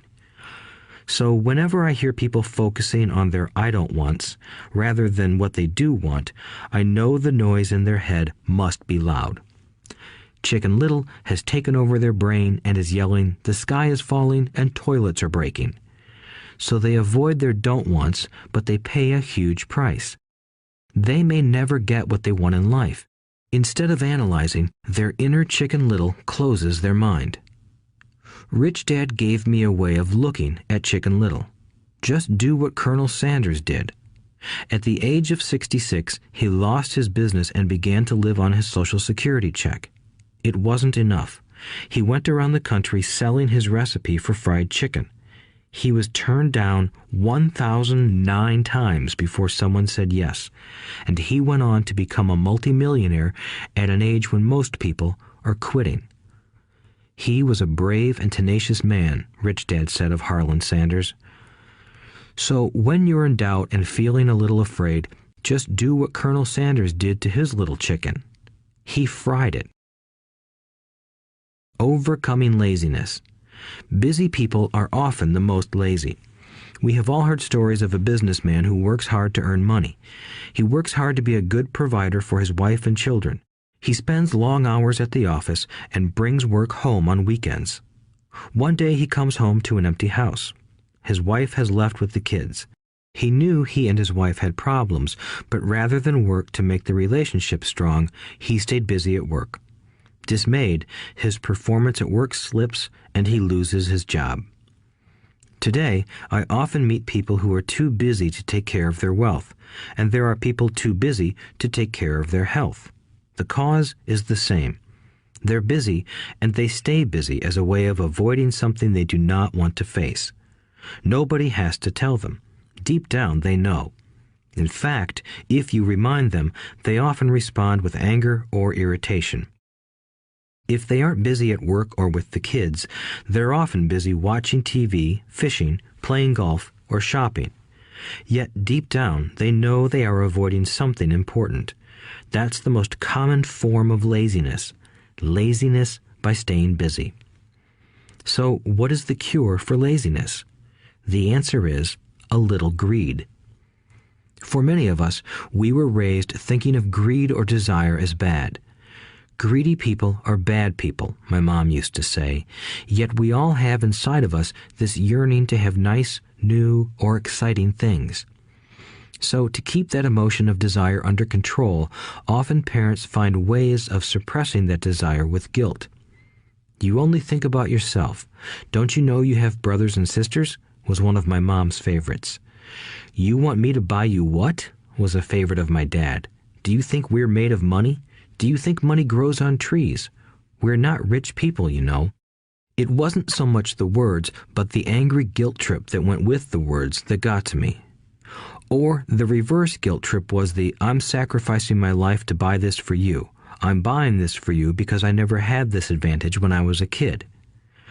I have a neighbor who is stone broke but can't park his car in his garage. The garage is filled with toys for his kids. Those spoiled brats get everything they ask for. I don't want them to know the feeling of want are his everyday words. He has nothing set aside for their college or his retirement, but his kids have every toy ever made. He recently got a new credit card in the mail and took his kids to visit Las Vegas. I'm doing it for the kids, he said with great sacrifice. Rich Dad forbade the words, I can't afford it. In my real home, that's all I heard. Instead, Rich Dad required his children to say, how can I afford it? He believed that the words, I can't afford it, shut down your brain. It didn't have to think anymore. How can I afford it opened up the brain and forced it to think and search for answers. But most importantly, he felt the words, I can't afford it, were a lie, and the human spirit knows it. The human spirit is very, very powerful, he would say. It knows it can do anything. By having a lazy mind that says, I can't afford it, a war breaks out inside you. Your spirit is angry, and your lazy mind must defend its lie. The spirit is screaming, come on, let's go to the gym and work out. And the lazy mind says, but I'm tired. I worked really hard today. Or the human spirit says, I'm sick and tired of being poor. Let's get out there and get rich. To which the lazy mind says, rich people are greedy. Besides, it's too much bother. It's not safe. I might lose money. I'm working hard enough as it is. I've got too much to do at work anyway. Look at what I have to do tonight. My boss wants it finished by morning. I can't afford it also causes sadness, a helplessness that leads to despondency and often depression. How can I afford it opens up possibilities, excitement, and dreams. So Rich Dad was not so concerned about what we wanted to buy as long as we understood that how can I afford it creates a stronger mind and a dynamic spirit. Thus, he rarely gave Mike or me anything. He would instead ask, how can you afford it? And that included college, which we paid for ourselves. It was not the goal, but the process of attaining the goal that he wanted us to learn. The problem I see today is that there are millions of people who feel guilty about their desire or their greed. It's old conditioning from their childhood. While they desire to have the finer things that life offers, most have been conditioned subconsciously to say, I can't have that, or I'll never be able to afford that. When I decided to exit the rat race, it was simply a question of how can I afford to never work again? And my mind began to kick out answers and solutions. The hardest part was fighting my real parents' dogma. We can't afford that. Stop thinking only about yourself. Why don't you think about others? And other similar sentiments designed to instill guilt to suppress my greed. So, how do you beat laziness? Once again, the answer is a little greed. It's that radio station WIIFM, which stands for What's in it for me? A person needs to sit down and ask, what would my life be like if I never had to work again? What would I do if I had all the money I needed? Without that little greed, the desire to have something better, progress is not made. Our world progresses because we all desire a better life. New inventions are made because we desire something better. We go to school and study hard because we want something better. So whenever you find yourself avoiding something you know you should be doing, then the only thing to ask yourself is, what's in it for me? Be a little greedy. It's the best cure for laziness. Too much greed, however, as anything in excess can be, is not good. But just remember what Michael Douglas said in the movie Wall Street. Greed is good. Rich Dad said it differently. Guilt is worse than greed, for guilt robs the body of its soul. I think Eleanor Roosevelt said it best. Do what you feel in your heart to be right, for you'll be criticized anyway. You'll be damned if you do, and damned if you don't. Overcoming bad habits. Our lives are a reflection of our habits more than our education. After seeing the movie Conan the Barbarian, starring Arnold Schwarzenegger, a friend said, "I'd love to have a body like Schwarzenegger." Most of the guys nodded in agreement.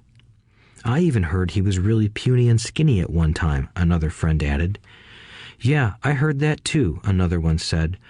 "I heard he has a habit of working out almost every day in the gym." "Yeah, I'll bet he has to." "Nah," said the group's cynic. "I'll bet he was born that way. Besides, let's stop talking about Arnold and get some beers." This is an example of habits controlling behavior. I remember asking my rich dad about the habits of the rich. Instead of answering me outright, he wanted me to learn through example, as usual. "When does your dad pay his bills?" Rich Dad asked. "The first of the month," I said. "Does he have anything left over?" he asked. "Very little," I said. "That's the main reason he struggles," said Rich Dad. "He has bad habits. Your dad pays everyone else first. He pays himself last, but only if he has anything left over." "Which he usually doesn't," I said.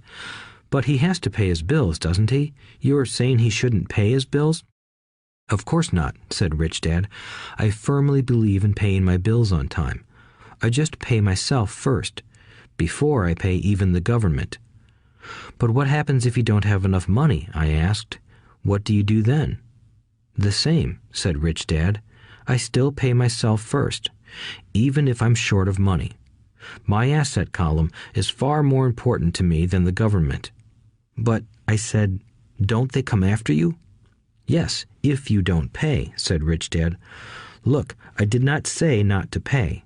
I just said I pay myself first, even if I'm short of money." "But," I replied, "how do you do that?" "It's not how. The question is why," Rich Dad said. "Okay, why?" "Motivation," said Rich Dad. "Who do you think will complain louder if I don't pay them? Me or my creditors?" "Your creditors will definitely scream louder than you," I said, responding to the obvious. "You wouldn't say anything if you didn't pay yourself." So you see, after paying myself, the pressure to pay my taxes and the other creditors is so great that it forces me to seek other forms of income. The pressure to pay becomes my motivation. I've worked extra jobs, started other companies, traded in the stock market, anything just to make sure those guys don't start yelling at me. That pressure made me work harder, forced me to think, and all in all, made me smarter and more active when it comes to money. If I had paid myself last, I would have felt no pressure, but I'd be broke. So it is the fear of the government or other people you owe money to that motivates you? "That's right," said Rich Dad. You see, government bill collectors are big bullies. So are bill collectors in general. Most people give in to those bullies. They pay them and never pay themselves. You know the story of the 98-pound weakling who gets sand kicked in his face? I nodded. I see that ad for weightlifting and bodybuilding lessons in the comic books all the time. Well, most people let the bullies kick sand in their faces. I decided to use the fear of the bully to make me stronger. Others got weaker. Forcing myself to think about how to make extra money is like going to the gym and working out with weights. The more I work my mental money muscles out, the stronger I get. Now, I'm not afraid of those bullies.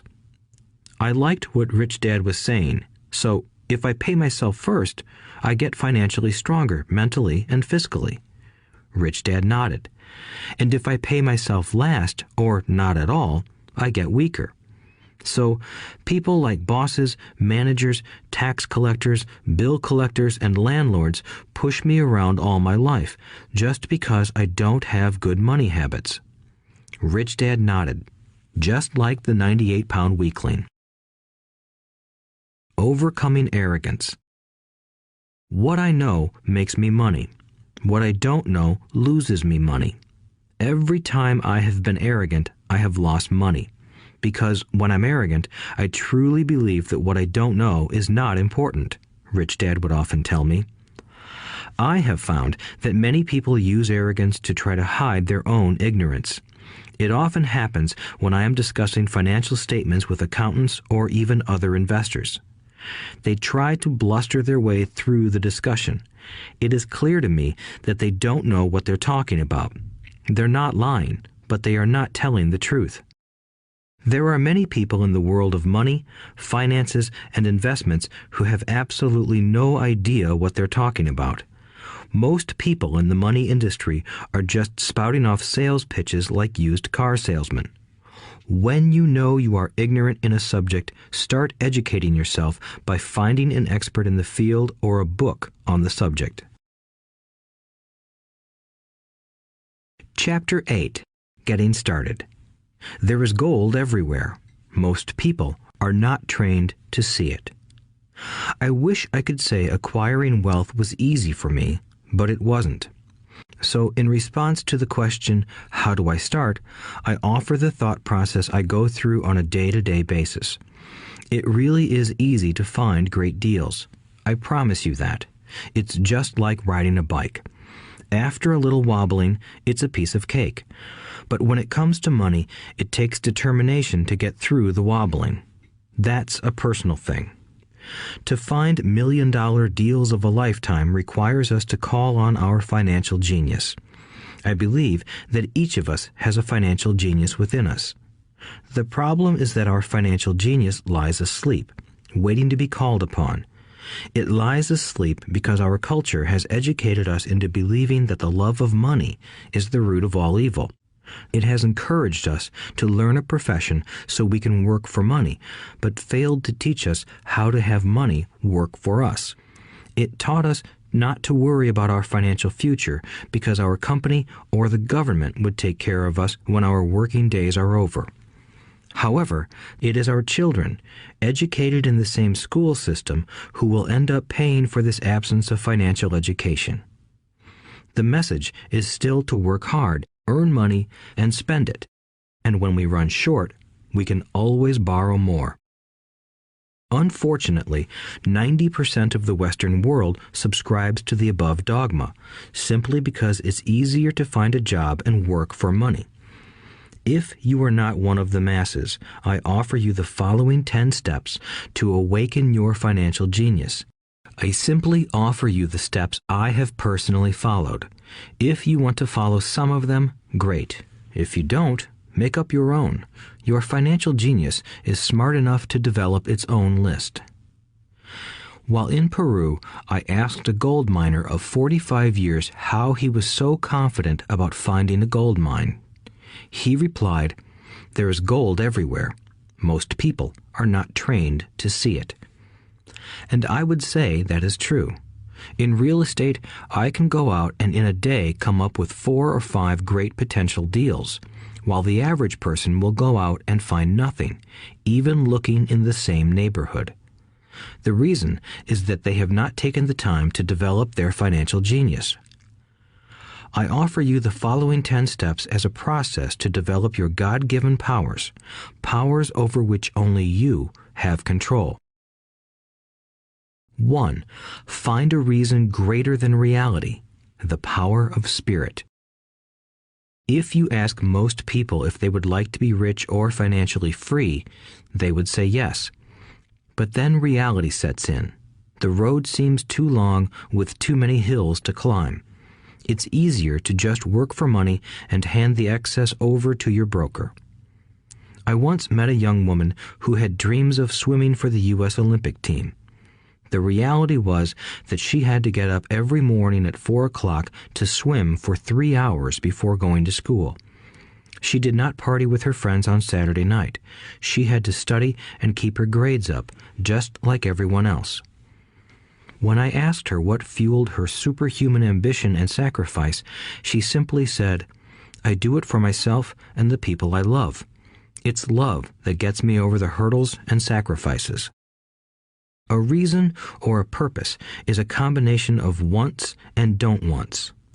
When people ask me what my reason for wanting to be rich is, I tell them that it is a combination of deep emotional wants and don't wants. I will list a few. First, the don't wants, for they create the wants. I don't want to work all my life. I don't want what my parents aspired for, which was job security and a house in the suburbs. I don't like being an employee. I hated that my dad always missed my football games because he was so busy working on his career. I hated it when my dad worked hard all his life and the government took most of what he worked for at his death.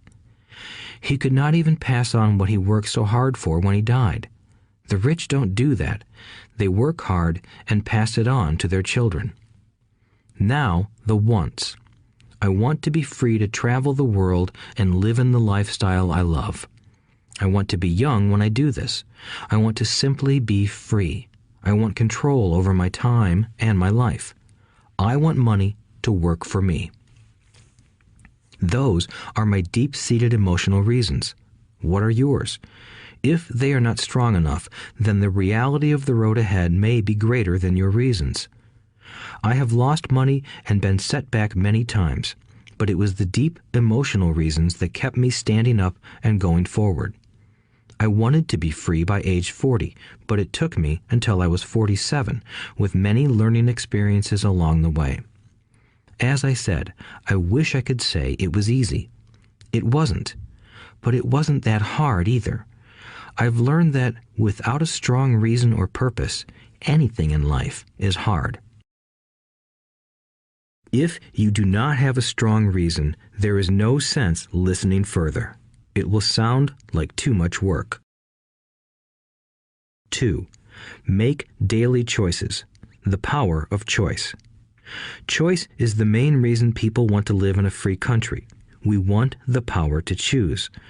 Financially, with every dollar we get in our hands, we hold the power to choose our future, to be rich, poor, or middle class. Our spending habits reflect who we are. Poor people simply have poor spending habits. The benefit I had as a boy was that I loved playing Monopoly constantly. Nobody told me Monopoly was only for kids, so I just kept playing the game as an adult. I also had a rich dad who pointed out to me the difference between an asset and a liability. So a long time ago, as a little boy, I chose to be rich, and I knew that all I had to do was learn to acquire assets, real assets. My best friend, Mike, had an asset column handed to him, but he still had to choose to learn to keep it. Many rich families lose their assets in the next generation simply because there was no one trained to be a good steward over their assets. Most people choose not to be rich. For 90% of the population, being rich is too much of a hassle. So they invent sayings that go, "I'm not interested in money. I'll never be rich. I don't have to worry. I'm still young. When I make some money, then I'll think about my future." My husband or wife handles the finances. The problem with those statements is that they rob the person who chooses to think such thoughts of two things. One is time, which is your most precious asset. The second is learning. Having no money should not be an excuse to not learn, but that is a choice we all make daily. The choice of what we do with our time, our money, and what we put in our heads. That is the power of choice. All of us have choice. I just choose to be rich, and I make that choice every day. Invest first in education. In reality, the only real asset you have is your mind, the most powerful tool we have dominion over. Each of us has the choice of what we put in our brain once we're old enough. You can watch TV, read golf magazines, or go to ceramics class or a class on financial planning. You choose. Most people simply buy investments rather than first investing in learning about investing. A friend of mine recently had her apartment burglarized. The thieves took her electronics and left all the books. And we all have that same choice. 90% of the population buys TV sets, and only about 10% buy business books. So what do? I go to seminars. I like it when they are at least 2 days long because I like to immerse myself in a subject. In 1973, I was watching this guy on TV who was advertising a 3-day seminar on how to buy real estate for nothing down. I spent $385, and that course has made me at least $2 million, if not more. But more importantly, it bought me life. I don't have to work for the rest of my life because of that one course. I go to at least 2 such courses every year. I love CDs and audiobooks. The reason? I can easily review what I just heard. I was listening to an investor say something I completely disagreed with. Instead of becoming arrogant and critical, I simply listened to that 5-minute stretch at least 20 times, maybe more. But suddenly, by keeping my mind open, I understood why he said what he said. It was like magic. I felt like I had a window into the mind of one of the greatest investors of our time. I gained tremendous insight into the vast resources of his education and experience. The net result? I still have the old way I used to think, and I now have a new way of looking at the same problem or situation. I have 2 ways to analyze a problem or trend, and that is priceless. Today, I often say, how would Donald Trump do this, or Warren Buffett, or George Soros? The only way I can access their vast mental power is to be humble enough to read or listen to what they have to say. Arrogant or critical people are often people with low self-esteem who are afraid of taking risks. That's because if you learn something new, you are then required to make mistakes in order to fully understand what you have learned. If you have listened this far, arrogance is not one of your problems. Arrogant people rarely read or listen to experts. Why should they? They are the center of the universe. There are so many intelligent people who argue or defend when a new idea clashes with the way they think. In this case, their so-called intelligence combined with arrogance equals ignorance. Each of us knows people who are highly educated or believe they are smart, but their balance sheet paints a different picture. A truly intelligent person welcomes new ideas, for new ideas can add to the synergy of other accumulated ideas. Listening is more important than talking. If that were not true, God would not have given us 2 ears and only 1 mouth. Too many people think with their mouth instead of listening in order to absorb new ideas and possibilities. They argue instead of asking questions. I take a long view on my wealth. I do not subscribe to the get-rich-quick mentality most lottery players or casino gamblers have. I may go in and out of stocks, but I am long on education.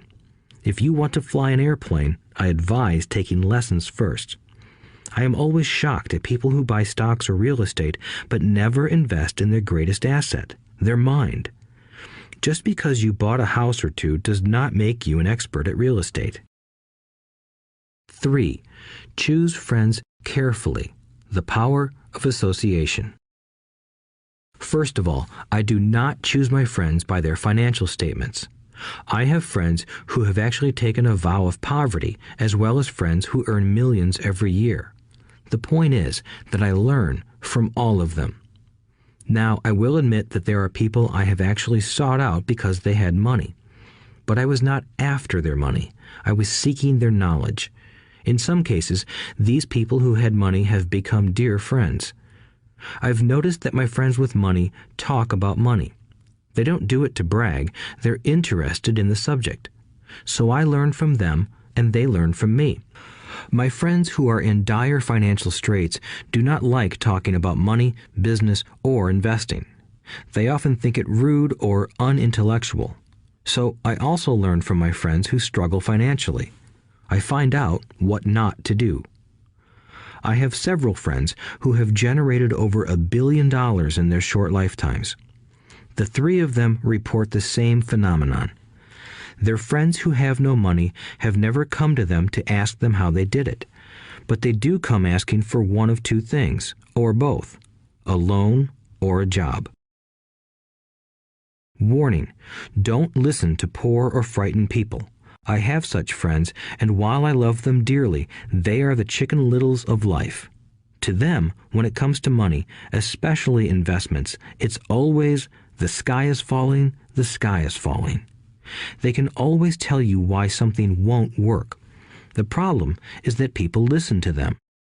But people who blindly accept doom and gloom information are also Chicken Littles. As that old saying goes, birds of a feather flock together. If you watch business channels on TV, they often have a panel of so-called experts. One expert will say the market is going to crash, and the other will say it's going to boom. If you're smart, you listen to both. Keep your mind open, because both have valid points. Unfortunately, most poor people listen to Chicken Little. I have had many close friends try to talk me out of a deal or an investment. Not long ago, a friend told me he was excited because he found a 6% certificate of deposit. I told him I earned 16% from the state government. The next day, he sent me an article about why my investment was dangerous. I have received 16% for years now, and he still receives 6%. I would say that one of the hardest things about wealth building is to be true to yourself and to be willing to not go along with the crowd. This is because, in the market, it is usually the crowd that shows up late that is slaughtered. If a great deal is on the front page, it's too late in most instances. Look for a new deal. As we used to say as surfers, there is always another wave. People who hurry and catch a wave late usually are the ones who wipe out. Smart investors don't time the markets. If they miss a wave, they search for the next one and get themselves in position. This is hard for most investors because buying what is not popular is frightening. Timid investors are like sheep going along with the crowd. Or their greed gets them in when wise investors have already taken their profits and moved on. Wise investors buy an investment when it's not popular. They know their profits are made when they buy, not when they sell. They wait patiently. As I said, they do not time the market. Just like a surfer, they get in position for the next big swell. It's all insider trading. There are forms of insider trading that are illegal, and there are forms of insider trading that are legal. But either way, it's insider trading. The only distinction is, how far away from the inside are you? The reason you want to have rich friends is because that is where the money is made. It's made on information. You want to hear about the next boom, get in and get out before the next bust. I'm not saying do it illegally, but the sooner you know, the better your chances are for profits with minimal risk. That is what friends are for, and that is financial intelligence. 4. Master a formula and then learn a new one. The power of learning quickly. In order to make bread, every baker follows a recipe, even if it's only held in their head. The same is true for making money. Most of us have heard the saying, "You are what you eat." I have a different slant. I say, "You become what you study." In other words, be careful what you learn, because your mind is so powerful that you become what you put in your head. For example, if you study cooking, you then tend to cook. If you don't want to be a cook anymore, then you need to study something else. When it comes to money, the masses generally have one basic formula they learned in school, and it's this: work for money. The predominant formula I see in the world is that every day millions of people get up, go to work, earn money, pay bills, balance checkbooks, buy some mutual funds, and go back to work. That is the basic formula, or recipe. If you're tired of what you're doing, or you're not making enough, it's simply a case of changing the formula via which you make money. Years ago, when I was 26, I took a weekend class called How to Buy Real Estate Foreclosures. I learned a formula. The next trick was to have the discipline to actually put into action what I had learned. That is where most people stop. For 3 years, while working for Xerox, I spent my spare time learning to master the art of buying foreclosures. I've made several $million using that formula. So, after I mastered that formula, I went in search of other formulas. For many of the classes, I did not directly use the information I learned, but I always learned something new. I have attended classes designed for derivative traders, commodity option traders, and chaologists. I was way out of my league, being in a room full of people with doctorates in nuclear physics and space science. Yet, I learned a lot that made my stock and real estate investing more meaningful and lucrative. Most junior colleges and community colleges have classes on financial planning and buying traditional investments. They are good places to start, but I always search for a faster formula. That is why, on a fairly regular basis, I make more in a day than many people will make in their lifetime.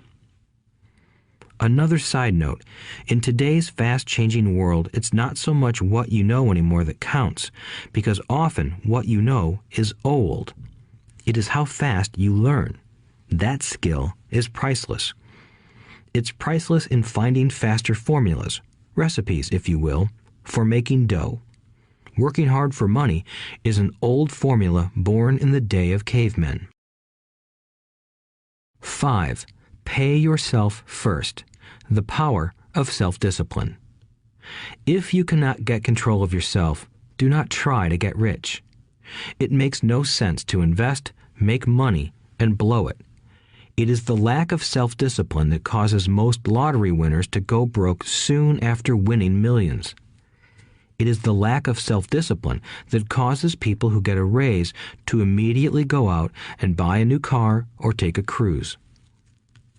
It is difficult to say which of the 10 steps is the most important, but of all the steps, this step is probably the most difficult to master if it is not already a part of your makeup. I would venture to say that personal self-discipline is the number one delineating factor between the rich, the poor, and the middle class. Simply put, people who have low self-esteem and low tolerance for financial pressure can never be rich. As I have said, a lesson learned from my rich dad was that the world will push you around. The world pushes people around, not because other people are bullies, but because the individual lacks internal control and discipline. People who lack internal fortitude often become victims of those who have self-discipline.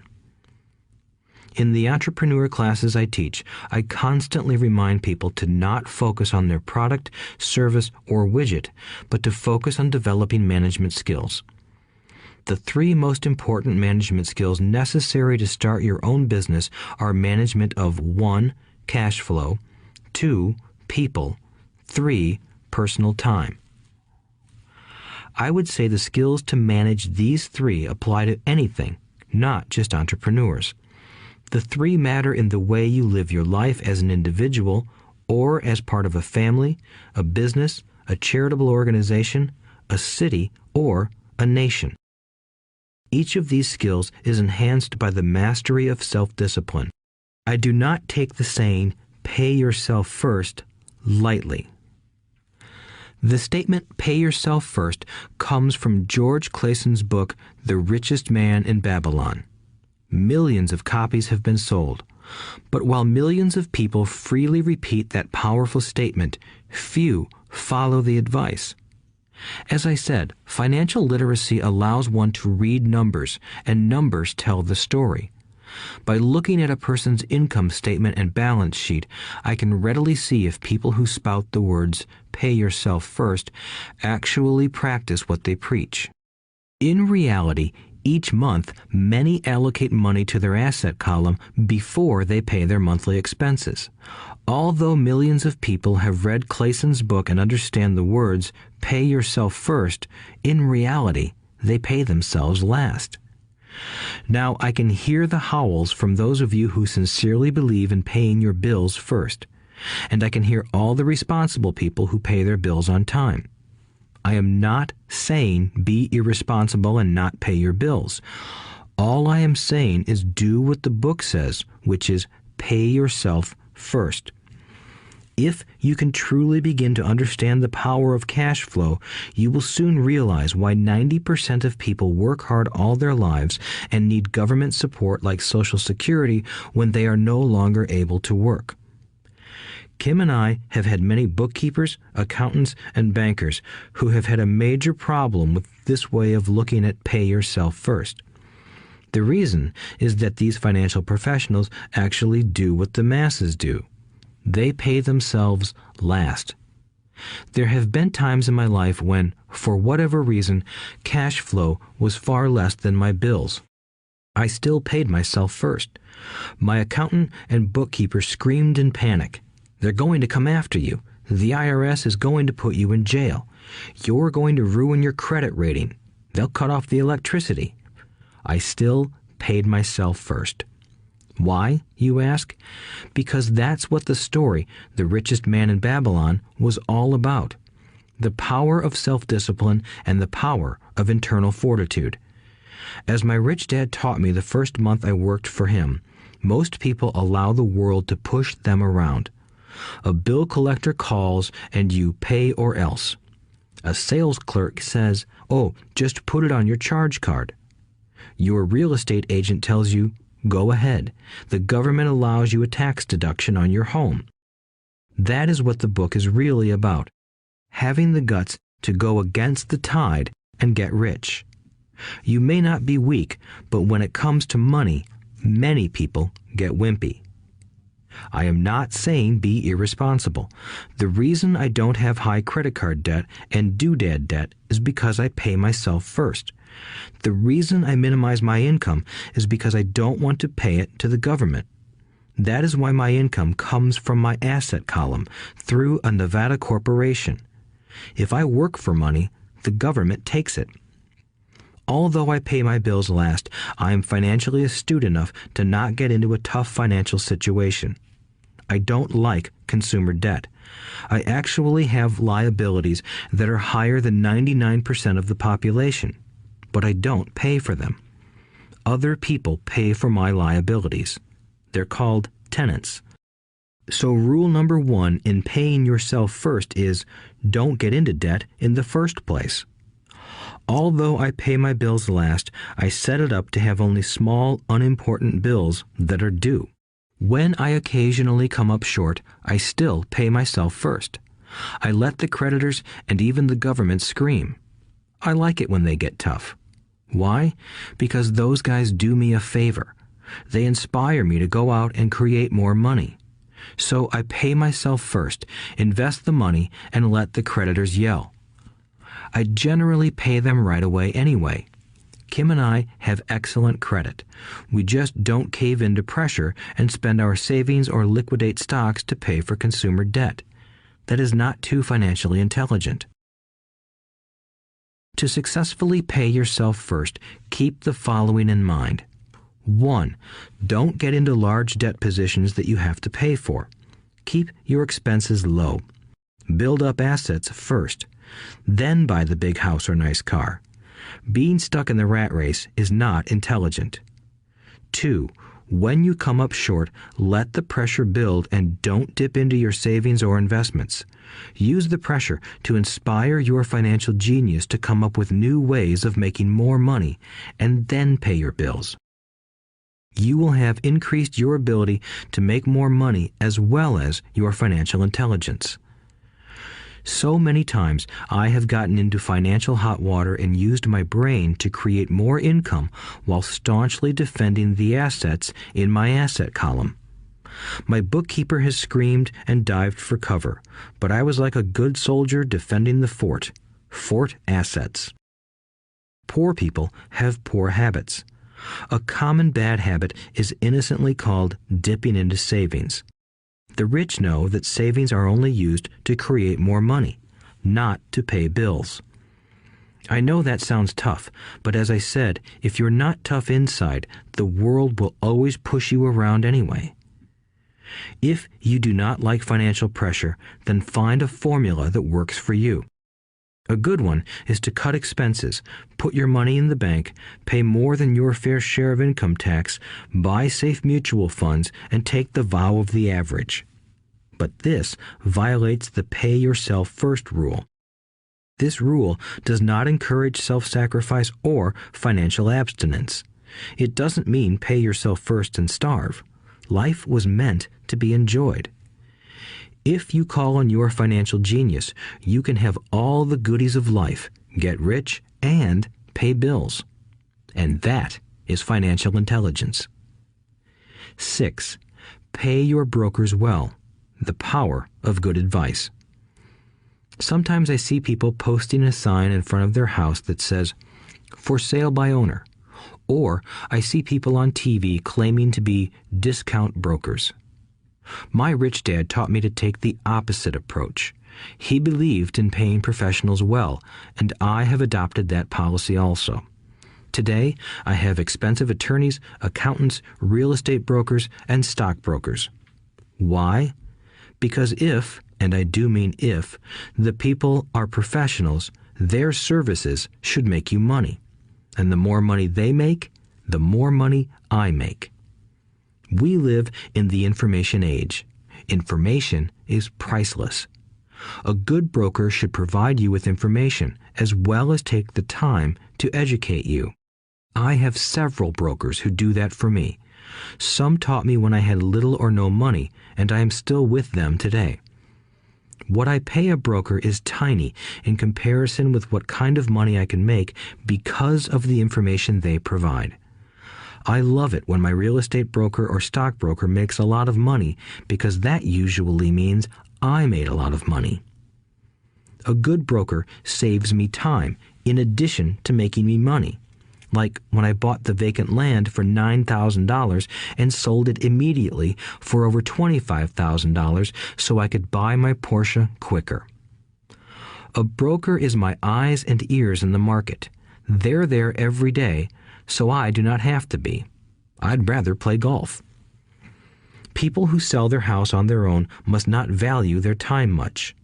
Why would I want to save a few bucks when I could use that time to make more money or spend it with those I love? What I find funny is that so many poor and middle-class people insist on tipping restaurant help 15 to 20%, even for bad service, but complain about paying a broker 3 to 7%. They enjoy tipping people in the expense column and stiffing people in the asset column. That is not financially intelligent. Keep in mind that not all brokers are created equal. Unfortunately, most brokers are only salespeople. They sell, but they themselves own little or no real estate. There is a tremendous difference between a broker who sells houses and a broker who sells investments. The same is true for stock, bond, mutual fund, and insurance, brokers who call themselves financial planners.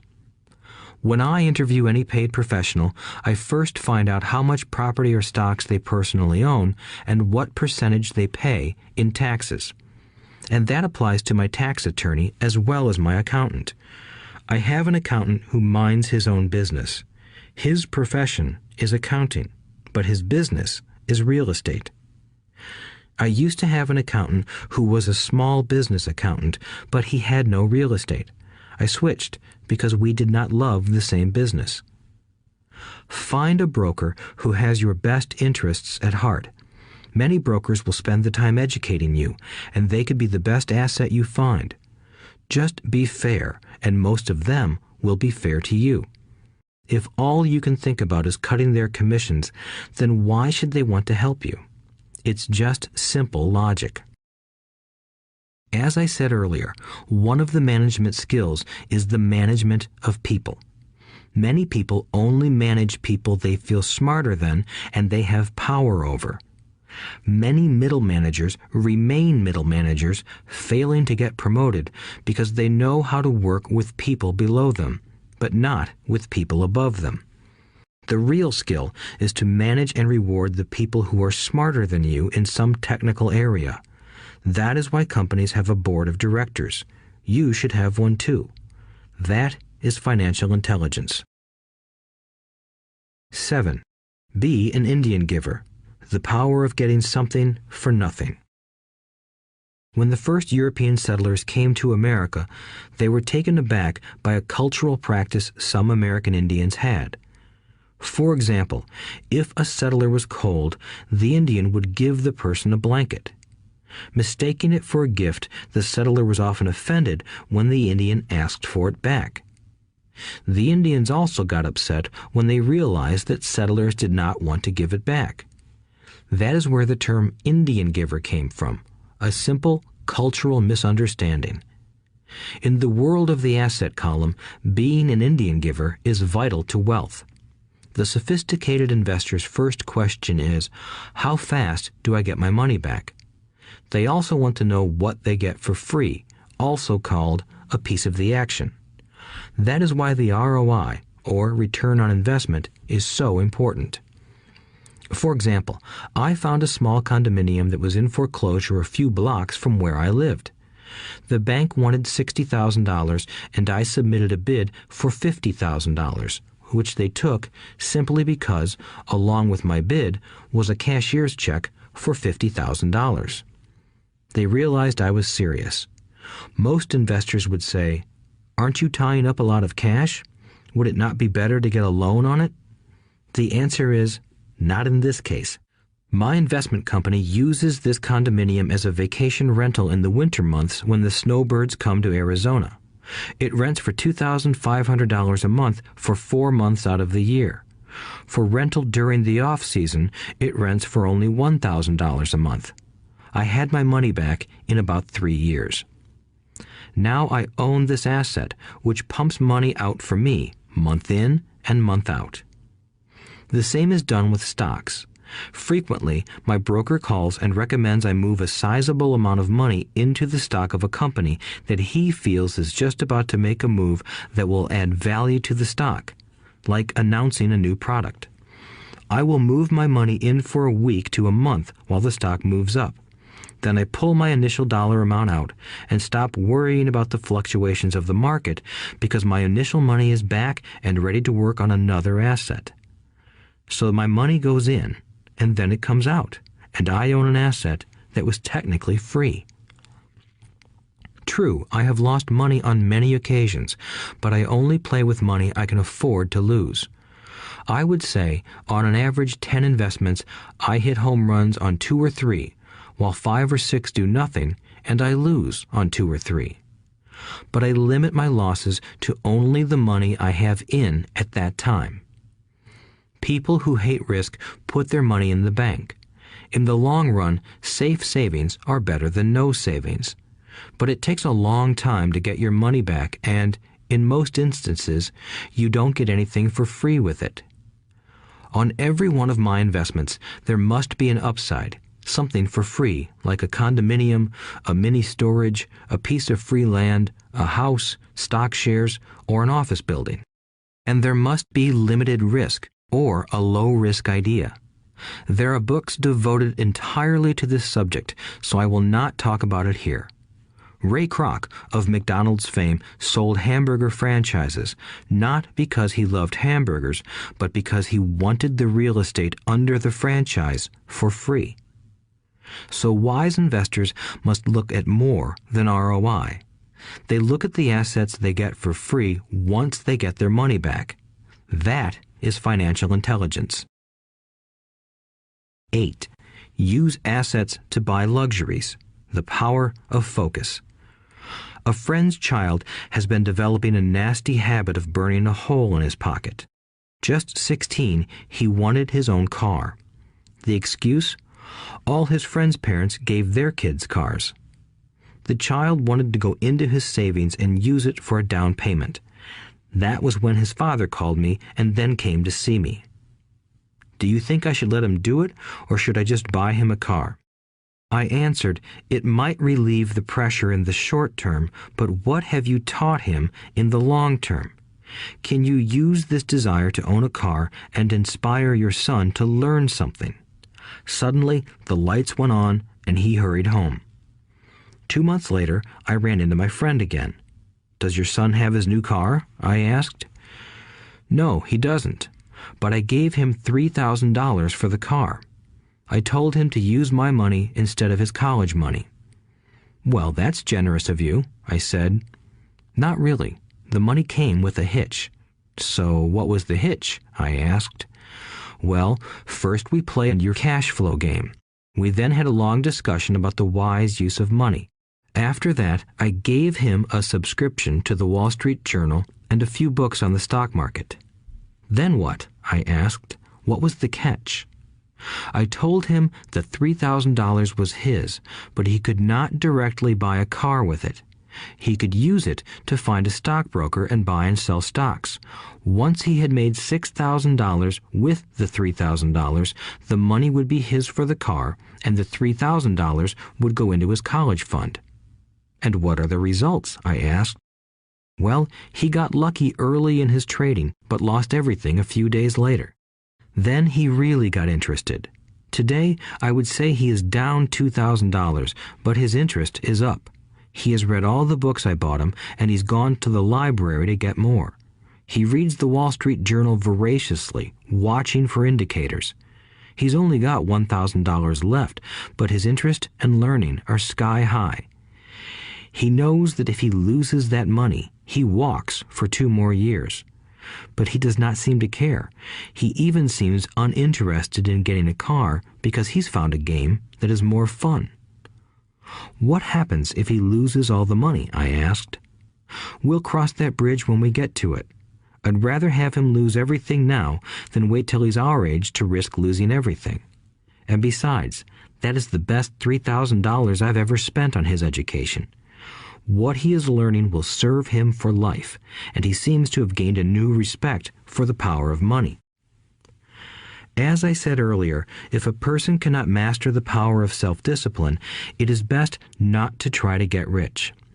I say this because although the process of developing cash flow from an asset column is easy in theory, what's hard is the mental fortitude to direct money to the correct use. Due to external temptations, it is much easier in today's consumer world to simply blow money out the expense column. With weak mental fortitude, that money flows into the paths of least resistance. That is the cause of poverty and financial struggle. The following example illustrates the financial intelligence needed to direct money to make more money.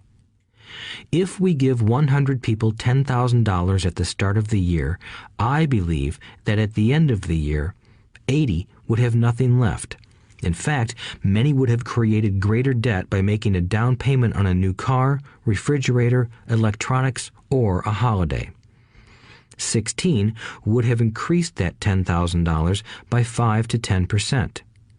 4 would have increased it to $20,000 or into the millions. We go to school to learn a profession so we can work for money. It is my opinion that it's just as important to learn how to have money work for you. I love my luxuries as much as anyone else. The difference is I don't buy them on credit. It's the keep up with the Joneses trap. When I wanted to buy a Porsche, the easy road would have been to call my banker and get a loan. Instead of choosing to focus in the liability column, I chose to focus in the asset column. As a habit, I use my desire to consume to inspire and motivate my financial genius to invest. Too often today, we focus on borrowing money to get the things we want instead of focusing on creating money. One is easier in the short term, but harder in the long term. It's a bad habit that we as individuals and as a nation have gotten into. Remember, the easy road often becomes hard, and the hard road often becomes easy. The earlier you can train yourself and those you love to be masters of money, the better. Money is a powerful force. Unfortunately, people use the power of money against themselves. If your financial intelligence is low, money will run all over you. It will be smarter than you. If money is smarter than you, you will work for it all your life. To be the master of money, you need to be smarter than it. Then money will do as it is told. It will obey you. Instead of being a slave to it, you will be the master of it. That is financial intelligence. 9. Choose heroes. The power of myth. When I was a kid, I greatly admired Willie Mays, Hank Aaron, and Yogi Berra. They were my heroes, and I wanted to be just like them. I treasured their baseball cards. I knew their stats, the RBIs, the ERAs, their batting averages, how much they got paid, and how they came up from the minor leagues. As a 9-year-old kid, when I stepped up to bat or played first base or catcher, I wasn't me. I pretended I was a famous baseball player. It's one of the most powerful ways we learn, and we often lose that as adults. We lose our heroes. Today, I watch young kids playing basketball near my home. On the court, they're not little Johnny. They're pretending to be their favorite basketball hero. Copying or emulating heroes is true power learning. I have new heroes as I grow older. I have golf heroes, and I copy their swings and do my best to read everything I can about them. I also have heroes such as Donald Trump, Warren Buffett, Peter Lynch, George Soros, and Jim Rogers. I know their stats just like I knew the ERAs and RBIs of my childhood baseball heroes. I follow what Warren Buffett invests in, and I read anything I can about his point of view on the market and how he chooses stocks. And I read about Donald Trump, trying to find out how he negotiates and puts deals together. Just as I was not me when I was up to bat, when I'm in the market or I'm negotiating a deal, I am subconsciously acting with the bravado of Trump. Or, when analyzing a trend, I look at it as though Warren Buffett were doing it. By having heroes, we tap into a tremendous source of raw genius. But heroes do more than simply inspire us. Heroes make things look easy. Making it look easy convinces us to want to be just like them. If they can do it, so can I. When it comes to investing, too many people make it sound hard. Instead, find heroes who make it look easy. 10. Teach and you shall receive. The power of giving. Both of my dads were teachers. My rich dad taught me a lesson I have carried all my life, the necessity of being charitable or giving. My educated dad gave a lot of his time and knowledge, but almost never gave away money. He usually said that he would give when he had some extra money, but of course, there was rarely any extra. My rich dad gave money as well as education. He believed firmly in tithing. If you want something, you first need to give, he would always say. When he was short of money, he gave money to his church or to his favorite charity. If I could leave one single idea with you, it is that idea. Whenever you feel short or in need of something, give what you want first, and it will come back in buckets. That is true for money, a smile, love, or friendship. I know it is often the last thing a person may want to do, but it has always worked for me.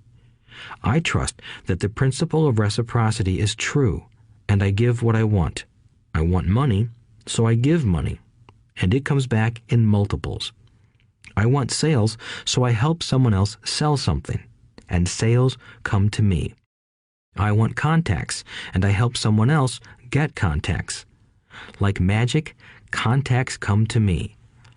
I heard a saying years ago that went, God does not need to receive, but humans need to give.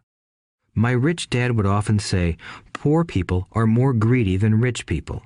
He would explain that if a person was rich, that person was providing something that other people wanted. In my life, whenever I have felt needy or short of money or short of help, I simply went out or found in my heart what I wanted and decided to give it first. And when I gave, it always came back. It reminds me of the story of the guy sitting with firewood in his arms on a cold, freezing night. He is yelling at the pot-bellied stove, "When you give me some heat, then I'll put some wood in you." And when it comes to money, love, happiness, sales, and contacts, all one needs to remember is to give first. Often, just the process of thinking of what I want and how I could give that to someone else breaks free a torrent of bounty. Whenever I feel that people aren't smiling at me, I simply begin smiling and saying hello. Like magic, the next thing I know, I'm surrounded by smiling people. It is true that your world is only a mirror of you. So that's why I say, teach and you shall receive. I have found that the more I teach those who want to learn, the more I learn. If you want to learn about money, teach it to someone else. A torrent of new ideas and finer distinctions will come in. There are times when I have given and nothing has come back, or what I have received is not what I wanted. But upon closer inspection and soul-searching, I was often giving to receive in those instances instead of giving for the joy that giving itself brings. My dad taught teachers, and he became a master teacher. My rich dad always taught young people his way of doing business. In retrospect, it was their generosity with what they knew that made them smarter. There are powers in this world that are much smarter than we are. You can get there on your own, but it's easier with the help of the powers that be. You only need to be generous with what you have. Chapter 9. Still want more? Here are some to-dos. Many people may not be satisfied with my 10 steps.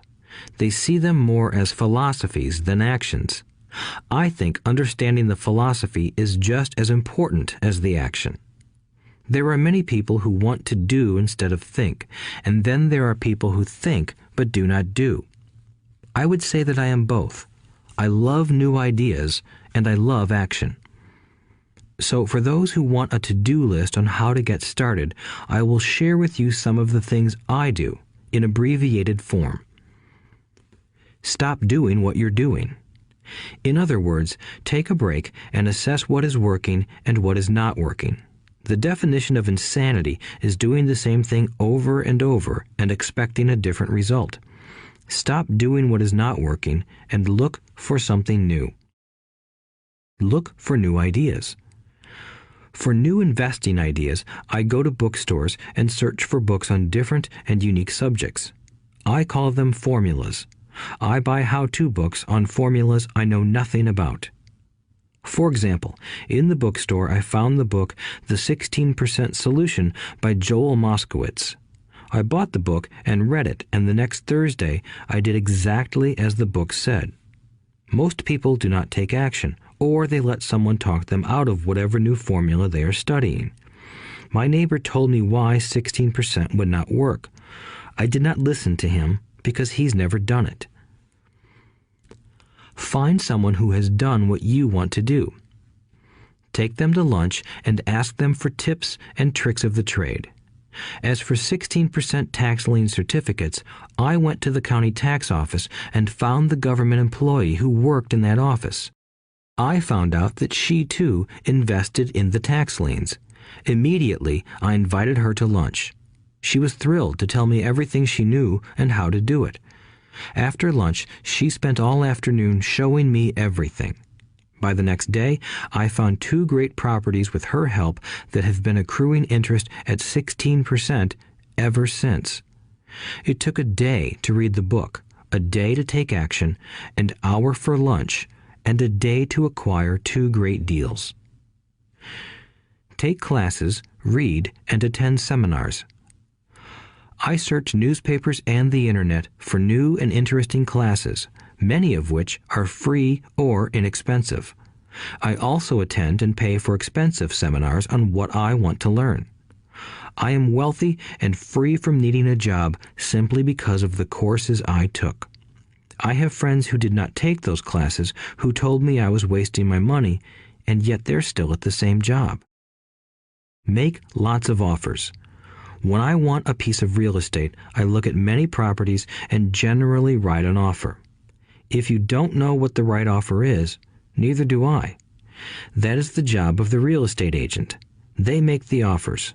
I do as little work as possible. A friend wanted me to show her how to buy apartment houses. So one Saturday, she, her agent, and I went and looked at 6 apartment houses. 4 were dogs, but 2 were good. I said to write offers on all 6, offering half of what the owners asked for. She and the agent nearly had heart attacks. They thought it was rude and would offend the sellers, but I really don't think the agent wanted to work that hard. So they did nothing and went on looking for a better deal. No offers were ever made, and that person is still looking for the right deal at the right price. Well, you don't know what the right price is until you have a second party who wants to deal. Most sellers ask too much. It is rare that a seller asks a price that is less than something is worth. Moral of the story: make offers. People who are not investors have no idea what it feels like to try to sell something. I have had a piece of real estate that I wanted to sell for months. I would have welcomed any offer. They could have offered me 10 pigs and I would have been happy. Not at the offer, but just because someone was interested. I would have countered, maybe for a pig farm in exchange. But that's how the game works. The game of buying and selling is fun. Keep that in mind. It's fun and only a game. Make offers. Someone might say yes. I always make offers with escape clauses.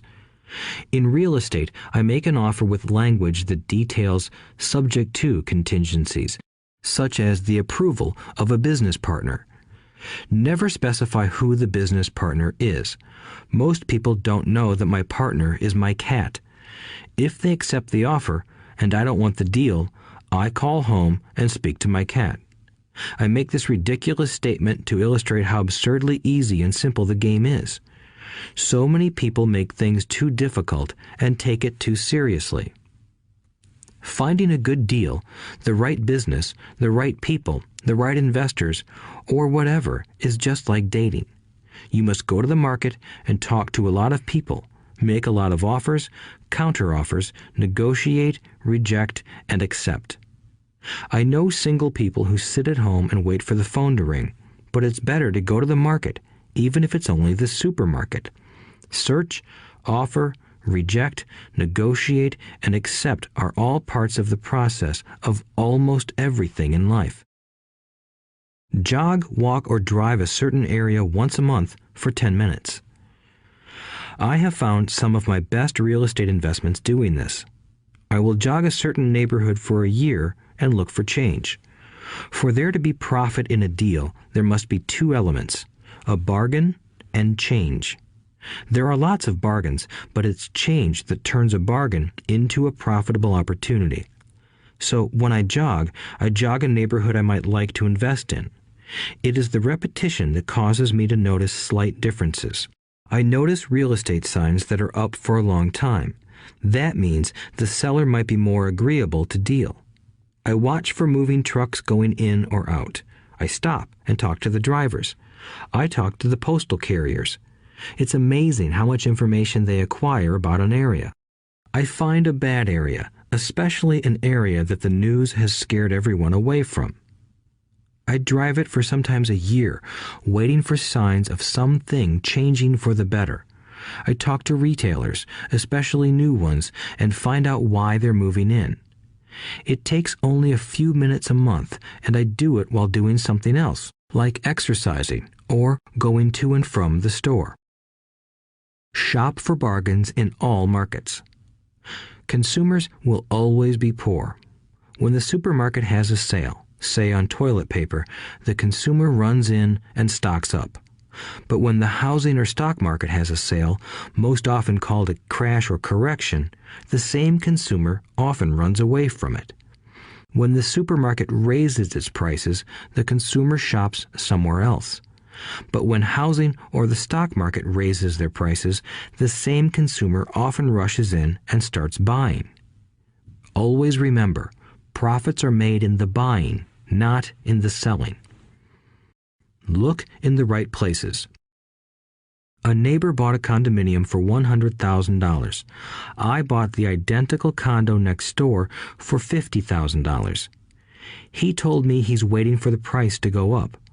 I told him that profit is made when you buy, not when you sell. He shopped with a real estate broker who owns no property of her own. I shopped at the foreclosure auction. I paid $500 for a class on how to do this. My neighbor thought that the $500 for a real estate investment class was too expensive. He said he could not afford the money or the time.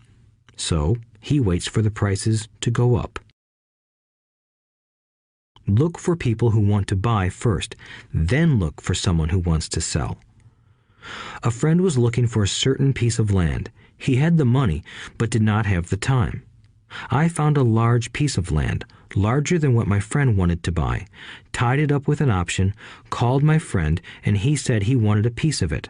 So I sold the piece to him and then bought the land. I kept the remaining land as mine for free.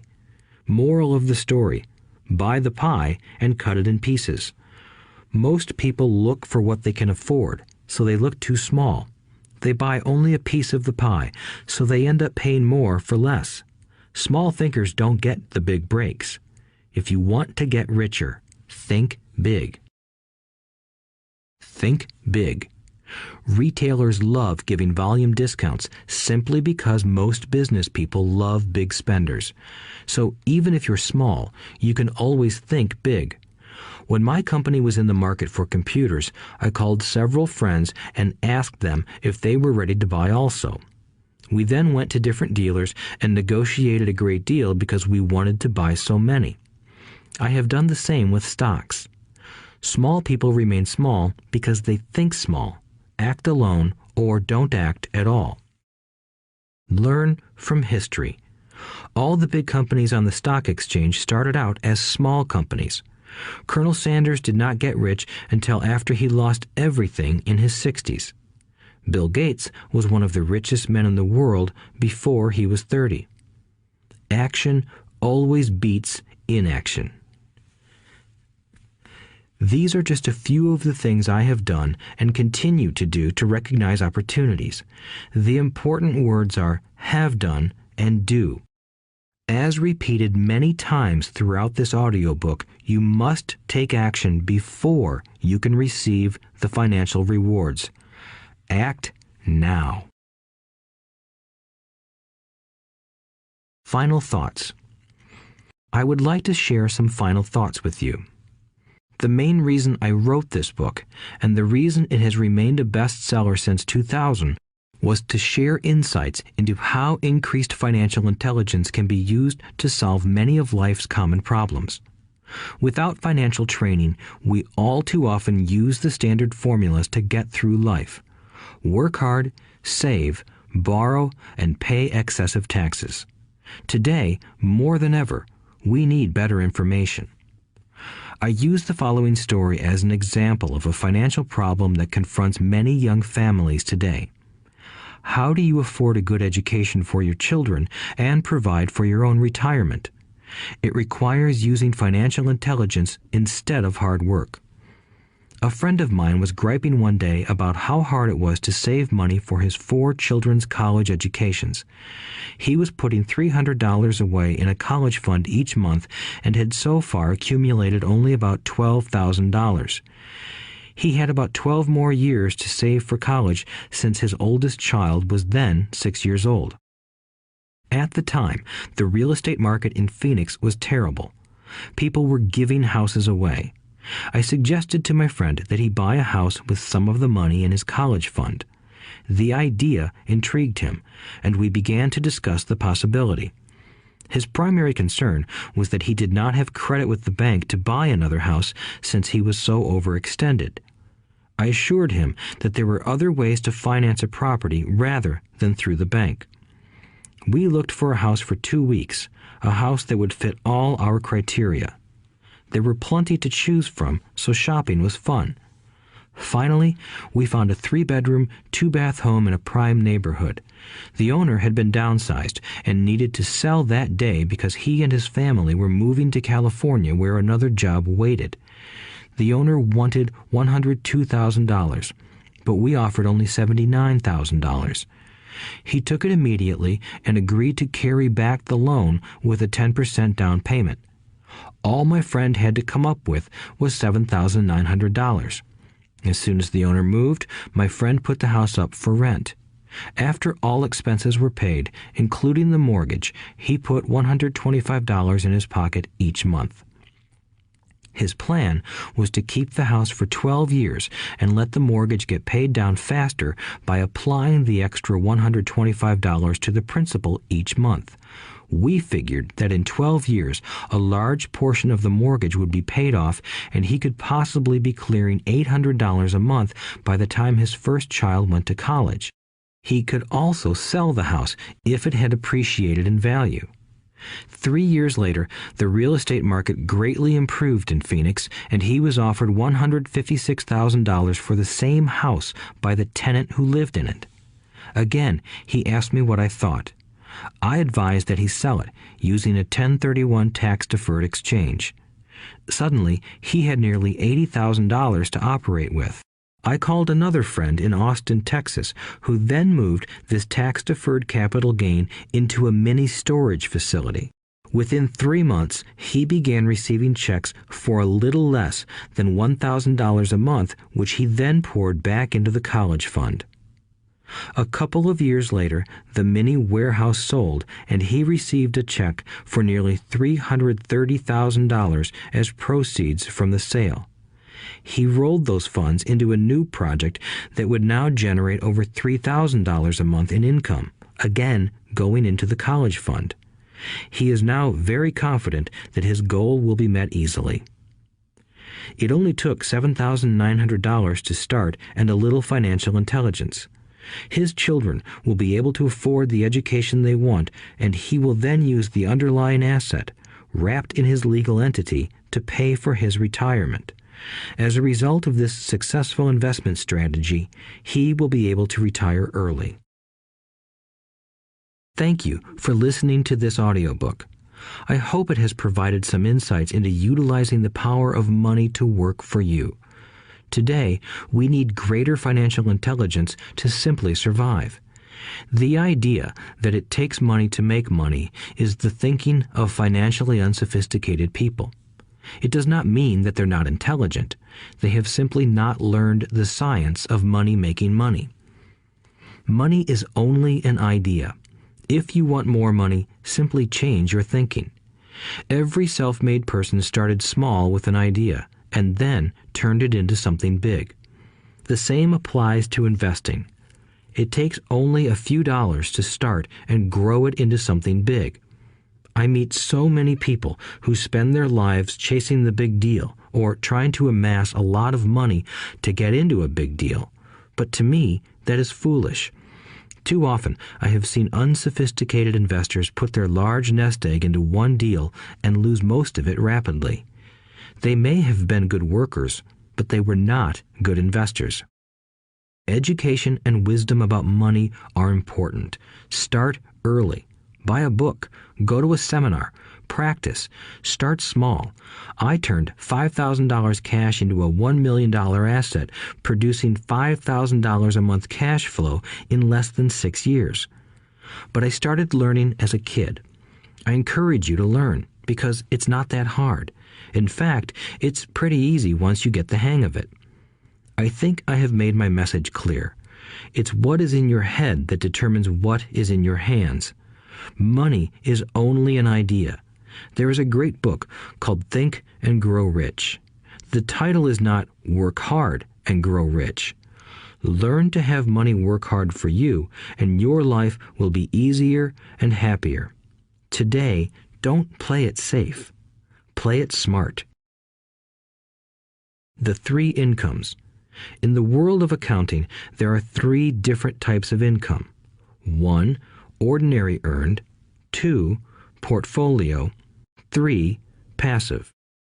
When my poor dad said to me, "Go to school, get good grades, and find a safe, secure job," he was recommending I work for earned income. When my rich dad said, "The rich don't work for money, they have their money work for them," he was talking about passive income and portfolio income. Passive income, in most cases, is income derived from real estate investments. Portfolio income is income derived from paper assets such as stocks and bonds. Portfolio income is the income that makes Bill Gates the richest man in the world, not earned income. Rich Dad used to say, the key to becoming wealthy is the ability to convert earned income into passive income or portfolio income as quickly as possible. He would say, taxes are highest on earned income. The least taxed income is passive income. That is another reason why you want your money working hard for you.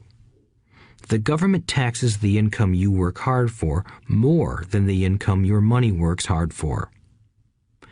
In my second book, Rich Dad's Cash Flow Quadrant, I explain the 4 different types of people who make up the world of business.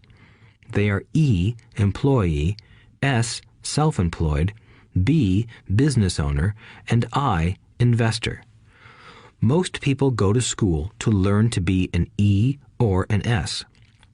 The cash flow quadrant is written about the core differences of these 4 types and how people can change their quadrant. In fact, most of our products are created for people in the B and I quadrants. In Rich Dad's Guide to Investing, book number 3 in the Rich Dad series, I go into more detail on the importance of converting earned income into passive and portfolio income. Rich Dad used to say, all a real investor does is convert earned income into passive and portfolio income. If you know what you're doing, investing is not risky. It's just common sense. The key to financial freedom. The key to financial freedom and great wealth is a person's ability to convert earned income into passive and/or portfolio income. My rich dad spent a lot of time teaching Mike and me this skill. Having this ability is the reason my wife Kim and I are financially free, never needing to work again. We continue to work because we choose to. Today, we own a real estate investment company for passive income and participate in private placements and initial public offerings of stock for portfolio income. We also went back to work to build a financial education company so that we can continue to create and publish books and games. All of our educational products are created to teach the same skills my rich dad taught me, the skills of converting earned income into passive and portfolio income. The games we create are important because they teach what books cannot teach. For example, you would never learn to ride a bicycle by only reading a book. Our cash flow games for adults and cash flow for kids game are designed to teach players the basic investment skills of converting earned income into passive and portfolio income. They also teach the principles of accounting and financial literacy. These games are the only educational products in the world that teach people all of these skills simultaneously. Cash Flow 202 is the advanced version of Cash Flow 101 and requires the game board from 101 as well as a full understanding of 101 before it can be played. Cash Flow 101 and Cash Flow for Kids teach the principles of fundamental investing. Cash Flow 202 teaches the principles of technical investing. Technical investing involves advanced trading techniques such as short selling, call options, put options, and straddles. A person who understands these advanced techniques is able to make money when the market goes up, as well as when the market comes down. As my rich dad would say, a real investor makes money in an up market and a down market. That is why they make so much money. One of the reasons they make more money is simply because they have more self-confidence. Rich Dad would say they have more self-confidence because they are less afraid of losing. In other words, the average investor does not make as much money because they are so afraid of losing money. The average investor does not know how to protect themselves from losses, and that is what Cash Flow 202 teaches. Average investors think investing is risky because they have not been formally trained to be professional investors. As Warren Buffett, America's richest investor, says, risk comes from not knowing what you're doing. My board games teach the simple basics of fundamental investing and technical investing while people are having fun. I occasionally hear someone say, your educational games are expensive, which poses the question of ROI, the return on investment, or the value returned for the price paid. I nod my head and reply, yes, they may be expensive, especially when compared to entertainment board games. But my games are not as expensive as a college education, working hard all your life for earned income, paying excessive taxes, and then living in terror of losing all of your money in the investment markets. When someone walks away mumbling about the price, I can hear my rich dad saying, if you want to be rich, you must know what kind of income to work hard for, how to keep it, and how to protect it from loss. That is the key to great wealth. Rich Dad would also say, if you do not understand the differences in those three incomes and do not learn the skills on how to acquire and protect those incomes, you will probably spend your life earning less than you could and working harder than you should. My poor dad thought a good education, a good job, and years of hard work were all you needed to be successful. My rich dad also thought a good education was important. But to him, it was also important that Mike and I know the differences in the three incomes and what kind of income to work hard for. To him, that was basic financial education. Knowing the differences in the three incomes and learning the investment skills of how to acquire the different incomes is basic education for anyone who strives to acquire great wealth and achieve financial freedom, a special kind of freedom that only a few will ever know. As Rich Dad states in lesson number 1, the rich do not work for money. They know how to have money work hard for them. Rich Dad said, earned income is money you work for, and passive and portfolio income is money working for you. Knowing that little difference has been significant in my life. Or, as Robert Frost ends his poem, and that has made all the difference. Take action. All of you were given two great gifts, your mind and your time. It is up to you to do what you please with both. With each dollar bill that enters your hand, you and only you have the power to determine your destiny. Spend it foolishly, and you choose to be poor. Spend it on liabilities, and you join the middle class. Invest it in your mind and learn how to acquire assets, and you will be choosing wealth as your goal and your future. The choice is yours, and only yours. Every day, with every dollar, you decide to be rich, poor, or middle class. Choose to share this knowledge with your children, and you choose to prepare them for the world that awaits. No one else will.